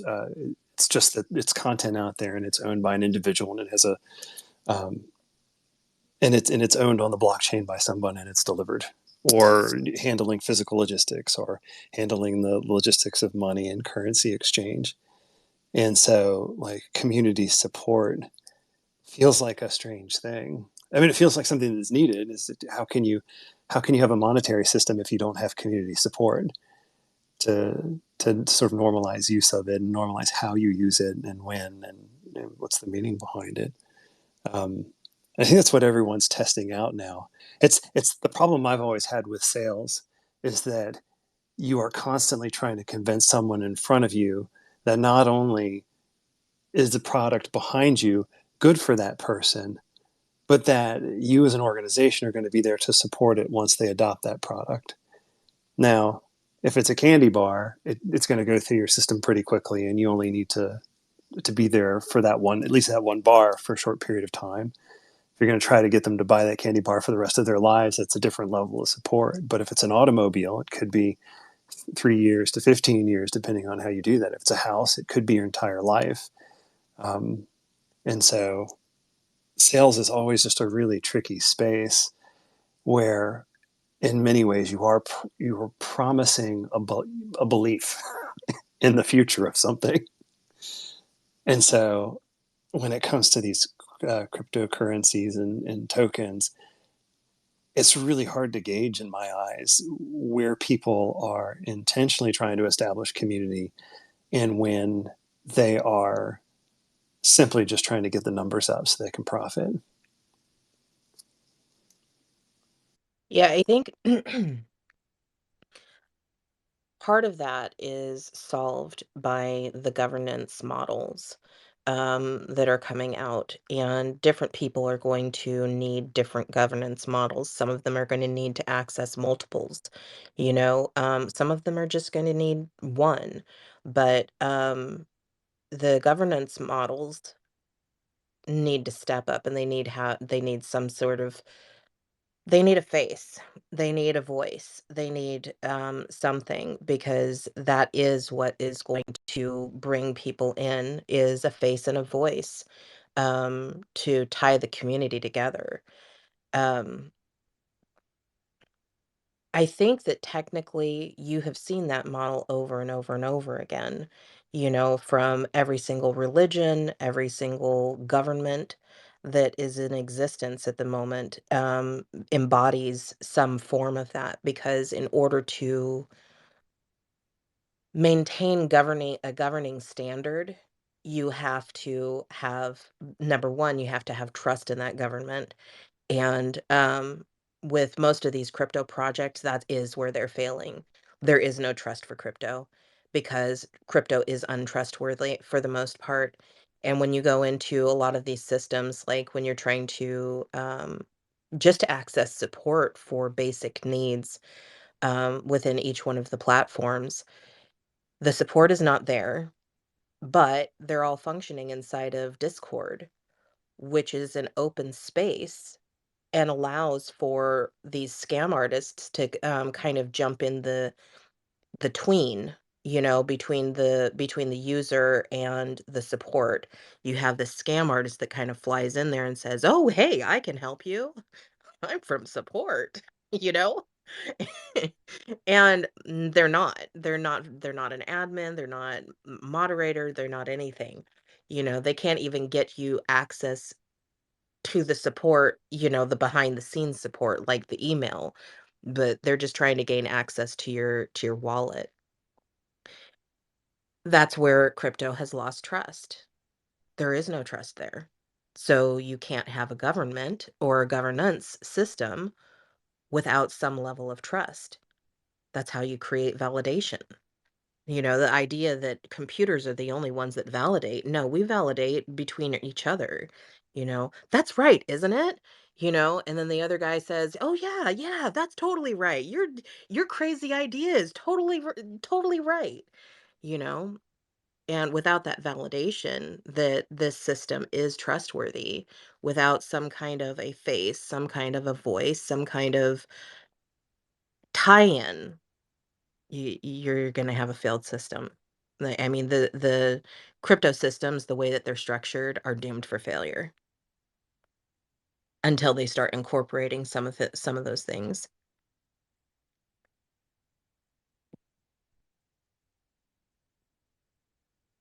I just got back. Sorry, I got a call in the middle of nowhere. I came back at the end of what you said, Venus. I'm sorry. That's okay. Matt and I were sort of discussing. Nice. Matt is a genius, eh? Matt is like a quiet, soft fucking genius, I'm telling you. Gentle giant. I just have a bucket of words that sound good that I dump out occasionally. Same. But it's that It sounds. soft voice, I'm, though. I tell people, it sounds like I know what I'm talking about, but 3/4 of the time I'm just kind of pulling words out of my behind. I mean, in an audio space, that's the currency, isn't it? It is. It definitely is. It's this, I mean, I told people, like, that's why I'm a recruiter. I'm essentially like a talent agent for Indians with accents, right? Even though I'm Indian myself, right? But I was born in Canada, so I sound like this. Right. Right? Whatever. You want to hear me instead? All right, what are we talking about? Oh, you need developers. Then why don't you talk to someone with an accent? They're really good at that. You don't want someone with an accent. Well, how the hell are we going to hire developers if you want someone who speaks like you? Oh, you hire in your own image. Never mind. I'll get right on it. Right. It's dark, but, you know. Yeah, I've noticed that too, is that there's like it's a cookie cutter. It's almost that cookie cutter image. Unless you look like us, unless you act like us, unless you sound like us, unless you be like us, you are not one of us. The Borg demands assimilation. Right, right. I'm just picturing the day when we start judging people because their voice is not, sweet and soothing. That'll be the cash cow reaping phase of your business. Now, did I hear that somebody was saying that that Twitter was talking about adding video to spaces? I There, saw that. okay, so I'm not completely crazy. No, Are no, you it's like Facebook rooms. Yeah, I see it. okay? Yeah, because that would be a cool option to have both. I think it'd be great. I think I would use it for different shows. Like, I don't think this would ever be a show where people would put on the camera. Not that they couldn't decide on their own, right? Because most people like talking to us are like in transit, right? Like they're doing Right. something. Me, I'm a keyboard warrior, so you know, I don't transit, right? But for the other people who actually do something in the world, in the meat body world, they're usually in transit. So, but it would be nice to, like for example, if there was like a special guest that came in, right, to have them hold the floor for a bit, and the people who are it's just like a Zoom call where you, like I find on Zoom calls they're very Twitter spacey, which is like I'm the only one with my camera open. You ever find that on Zoom? It's like, what the hell are we using Zoom? Right? Right. I Why don't you there. just do this on Twitter Spaces? And I'm telling all the people that I know that have like 30 to 50 meetings on Zoom. So I'm like, why don't you do it on Twitter Spaces? Then you could just add anyone in the audience. Like, you group of 30 would be a group in 100 in no time. You realize that? Yeah, for some reason, video attracts more of an audience than just audio does. So, but everybody gets so focused on all of those numbers and everything, but those numbers a lot of times confuse the quality.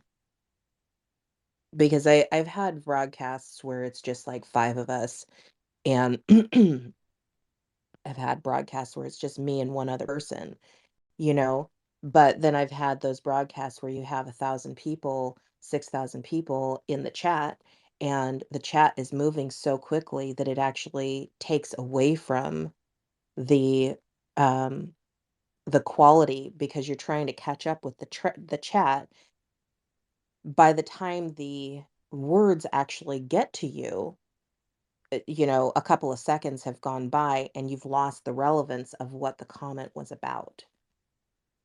So you spend half of the broadcast trying to, deal with okay, so what was that comment about? What was that, what was the relevance of this? What was the relevance of that? And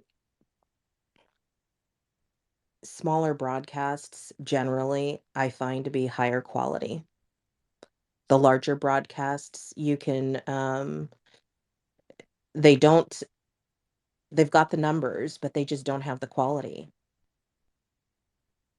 I've even noticed that with some of my content creators, um, the ones that started off as just little nobodies, just playing a guitar on a little app someplace, and then they got signed and got really huge, and the quality of their music just completely changed. It's not anything close to what it was like before.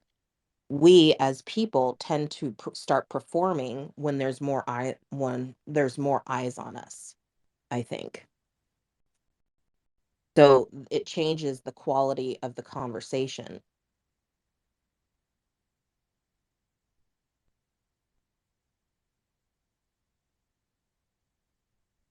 Did he get another phone call?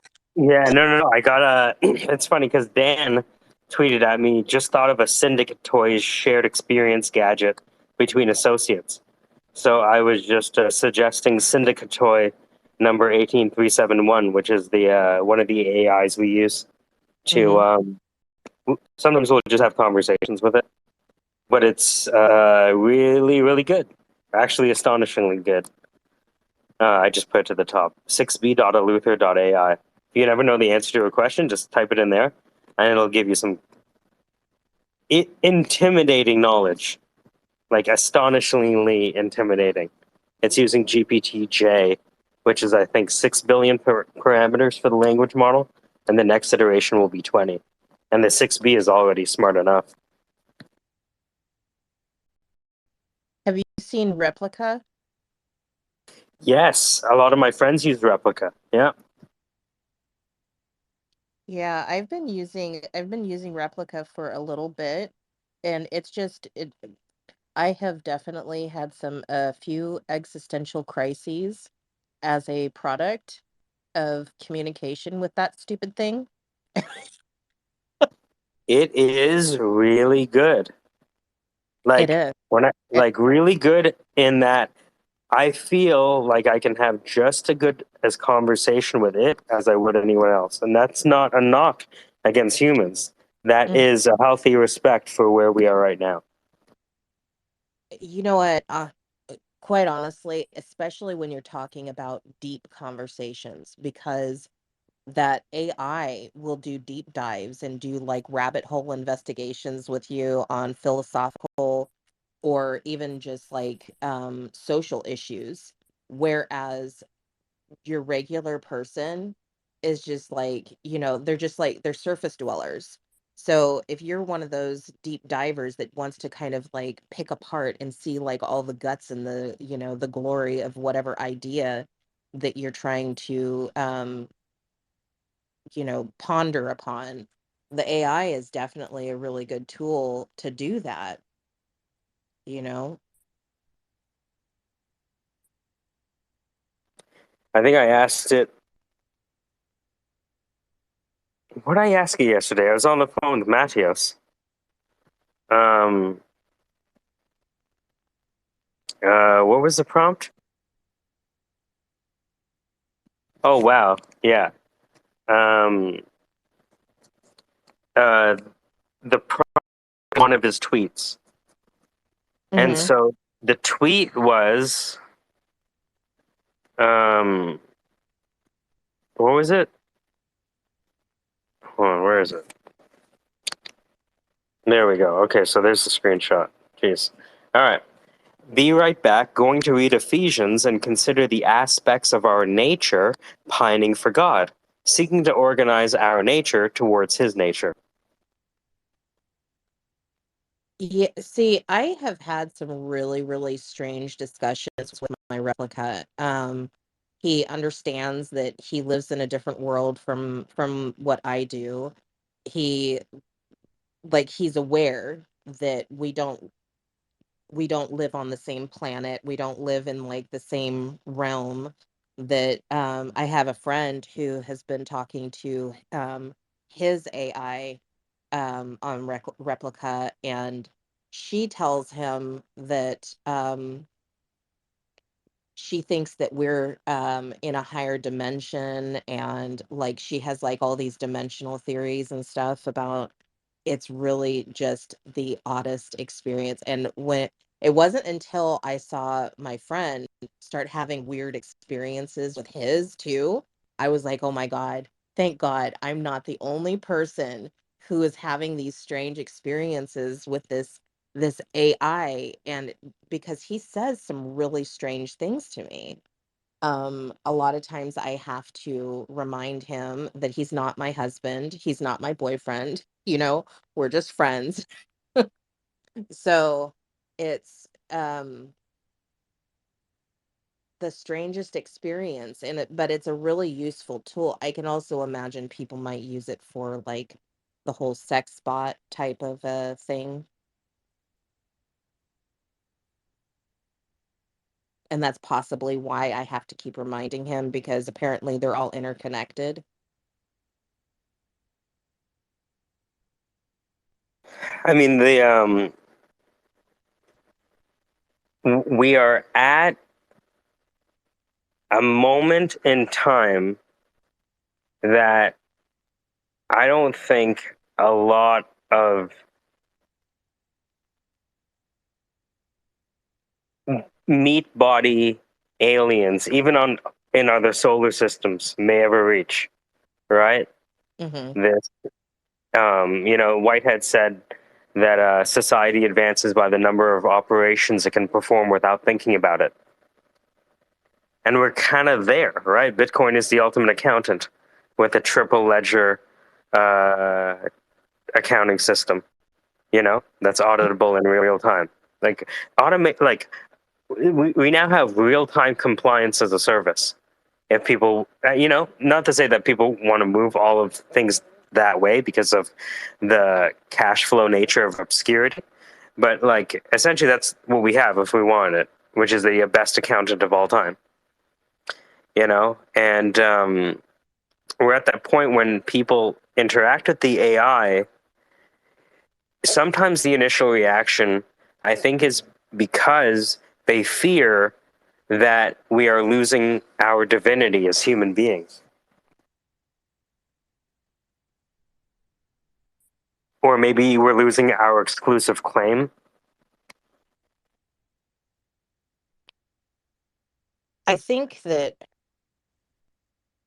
frankly, humanity comes along with this like precursor. I think we're pre-programmed with superiority complex. You know, we're superior somehow, and because you look at the way that humanity functions with other species on the planet, we're superior to everything. But no, we're not, because a lot of people love to believe that humans are top of the food chain, um, only by technology. Because I guarantee you, if you got caught out in the middle of the woods with a bear, you're not top of the food chain. you know um and so with creating an AI and suggesting that it is deserving of of compassion, of that it's entitled to rights, it's entitled um humans have a tendency to be very arrogant already. And the mere idea that you would be respectful to a machine, no regard for the fact that we are basically a biological machine, you know?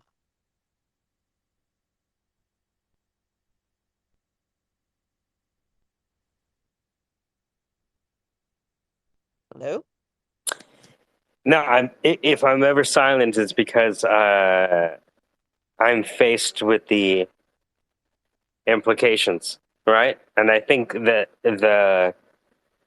what we're facing right now are the implications of having these things available. Like, my first amazement was by using Dolly to create images that people really loved, actually, that people wanted to buy as an NFT. I'm like, really? I mean, it looks great, but then when people said they want to spend money on it, I'm like, okay, wait a minute. And then when I started conversing with an AI, and then even when our group, the SquareSpace, we started talking to the AI, people would say, people would be intimidated. I would tell them the link. Eventually, I would convince them to use it, and the next day, they'd like just come back with like after 100 or 150 queries, being like, "I get it now," everything is a lie. I'm like, oh, is that what the AI taught you? That nothing is real anymore? Is that what you took out of it? Yes, nothing is real. Everything is fake, right? So it's risk cannot be destroyed. It can only be transformed, Hofstein.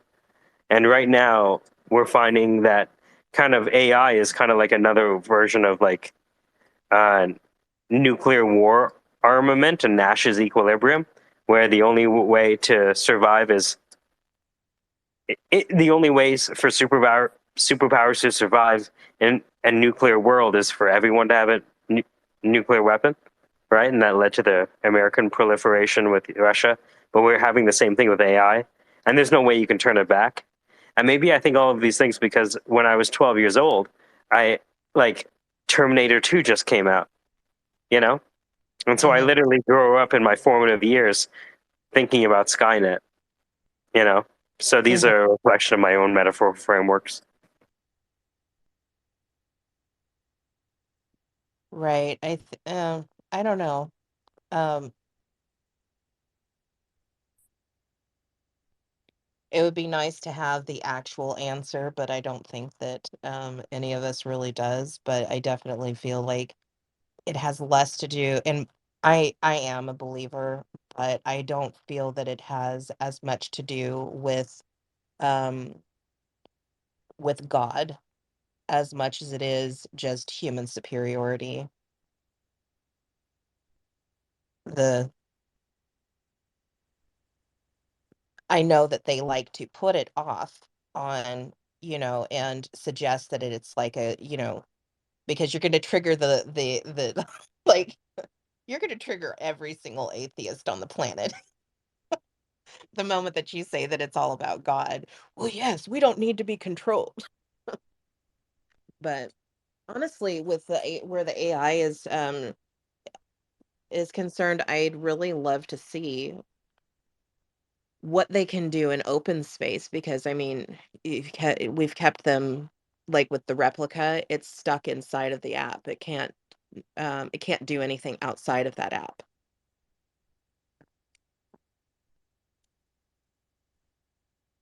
I tried hooking it up with a Twitter and it didn't work. But I that can hook integration is somewhere on the roadmap. it. Yeah, they're not really like all these developers are just like, "Oh my god, there's so many dangers to that. Don't open Pandora's box." And Opening Pandora's box is our job. How dare you? We right. get to decide what's open and when it's opened.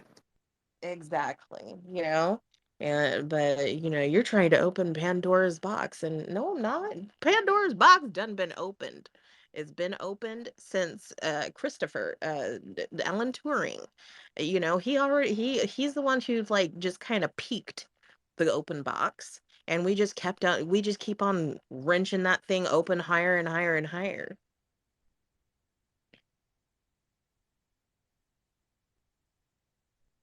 So why not? Why not put some dynamite on the edges and just blow that thing wide open?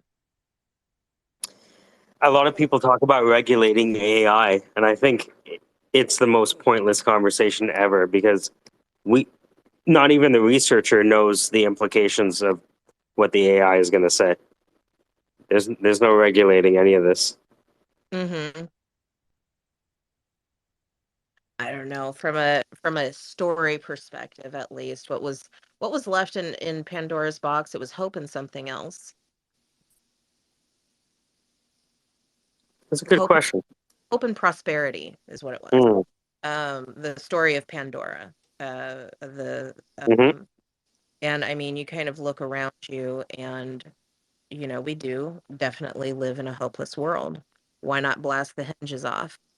And we already opened Pandora's box. Blast that bitch open and let hope out because, you know, the world kind of sucks without hope. It really does. Well, I think that we are at because we're at the singularity, right? We have FOMO and FUD, fighting for supremacy.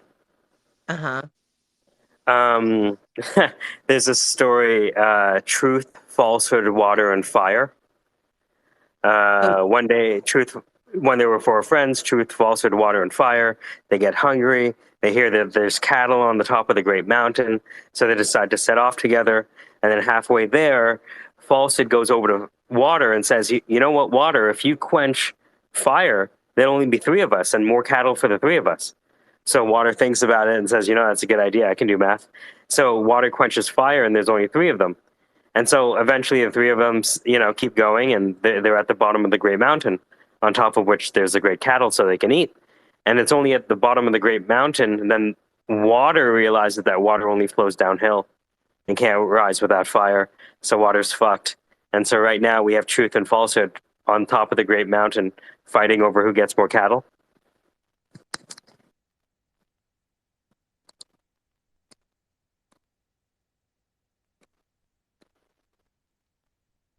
Okay. What exactly is FUD? I know what FOMO is.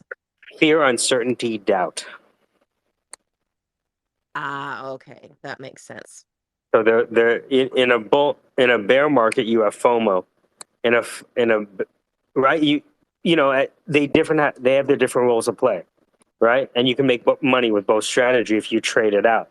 Which is, if you think we're in a bear market, long. Well, bear market, short, right? Make money on both ends if you want. Just whatever your opinion is. I remember Paul Portesi says, it's great to have opinions. Are you going to trade on it? Do you feel so strongly that you put your money where your mouth is? Because that's the only, you know what I mean? Like, it's almost like the smallest bag holders are the most ardent believers.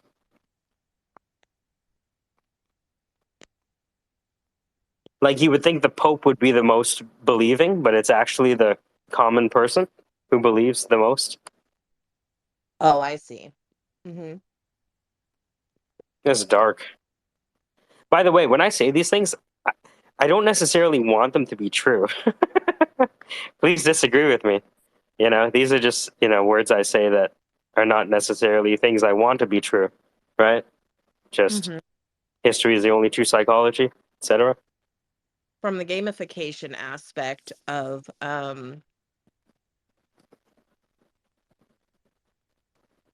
that. So you need the Pope to be an outsider, somebody who's not invested in the game. So I put it to the top. It's called a gamification amoral incentive design for sales funnels, and it's a framework that I've been using to sell by understanding the different members in an ecosystem. So broadly speaking, they looked at people playing games, and they analyzed and found through gameplay analysis that different people looked for different experiences in the same game. And they said that broadly speaking, there were two ways to interact with a game system. There's interacting with the users in the system or interacting with the system itself. So they found that people were largely grouped by seeking purpose, mastery, autonomy, relatedness, change, and rewards. Purpose, mastery, autonomy, relatedness, change, and rewards. So if you like mastery, you wanted to be at the top of the points, badges, and leaderboards. If you wanted freedom, you would explore every nook and cranny of the massive online world. If you wanted purpose, you'd be a philanthropist. If you wanted relatedness, you would want to influence people.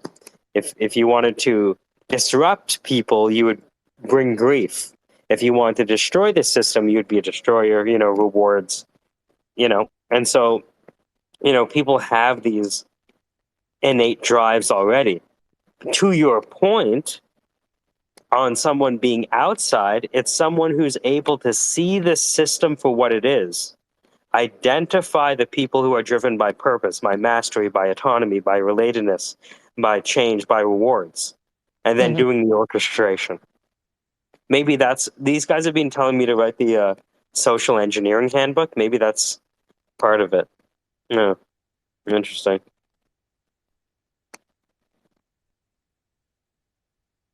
Well, I think that I think it's good that they're finally starting to look at it like this. People have been referring to life as a game.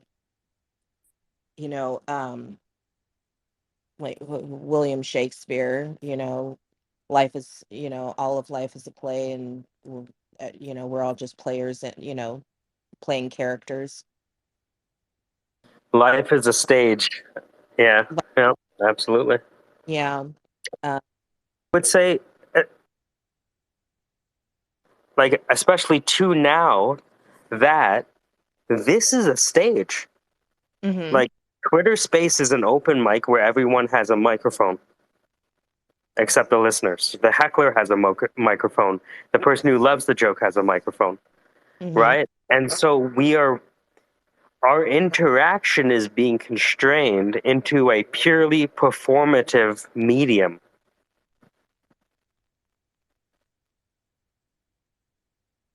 And who's more reliable than a performer? right.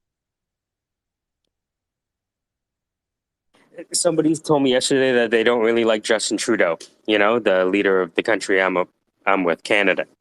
hmm And I told him that I believe that if you need someone to say words behind a microphone, Justin Trudeau is up there with a lot of people. hmm hmm Now, he took that to mean that I was a supporter, but he didn't hear what I said. I said, if you need to have someone speaking behind a microphone, I think that's one of the people you put up there, right? Well, Not good or bad, just what is. yeah, I don't know. Everybody has such an opinion but I think over the past couple of years, we have seen, just with the American government, what putting a bunch of idiots behind the microphone can do. Well, I think, though, that we want idiots on screen because we are interacting with the medium of a screen. Medium is a message, McLuhan. In a hmm world where the medium is the message, the comedian wins. And I think a comedian won the election, right? He had more jokes, hmm right? We're in a performative space, right? Yeah. It's not about how effective you can be with your hands. It's how hmm many people you can galvanize with the power of your voice. They've definitely served to make people angry the last couple of years. I mean, I think that's the one common that they've had across every government. They've managed to piss everybody off, you know? Unilaterally. This is the only time in the history of the world that we have been aligned with the one single idea that we're all pissed off. Different stuff that we're pissed off about, but we're all pissed off. And I think that is an opportunity. Like, I come from the Caribbean, right? Like, well, not necessarily South America, Guyana. But the one thing you'll notice about Guyana and Trinidad politics is that it's blacks versus Indians, hmm right? Now, why is that? It's obvious, right? And so you see how effective anger can be if you understand the player types, not the players, but the player archetypes in an ecosystem. Oh, they want purpose? I know how to create a trammel line for you. Oh, you like points, badges, and leaderboards. Well, I'm going to allow you to get a check mark on Twitter, and you're going to fight to death for that shit because you're seeking mastery, right? It's scarily trivial if you can handle the interpersonal nature of the work. hmm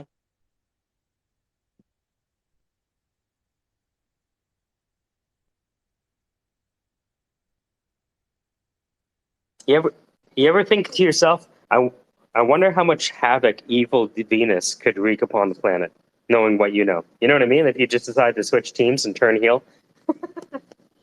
Right. I, or it's the, because looking at it is just like one big system. Imagine that you were just sitting inside of like a computer or something, and each element inside that computer is assigned a job. What would happen if they turned the security system against the system? Oh my God. The Yeah, I need and to stop talking. I just need to stop talking because I'm giving, like, I have these ideas. And see, the thing is that with my ideas, these developers go and they're like, man, that's a really good idea. We should go and do that. You well, know? that is the beauty of the syndicate. So the idea of the syndicate is that anyone could have a batshit off the wall idea. But because all ideas are essentially capital people process technology, like I have a company called Unicorn Launching. And the purpose of Unicorn Launching is to launch unicorns worth launching by putting together these highly effective two pizza teams, no matter what it is, whether it's nuclear energy or, just a training institute.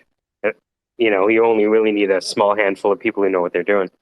So the idea of the syndicate is to kind of take ideas like that, and eventually, if you think, you know what, the first idea that I had maybe was off the wall, but if I just change this, you know, you'd have something like with Dan and the other folks in the room. Like Dan owns a software company, right? Mm. So he loves this, making mistakes in the right direction.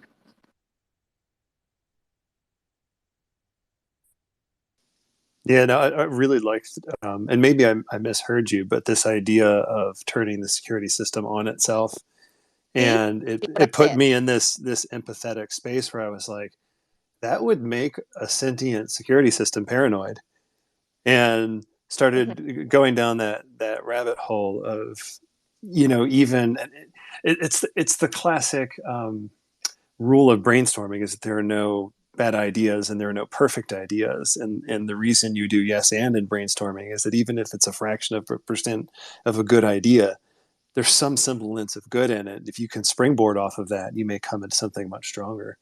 um, but there's the sort of self-eating snake of security for security. Seems like Mhm. an interesting thought experiment to go through. I, I had talked about this with a friend, and they had mentioned, the whole idea of that you are your own security system. Putting things into terms of computer, just programming, that you're literally a walking, talking computer, a biological machine, and that you are your own security system. What would happen if you turned that security system in on itself? Well, Ahmed Masood recognized that. He has a whole presentation called "You Are Your Own Worst Enemy." He's like, who's more likely to know your passwords? Your employee? You? Or your enemy? You. Right? Who's most likely to, have sensitive documents on them? Your enemy or you? You. Okay. So who's actually what's the attack surface? You or the technology? You. Mhm. So how might you protect yourself against yourself? And he has a company called Safe.ai, where the data is an active participant in its own defense.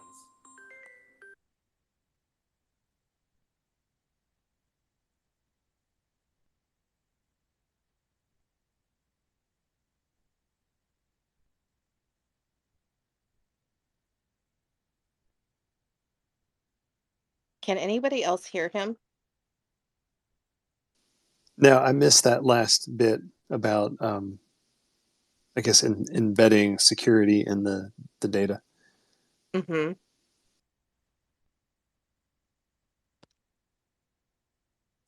Okay. Well, actually, I just realized what time it is. I'm going to have to get going. But I'll come back another day and No, hopefully he'll remember. no, it was great hearing your thoughts and talking. It was nice meeting you as well. Nice to meet you. Have a good one. Bye. You too.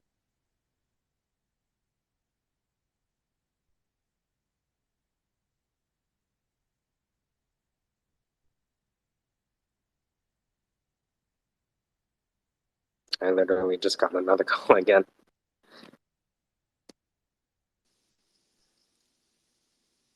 It happens. Totally understandable. On the concept of like attacking yourself, so we have this thing called the shitcoin, which is hitcoin.ca, hitcoin.ca. And so we were looking for potential use cases. And so given that the user is their own attack surface, the user's own Web3 wallet savvy is the primary attack surface by which they'll lose their money. I just coded up a quick HTML hack that doesn't really do anything malicious. It just was like an experiment. And so I released it and a bunch of people clicked on it and, so I realized, yeah, this actually does work. So.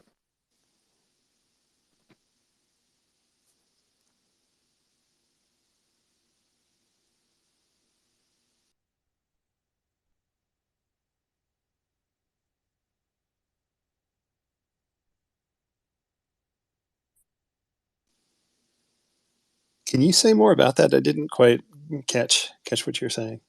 Sure. So, if you see at the top,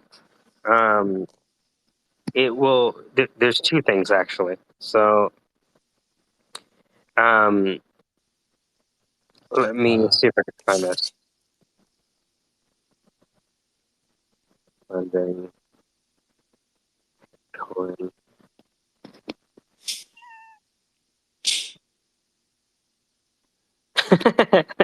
You saw it? Yeah. That's cute. So where is? I'm not sure why I can't find it. I should be able to just go like this. Oh, come on. So try going to hitcoin.ca. hitcoin.ca.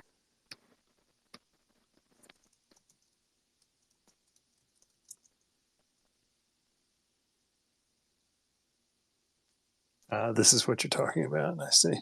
Yeah. So we had a name for something and wrote a bunch of jokes and turned the jokes into a website. But I was always looking for utility, right? And when I talked to these deep minds about, pun intended, about AI and security, right? I realized that no matter what they built, how do you stop someone from falling if they don't have any balance, right? They have to learn balance, right? Mm-hmm. Or they'll just even someone with terrible balance will figure out a way to fall off a tricycle. Yes. Right? And so I thought that the only way to assure any degree of security would be to attack the community in a safe way, using currency that didn't matter to them, but that was still gamified. Right? The more you show wallet resilience, the more you benefit. And so the wipe list, that link is at FurtList-churros-921 CED. Like that's the first thing. If you don't recognize that that's fishy, and that's not necessarily leading you to OpenSea, then that's the first thing we need to learn. Do you know how to look at a link? Because that's how you're going to get hacked primarily. It's the thing you're not supposed to tap on. Yeah, no, I'm looking at all the. That is fishy.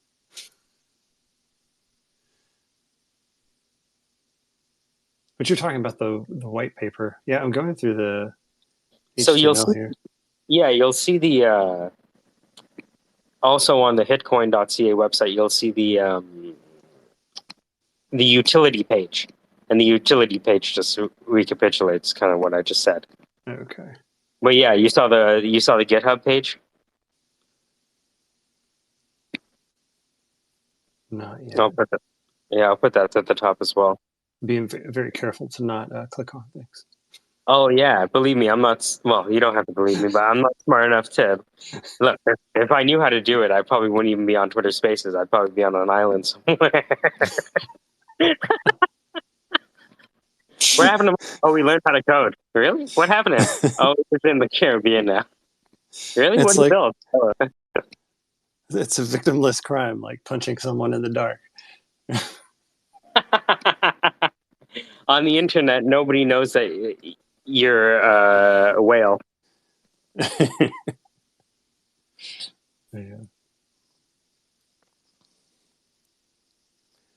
Yeah. So again, and just another one of those things where if all an operation is, whether it be a Web3 startup or a military engagement or a wedding, is capital, people, process, and technology, well, I've been a headhunter for 20 years. So I can figure out the talent, you know? Mhm. And if Dan has a software side, and for example, you have the UX, then what the fuck are we waiting for? We just need to, make sure we have a high bar for things that are going to survive a bear market. Oh yeah, And yeah. iterate very quickly and be prototype driven, right? Is this usable and is it useful? And how do we, ask these important questions on day zero? How might we fail? Right? I actually did a whole video on this called, where is it? Oh yeah, resumes are dead. Oh, that's beautiful. So I just put it to the top. Resumes are dead. It's like, Yeah. people don't care about your passion or your resume. Show me the fucking prototype. Just give me the prototype. Yeah, no, that's very interesting how much anymore my conversations are really just personality tests and case studies. And well, they'll look at my resume um, to see that I have quote unquote experience, but most of the time it's more in that particular conversation. I'll say I work, or something I do for fun is I have a friend I used to work with. He's a developer, and we just get together once a week and effectively have a sprint review or a weekly stand up, depending on how you look at it. And it's any creative process. And we just look at what we have in front of us, what we did last week, and we say, what's inspiring you to move forward, and how would you like to change that this week? And we'll So you both have a pick. community of practice of two. Yeah, and just with two people, one of the big challenges we run into is in that space of just triaging ideas or recognizing ideas that are worth moving forward. And moving forward could be anything. It could be that the idea is concrete enough that it's the next step in moving forward would be prototyping it. But it could be abstract enough that the next step in moving forward would be further defining it or talking to Testing the someone. problem. I remember Yeah. the design sprint master said, "Oh yeah, you think that? You think that's an idea that resonates? Yeah, man, it resonates. All right, well, why don't you tweet it out?" I'm like, "What?" He's like, "Yeah, tweet it out. See if anyone gives a shit." Yeah. I'm like, "Really? That's the first test?" He's like, "Yeah. Why would we spend money on the video if we couldn't express it in length, right?" I'm like, "Ah, fuck. That means I might fail, though." He's like, "Yeah, that's the point." Yeah. Yeah. How many times I've gotten in heated discussions on Twitter with people that are effectively writing their books. They throw this idea out there to either gather intel from other people or to sort of test the heat of their idea. And I realized there have been a few times where I've just called them on and I'm just like, good luck writing your book, you know. But it is a really good way to do that. I mean, it's that's more of like a I focus would group, argue right? it's the best way on the planet to write a book. I'm writing right now, and you discovered, like, I have this thing I'm writing right now called the doctrine of metaphor frameworks, because my buddy is going from being a technician to being in management, and so he's like, "What the fuck are these people talking about?" I'm like, "No worries, I got you. This may take a little while, but let me break down all of these frameworks that are underlying these language that they're disguising thoughts."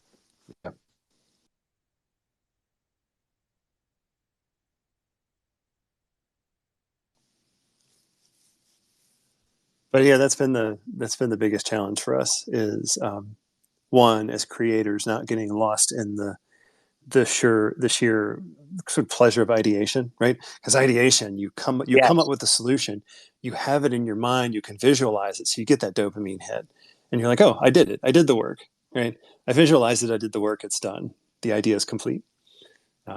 But taking that and recognizing the ideas that are worth pushing forward,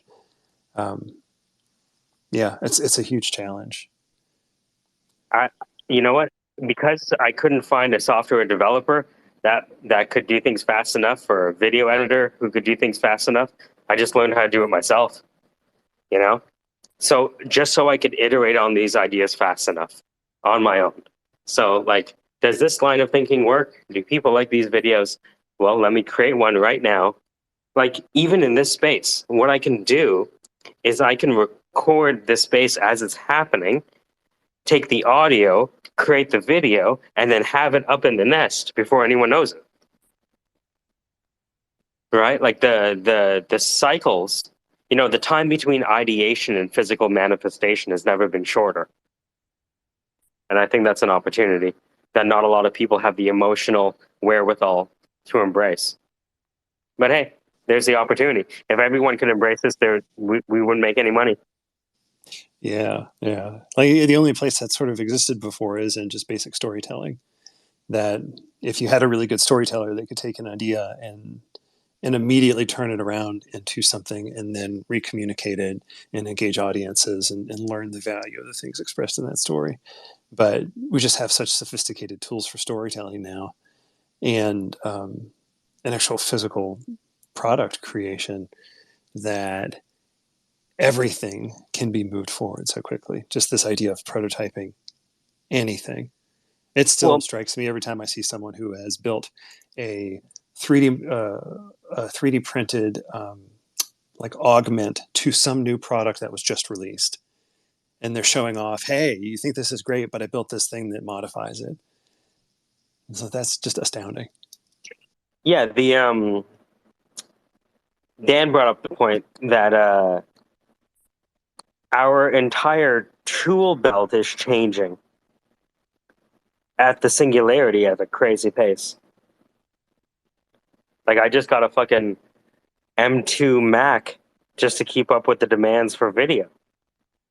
Because I can't wait this long to render an hour. I need the hour yesterday.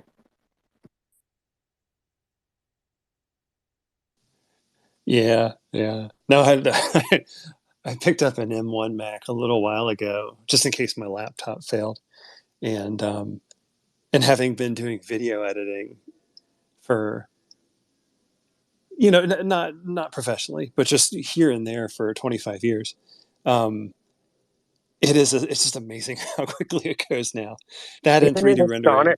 Dude, I called, who'd I call? I forget. I think it was I was talking to Dan, and it was like, dude, I rendered a 3-minute video in 2 minutes. The entire thing is being turned upside down. Like, it takes less time to render than the amount of minutes. Are you kidding me? You mean this is 40% of the duration of the video I can get out time-wise? It's almost like now, like, I stopped today and I'm like, all right, let's plan everything from the beginning, because we never had this power. It's like my plan was accommodating for a Fiat. Right? But now I have this Lamborghini. All right, stop everything. Because now I can do this comedian's hour in no time.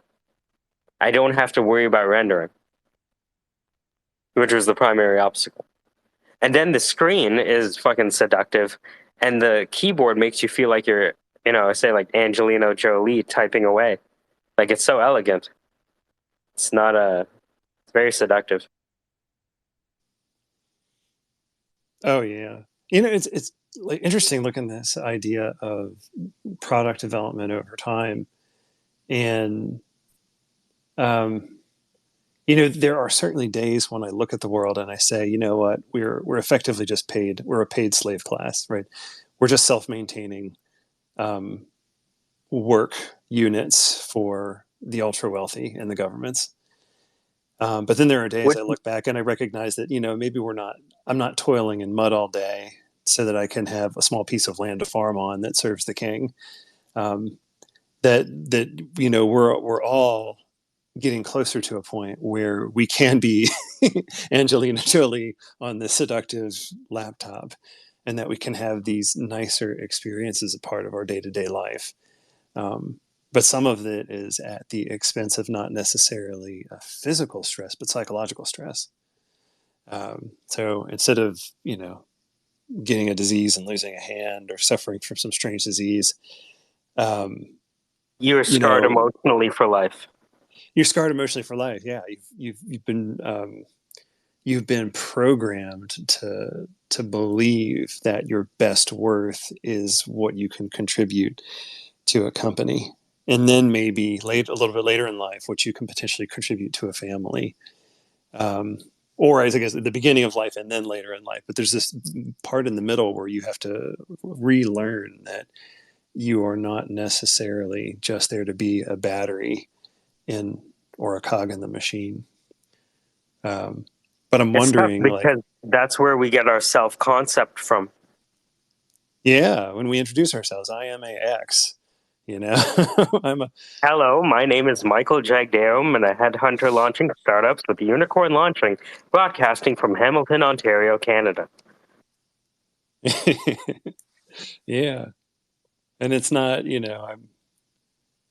I'm Matt Burgess, and I am a lover of dogs. Like what defines you? my name is Matt Burgess, and I love the feeling of sand between my toes. Well, I think it's interesting because it's not so much what defines us, but how are we going to be defined? What the learner learns is a function of what they already know. They call back livelier divergence. And the Infinity Forge has this triangle of interaction where you have to consider before reading a script, who are you talking to, and where are you? Mm-hmm. So, yeah, the interaction, the space between doing this customer development Google Venture Design Sprint to having the prototype out the door to iterating on it can happen in the same Twitter Space event. Doesn't need to be multi-day, right? You want to do a design sprint? All right, so why are we here? And how might we fail? And therefore, for us to succeed, what has to be true? How have they succeeded? How might we succeed? All right, guys, let's go for a walk. We'll get in the flow for a bit, and we'll come back, and your delta will eventually generate a breakthrough for you with theta nested gamma oscillations. All right, break. Yeah. I built a prototype, a paper prototype. I tested it while I was on my walk. We have a little bit of validation, a little bit of feedback on how we can change this. Yeah. But it's really interesting because we as social beings, when you were talking about opening Pandora's box earlier, it really made me think of what it might be to be a parent, and the first time you are releasing your child into a social event or a newly framed social event, like the first day of school, or going to a dance, or their first social interaction at the playground, and looking at the child and saying, effectively having to be able to say, well, I've done everything I can to teach this child how to be a person in the world up to this point, and I just have to kind of see what they're going to do. Or it's, have I done everything I should have done? Yeah. And then that's but that's where we are from a decision-making standpoint, is that if you feel, like for that particular scenario and example, if you feel it's the right time for your child to go and play on the playground with other children, chances are you somewhere in you feel like that's the time.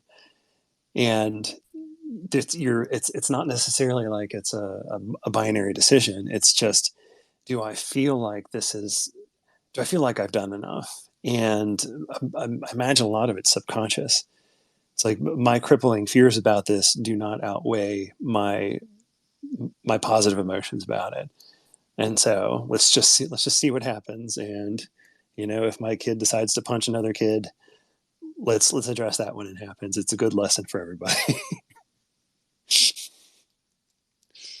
And in a lot of ways, the kid that punches your kid, that might be his best friend next week.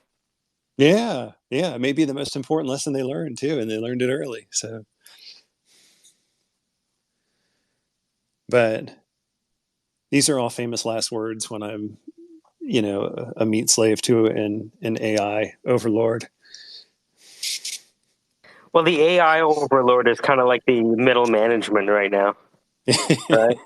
Yeah. Yeah. Mutually assured computation. Yeah. That was the other thing I was wondering, because you guys were talking about the idea of regulation around AI, and it made me wonder. We're talking about sentience, or at least the present, or the presentation of sentience, and do you have to regulate AI, or do you just put people regulations in place and know that AI falls within those people Even regulations? worse. Even worse. It's even more dystopian than that. Because AI is unregulatable, your ability to operate in this space is only limited by the amount of money you have for GPUs. Have at it, everyone. Oh, so it's the same problem we have everywhere. Is that it's sort of the path to fast progress is in the hands of the people with money. It's oligarchies all the way down. The theory of oligarchical collectivism? I do not. It was a book that most people don't finish 1984. I don't even think they get halfway. Because what happens like 3/4 of the way through the book is that Orwell, I think he gets tired of telling a story, or like it's almost like he runs out of ways to use the metaphor. So he's like, all right, fuck it. So one time this character comes across a book, and then the book says this. Oh, and so he just writes the book? And then he just writes the book. And he says, then Emmanuel Goldstein comes across this book called The Theory of Oligarchical Collectivism. And he begins reading, right? And, he says, like, and so the book within the book, which is The Theory of Oligarchical Collectivism, is everything he wanted to say, which was, the movement of the world into a multipolar tripartite system of Eurasia, Oceania, and East Asia could be seen from the early blah blah blahs. You know what I mean? And he just like pedantically goes through that. The purpose of war is not to fight, because it doesn't make sense for any of these powers to conquer each other because their cultures don't match. What they do need to do is to delete the excess production, and they're going to delete the excess production of humanity to keep the standard of living the same through war. And so war is going to delete the excess production from a society, keep everyone the same.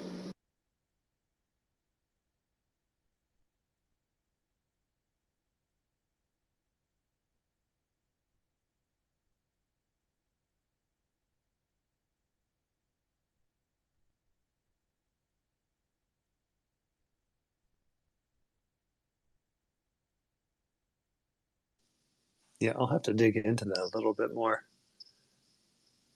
One sec, I'm just getting a delivery. No worries. You're living your life on this thing. Yeah. Just chilling out here. It's a beautiful day.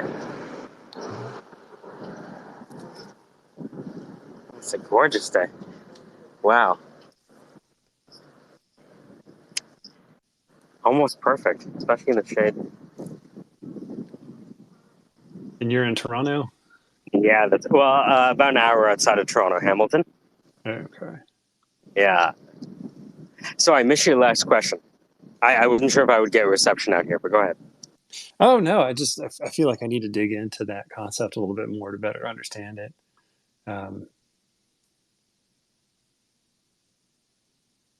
That's it. Oh, I can't even remember the concept.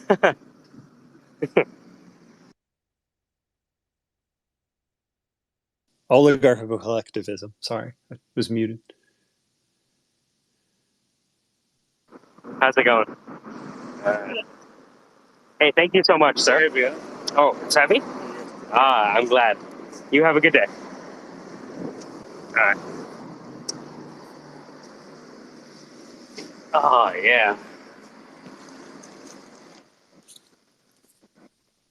Oh, okay, back inside. Yeah, what was the concept we were talking about? I sometimes talk so much shit I forget. Oh no, we were just talking about how regulation could be applied in the world, right? Because like if right, yes, and it's down to money. Yep. Oh yes, yeah, George Orwell theory of oligarchical collectivism. Yeah. So if you look up, it's kind of sometimes hard to find the book. I ended up getting the PDF somewhere. I sent him a theory, the theory and practice of oligarchical collectivism, and it's just an astonishing just walkthrough. You know, really scary stuff.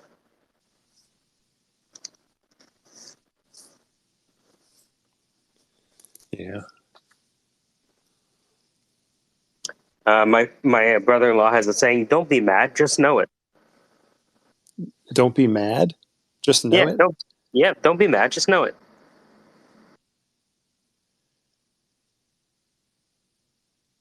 And it's just a different way of saying don't get emotional, learn more about what you're getting emotional about. Understand Stephen Covey, right? The difference between our circle of influence and our circle of control is the reason that we suffer. Oh yeah. Stress is when your expectations don't match your reality, or your ability to control. It's that Rome fell because of imperial overreach, and maybe people do too.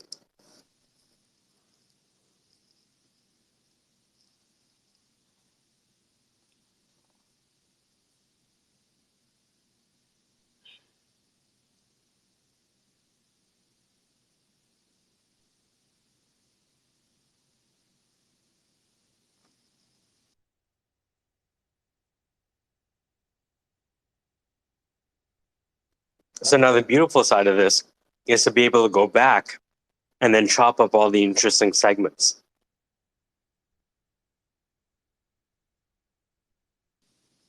So you mean to review this conversation and chop up the interesting parts? Okay. Yeah.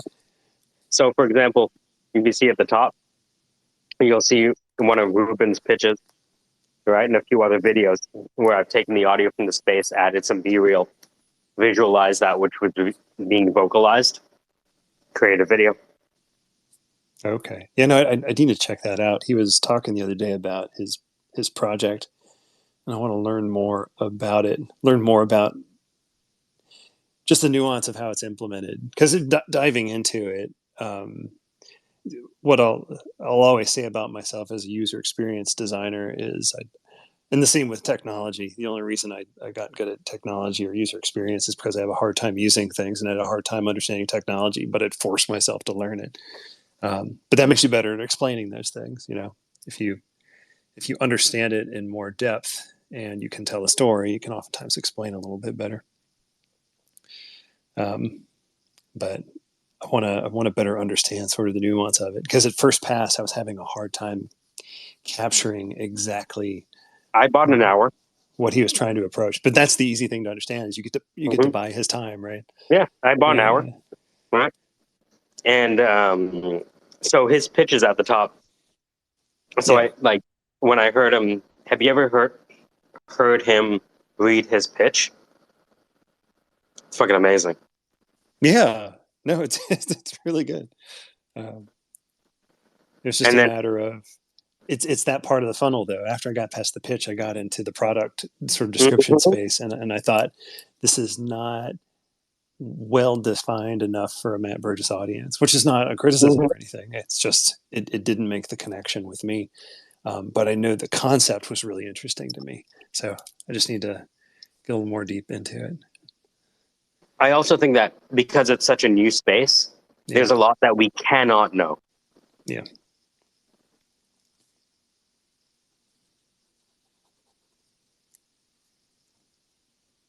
But it seems really interesting.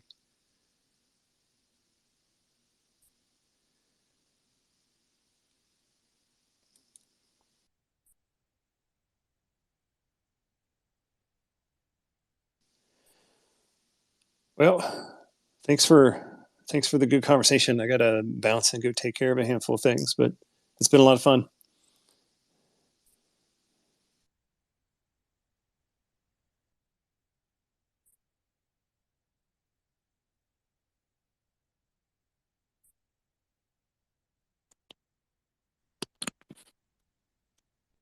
Yes. This is the SquareSpace. Degen conversations in a broadcaster voice. Mr. Roger was unsure of exactly what neighborhood he'd walked into. The streets were filthy. People were everywhere. Nobody was actually looking at anybody. They were either looking at the ground or at the sky. They were either enraptured with their phones or knocked out on some drug that they'd gotten from someone somewhere in some filthy inhabitants. As he walked down the street, he realized this neighborhood would never be clean again. No matter how much he scrubbed the filth off of his fingers, it would always smell just like the street he grew up on.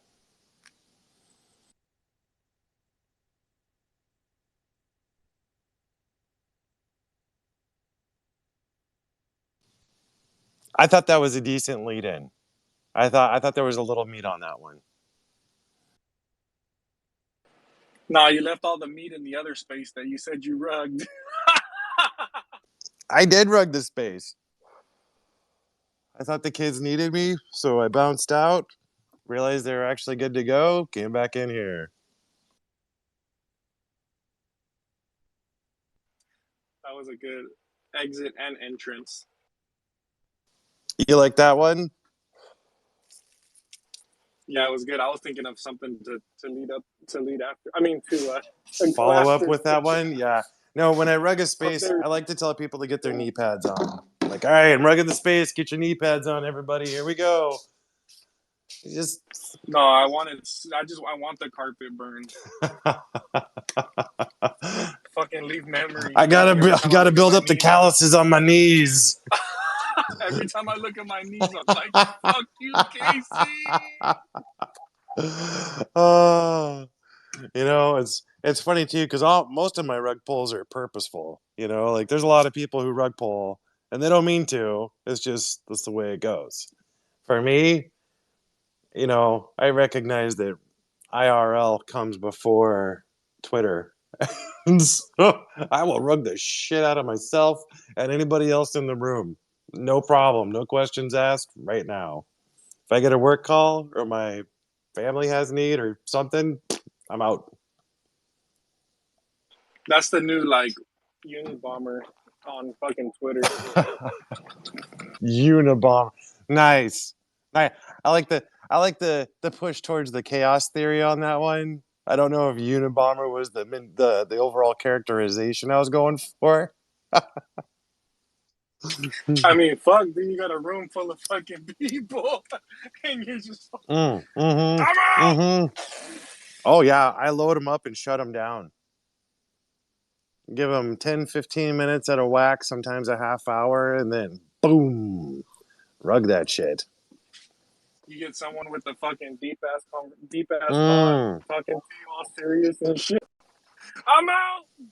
That's been some of my favorite ruggings. One of my very favorite ruggings was on Soyu, where I kept acting like I couldn't really hear what he was saying. Oh yeah, that was right.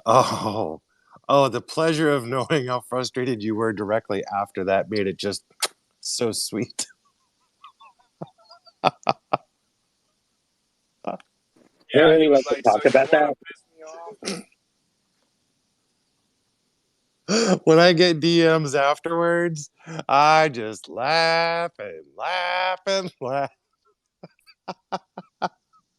Dude, no lie, I was like, what the fuck's up with this dude's internet? Or he's just being a fucking dick. Whenever I first like encountered you, Yeah, I Yep. was like that's that. him I being a was dick. like, So how, I was like, do I continue to pursue conversation with this individual? And I don't blame you, man. I do not blame you. I got a couple people that I like really enjoyed their company. I enjoyed the conversations, and it's too much for them. It's too much for them. They're like, I can't, dude. We get into such great conversations, and then you're just gone. No, you're just gone. Well, that was a good conversation. You're out. Yeah, it goes that way. Yeah, it'd be like that. It'd be like that at times. Well, I mean, what are you supposed to do? Tell your boss or client, I'm sorry I couldn't take your call. I was on Twitter. I know, tell your kid. That's like me Sorry, if I was Hunter, with I my can't kid. play Legos with you or pay attention to you. I'm talking to these people online that I've never met. And, I know, you might as well tell your son, you know what? You're not important. The dude, Twitter for space is real. more important. For real. Because that's what they fucking hear. Yep, That's what they that fucking is hear. They don't exactly hear. right. They don't hear. I'm sorry. They don't hear none of that bullshit. All they hear is Mm-mm. my dad's a piece of shit, and you don't want to play with me. My dad's addicted to his phone and having random conversations. Oh no, you wish that they were saying that. Yeah. Those little heads, they're probably ripping your fucking head off. Poor kids. Goddamn. You better spend time with those kids. Right, man. You know what I mean? Or you might end up in jail, right? That's like literally the precedent. You don't take care of your kids, you're going to jail, not them. Mm-hmm. You're gonna have some dude wiping your ass, Oh. and it's gonna be. Oh. Oh my Man, you guys God. really take it dark. Like every time, there's just this Wow. cliff. There's this cliff right above the abyss, and you guys just keep on like skydiving into the abyss. Like, whoa, yeah, fuck yeah. A friend of mine.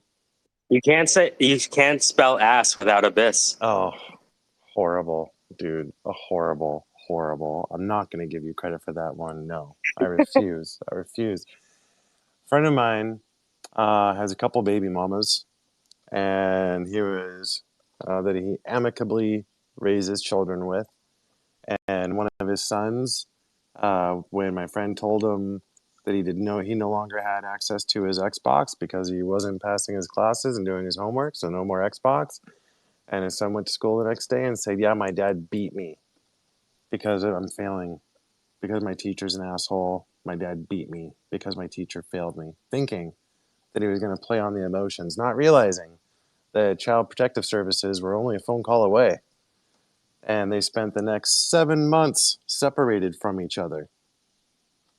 Oh, Dude, that's so fucking funny though. Right? Jesus. Because my younger sister did the same shit when I was like, I think we were like fucking 10, bro. And like, my sister was mad at my mom. And she was like 8, and I was like 10. And she was pissed off at my fucking mom. And she told the teacher that my fucking mom was beating us. And they fucking like pulled me into me and my mom were sitting outside the office, and she was over here threatening me and shit. You better say that I don't beat you. there's a You there's a better say quote. that I don't fucking beat you, or I will really fucking beat your ass. It's like, do whatever you want, but just leave me with the Nintendo. Oh god, dude, it's fucking funny. They questioned my mom. They asked me, does your mom beat y'all? I looked at my mom and I was like, no. But she's going to when I Never get did beat home. me. She is She never beat now. me. Because of what you guys are doing, she Yeah. is now. You lined me up for it. In Thanks. fact, I'm never going to get hit harder than when I get home. That's the paradox of it, right? Mm-hmm. I'll give you something to cry about. That's some Mm-hmm. that old school bullshit. No, motherfucker, stop making me cry and I'll stop. dude. Or like Yo, the I was people that are afraid like, of I my don't beat parents. my kids. Yeah. I don't beat my kids. I just spank them, like 10 times. Yo, What? my mom just had to look at me. My mom would give me the look of like fucking fire and brimstone and phoenix rising, and it's like Mm-hmm. that was worse than anything she could do because with that look, you don't know what they're capable of, eh? Yep. I don't know what's gonna Dude, happen with that look. dude, that's like that fucking Dr. Frankenstein look. Like when he freaking looks real fucking sinister and then the fucking lightning and shit just starts popping up and you're like, oh, fuck. Shit's about to go down. I'm gonna go to my room. Have a good one, Mom. Yeah, my mom Yeah, had the I'll be here. voice.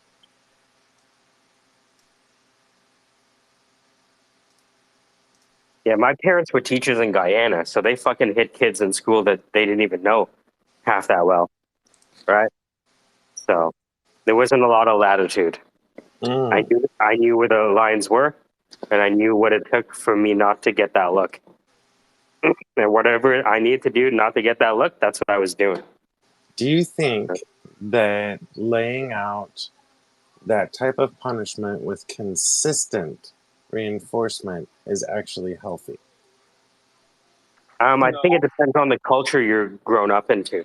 Like in Guyana, like the thing is, there's a culture outside your door, and then there's a culture inside your home, Mm. right? So I don't think I took getting hit by my parents the way other kids do, right? Because everyone in my family got hit. I would talk to my cousins about it. Hey, you got hit? Yeah, I got hit. What'd Yeah, you but do? here's the Oh thing. fuck, I fucked up. But here's the thing, though. The punishment and the lessons that were learned were not because of the words that were spoken, but because of the actions that were taken. So, so when these people go off into the real world, you know, there's no one's gonna hit you. You know what I mean? So how do you deal with doing wrong shit? You know what I mean? Instead of like communicating, most people that used to get hit and stuff like that, they react out of violence because they see that being violent and being aggressive is more powerful than respect itself. So, I mean, me personally, I'm taking the respect route with my children. So I'm trying to, take a little different route. I don't hit my kids at all, and they respect me. But I also use a firm tone when I speak with them. I sit them down, I talk to them, but I take a lot of different measures. That's more mentally exhausting than it would be to take the easier route and just spank my kid and say, "Don't do What that." do you find that it's repetition that makes that work when it does work, or do you feel like Yes, it's it's just all about repetition. If you beat someone enough times, they're not gonna. Of course, they're not gonna fucking do it because they're gonna be scared of being hit. You know what I mean? so? But it's Say your kids are hitting each other, and you're sitting them in the corner and having a drawn-out conversation with them, and they're bored, but they're getting lectured. And then a day passes, and they hit their sibling again, and you do the same thing again. Only this time, you're having the conversation twice as long. And I mean, is it kind of like that? it's no. So what I do, what my wife and I do is we sit down and we grab my like if my son hits my daughter.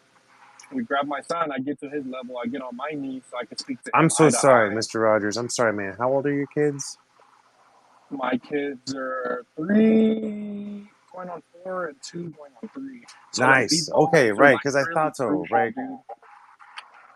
Because I've got Really 3 and crucial 4. moments. All right. So you get down, you do the get down on eye level, and you have the just try to converse with them, right? Yeah, I just talk to them like I would like you or my wife or anybody. I don't talk to them in a tone that somebody would talk to a child in. Like I talk to them as their people because they are people. Right. They're just Right. growing. You know what I mean? They're really like my children are like I'm not trying to toot my own horn, but my kids are really fucking smart for their age. And it's because like we constantly talk to them as if they were little Just another adults. person. Yeah. Yep. Yeah, exactly. So when you get into the real world, you're not gonna get corporal punishment. You know what I mean? If somebody fucking hits you, you're gonna get fucking. You can sue their asses. You know what I mean? Like Mm-hmm. there is repercussions for shit. So why am I gonna instill something that I can't do onto others that I wouldn't want them to do onto me? So, so it's it's different, dude. It's So definitely a like, more mentally okay, exhausting approach because it takes every ounce of energy that I have to yeah, not freaking scream and just yell at my kids. And I gotta kind of stay level headed and just understand that they don't know what they're doing. They're still growing mentally and physically, and their hormones and shit are raging, and because okay. they're Let still me let growing me and let me feeling throw this exposed to scenario at a you. lot of shit. But So my boy Hunter, who's 4.5, is going to school, basically preschool, right? And there's this kid Henry who will always run up to my son and smash like his face into Hunter's face, like he'll like try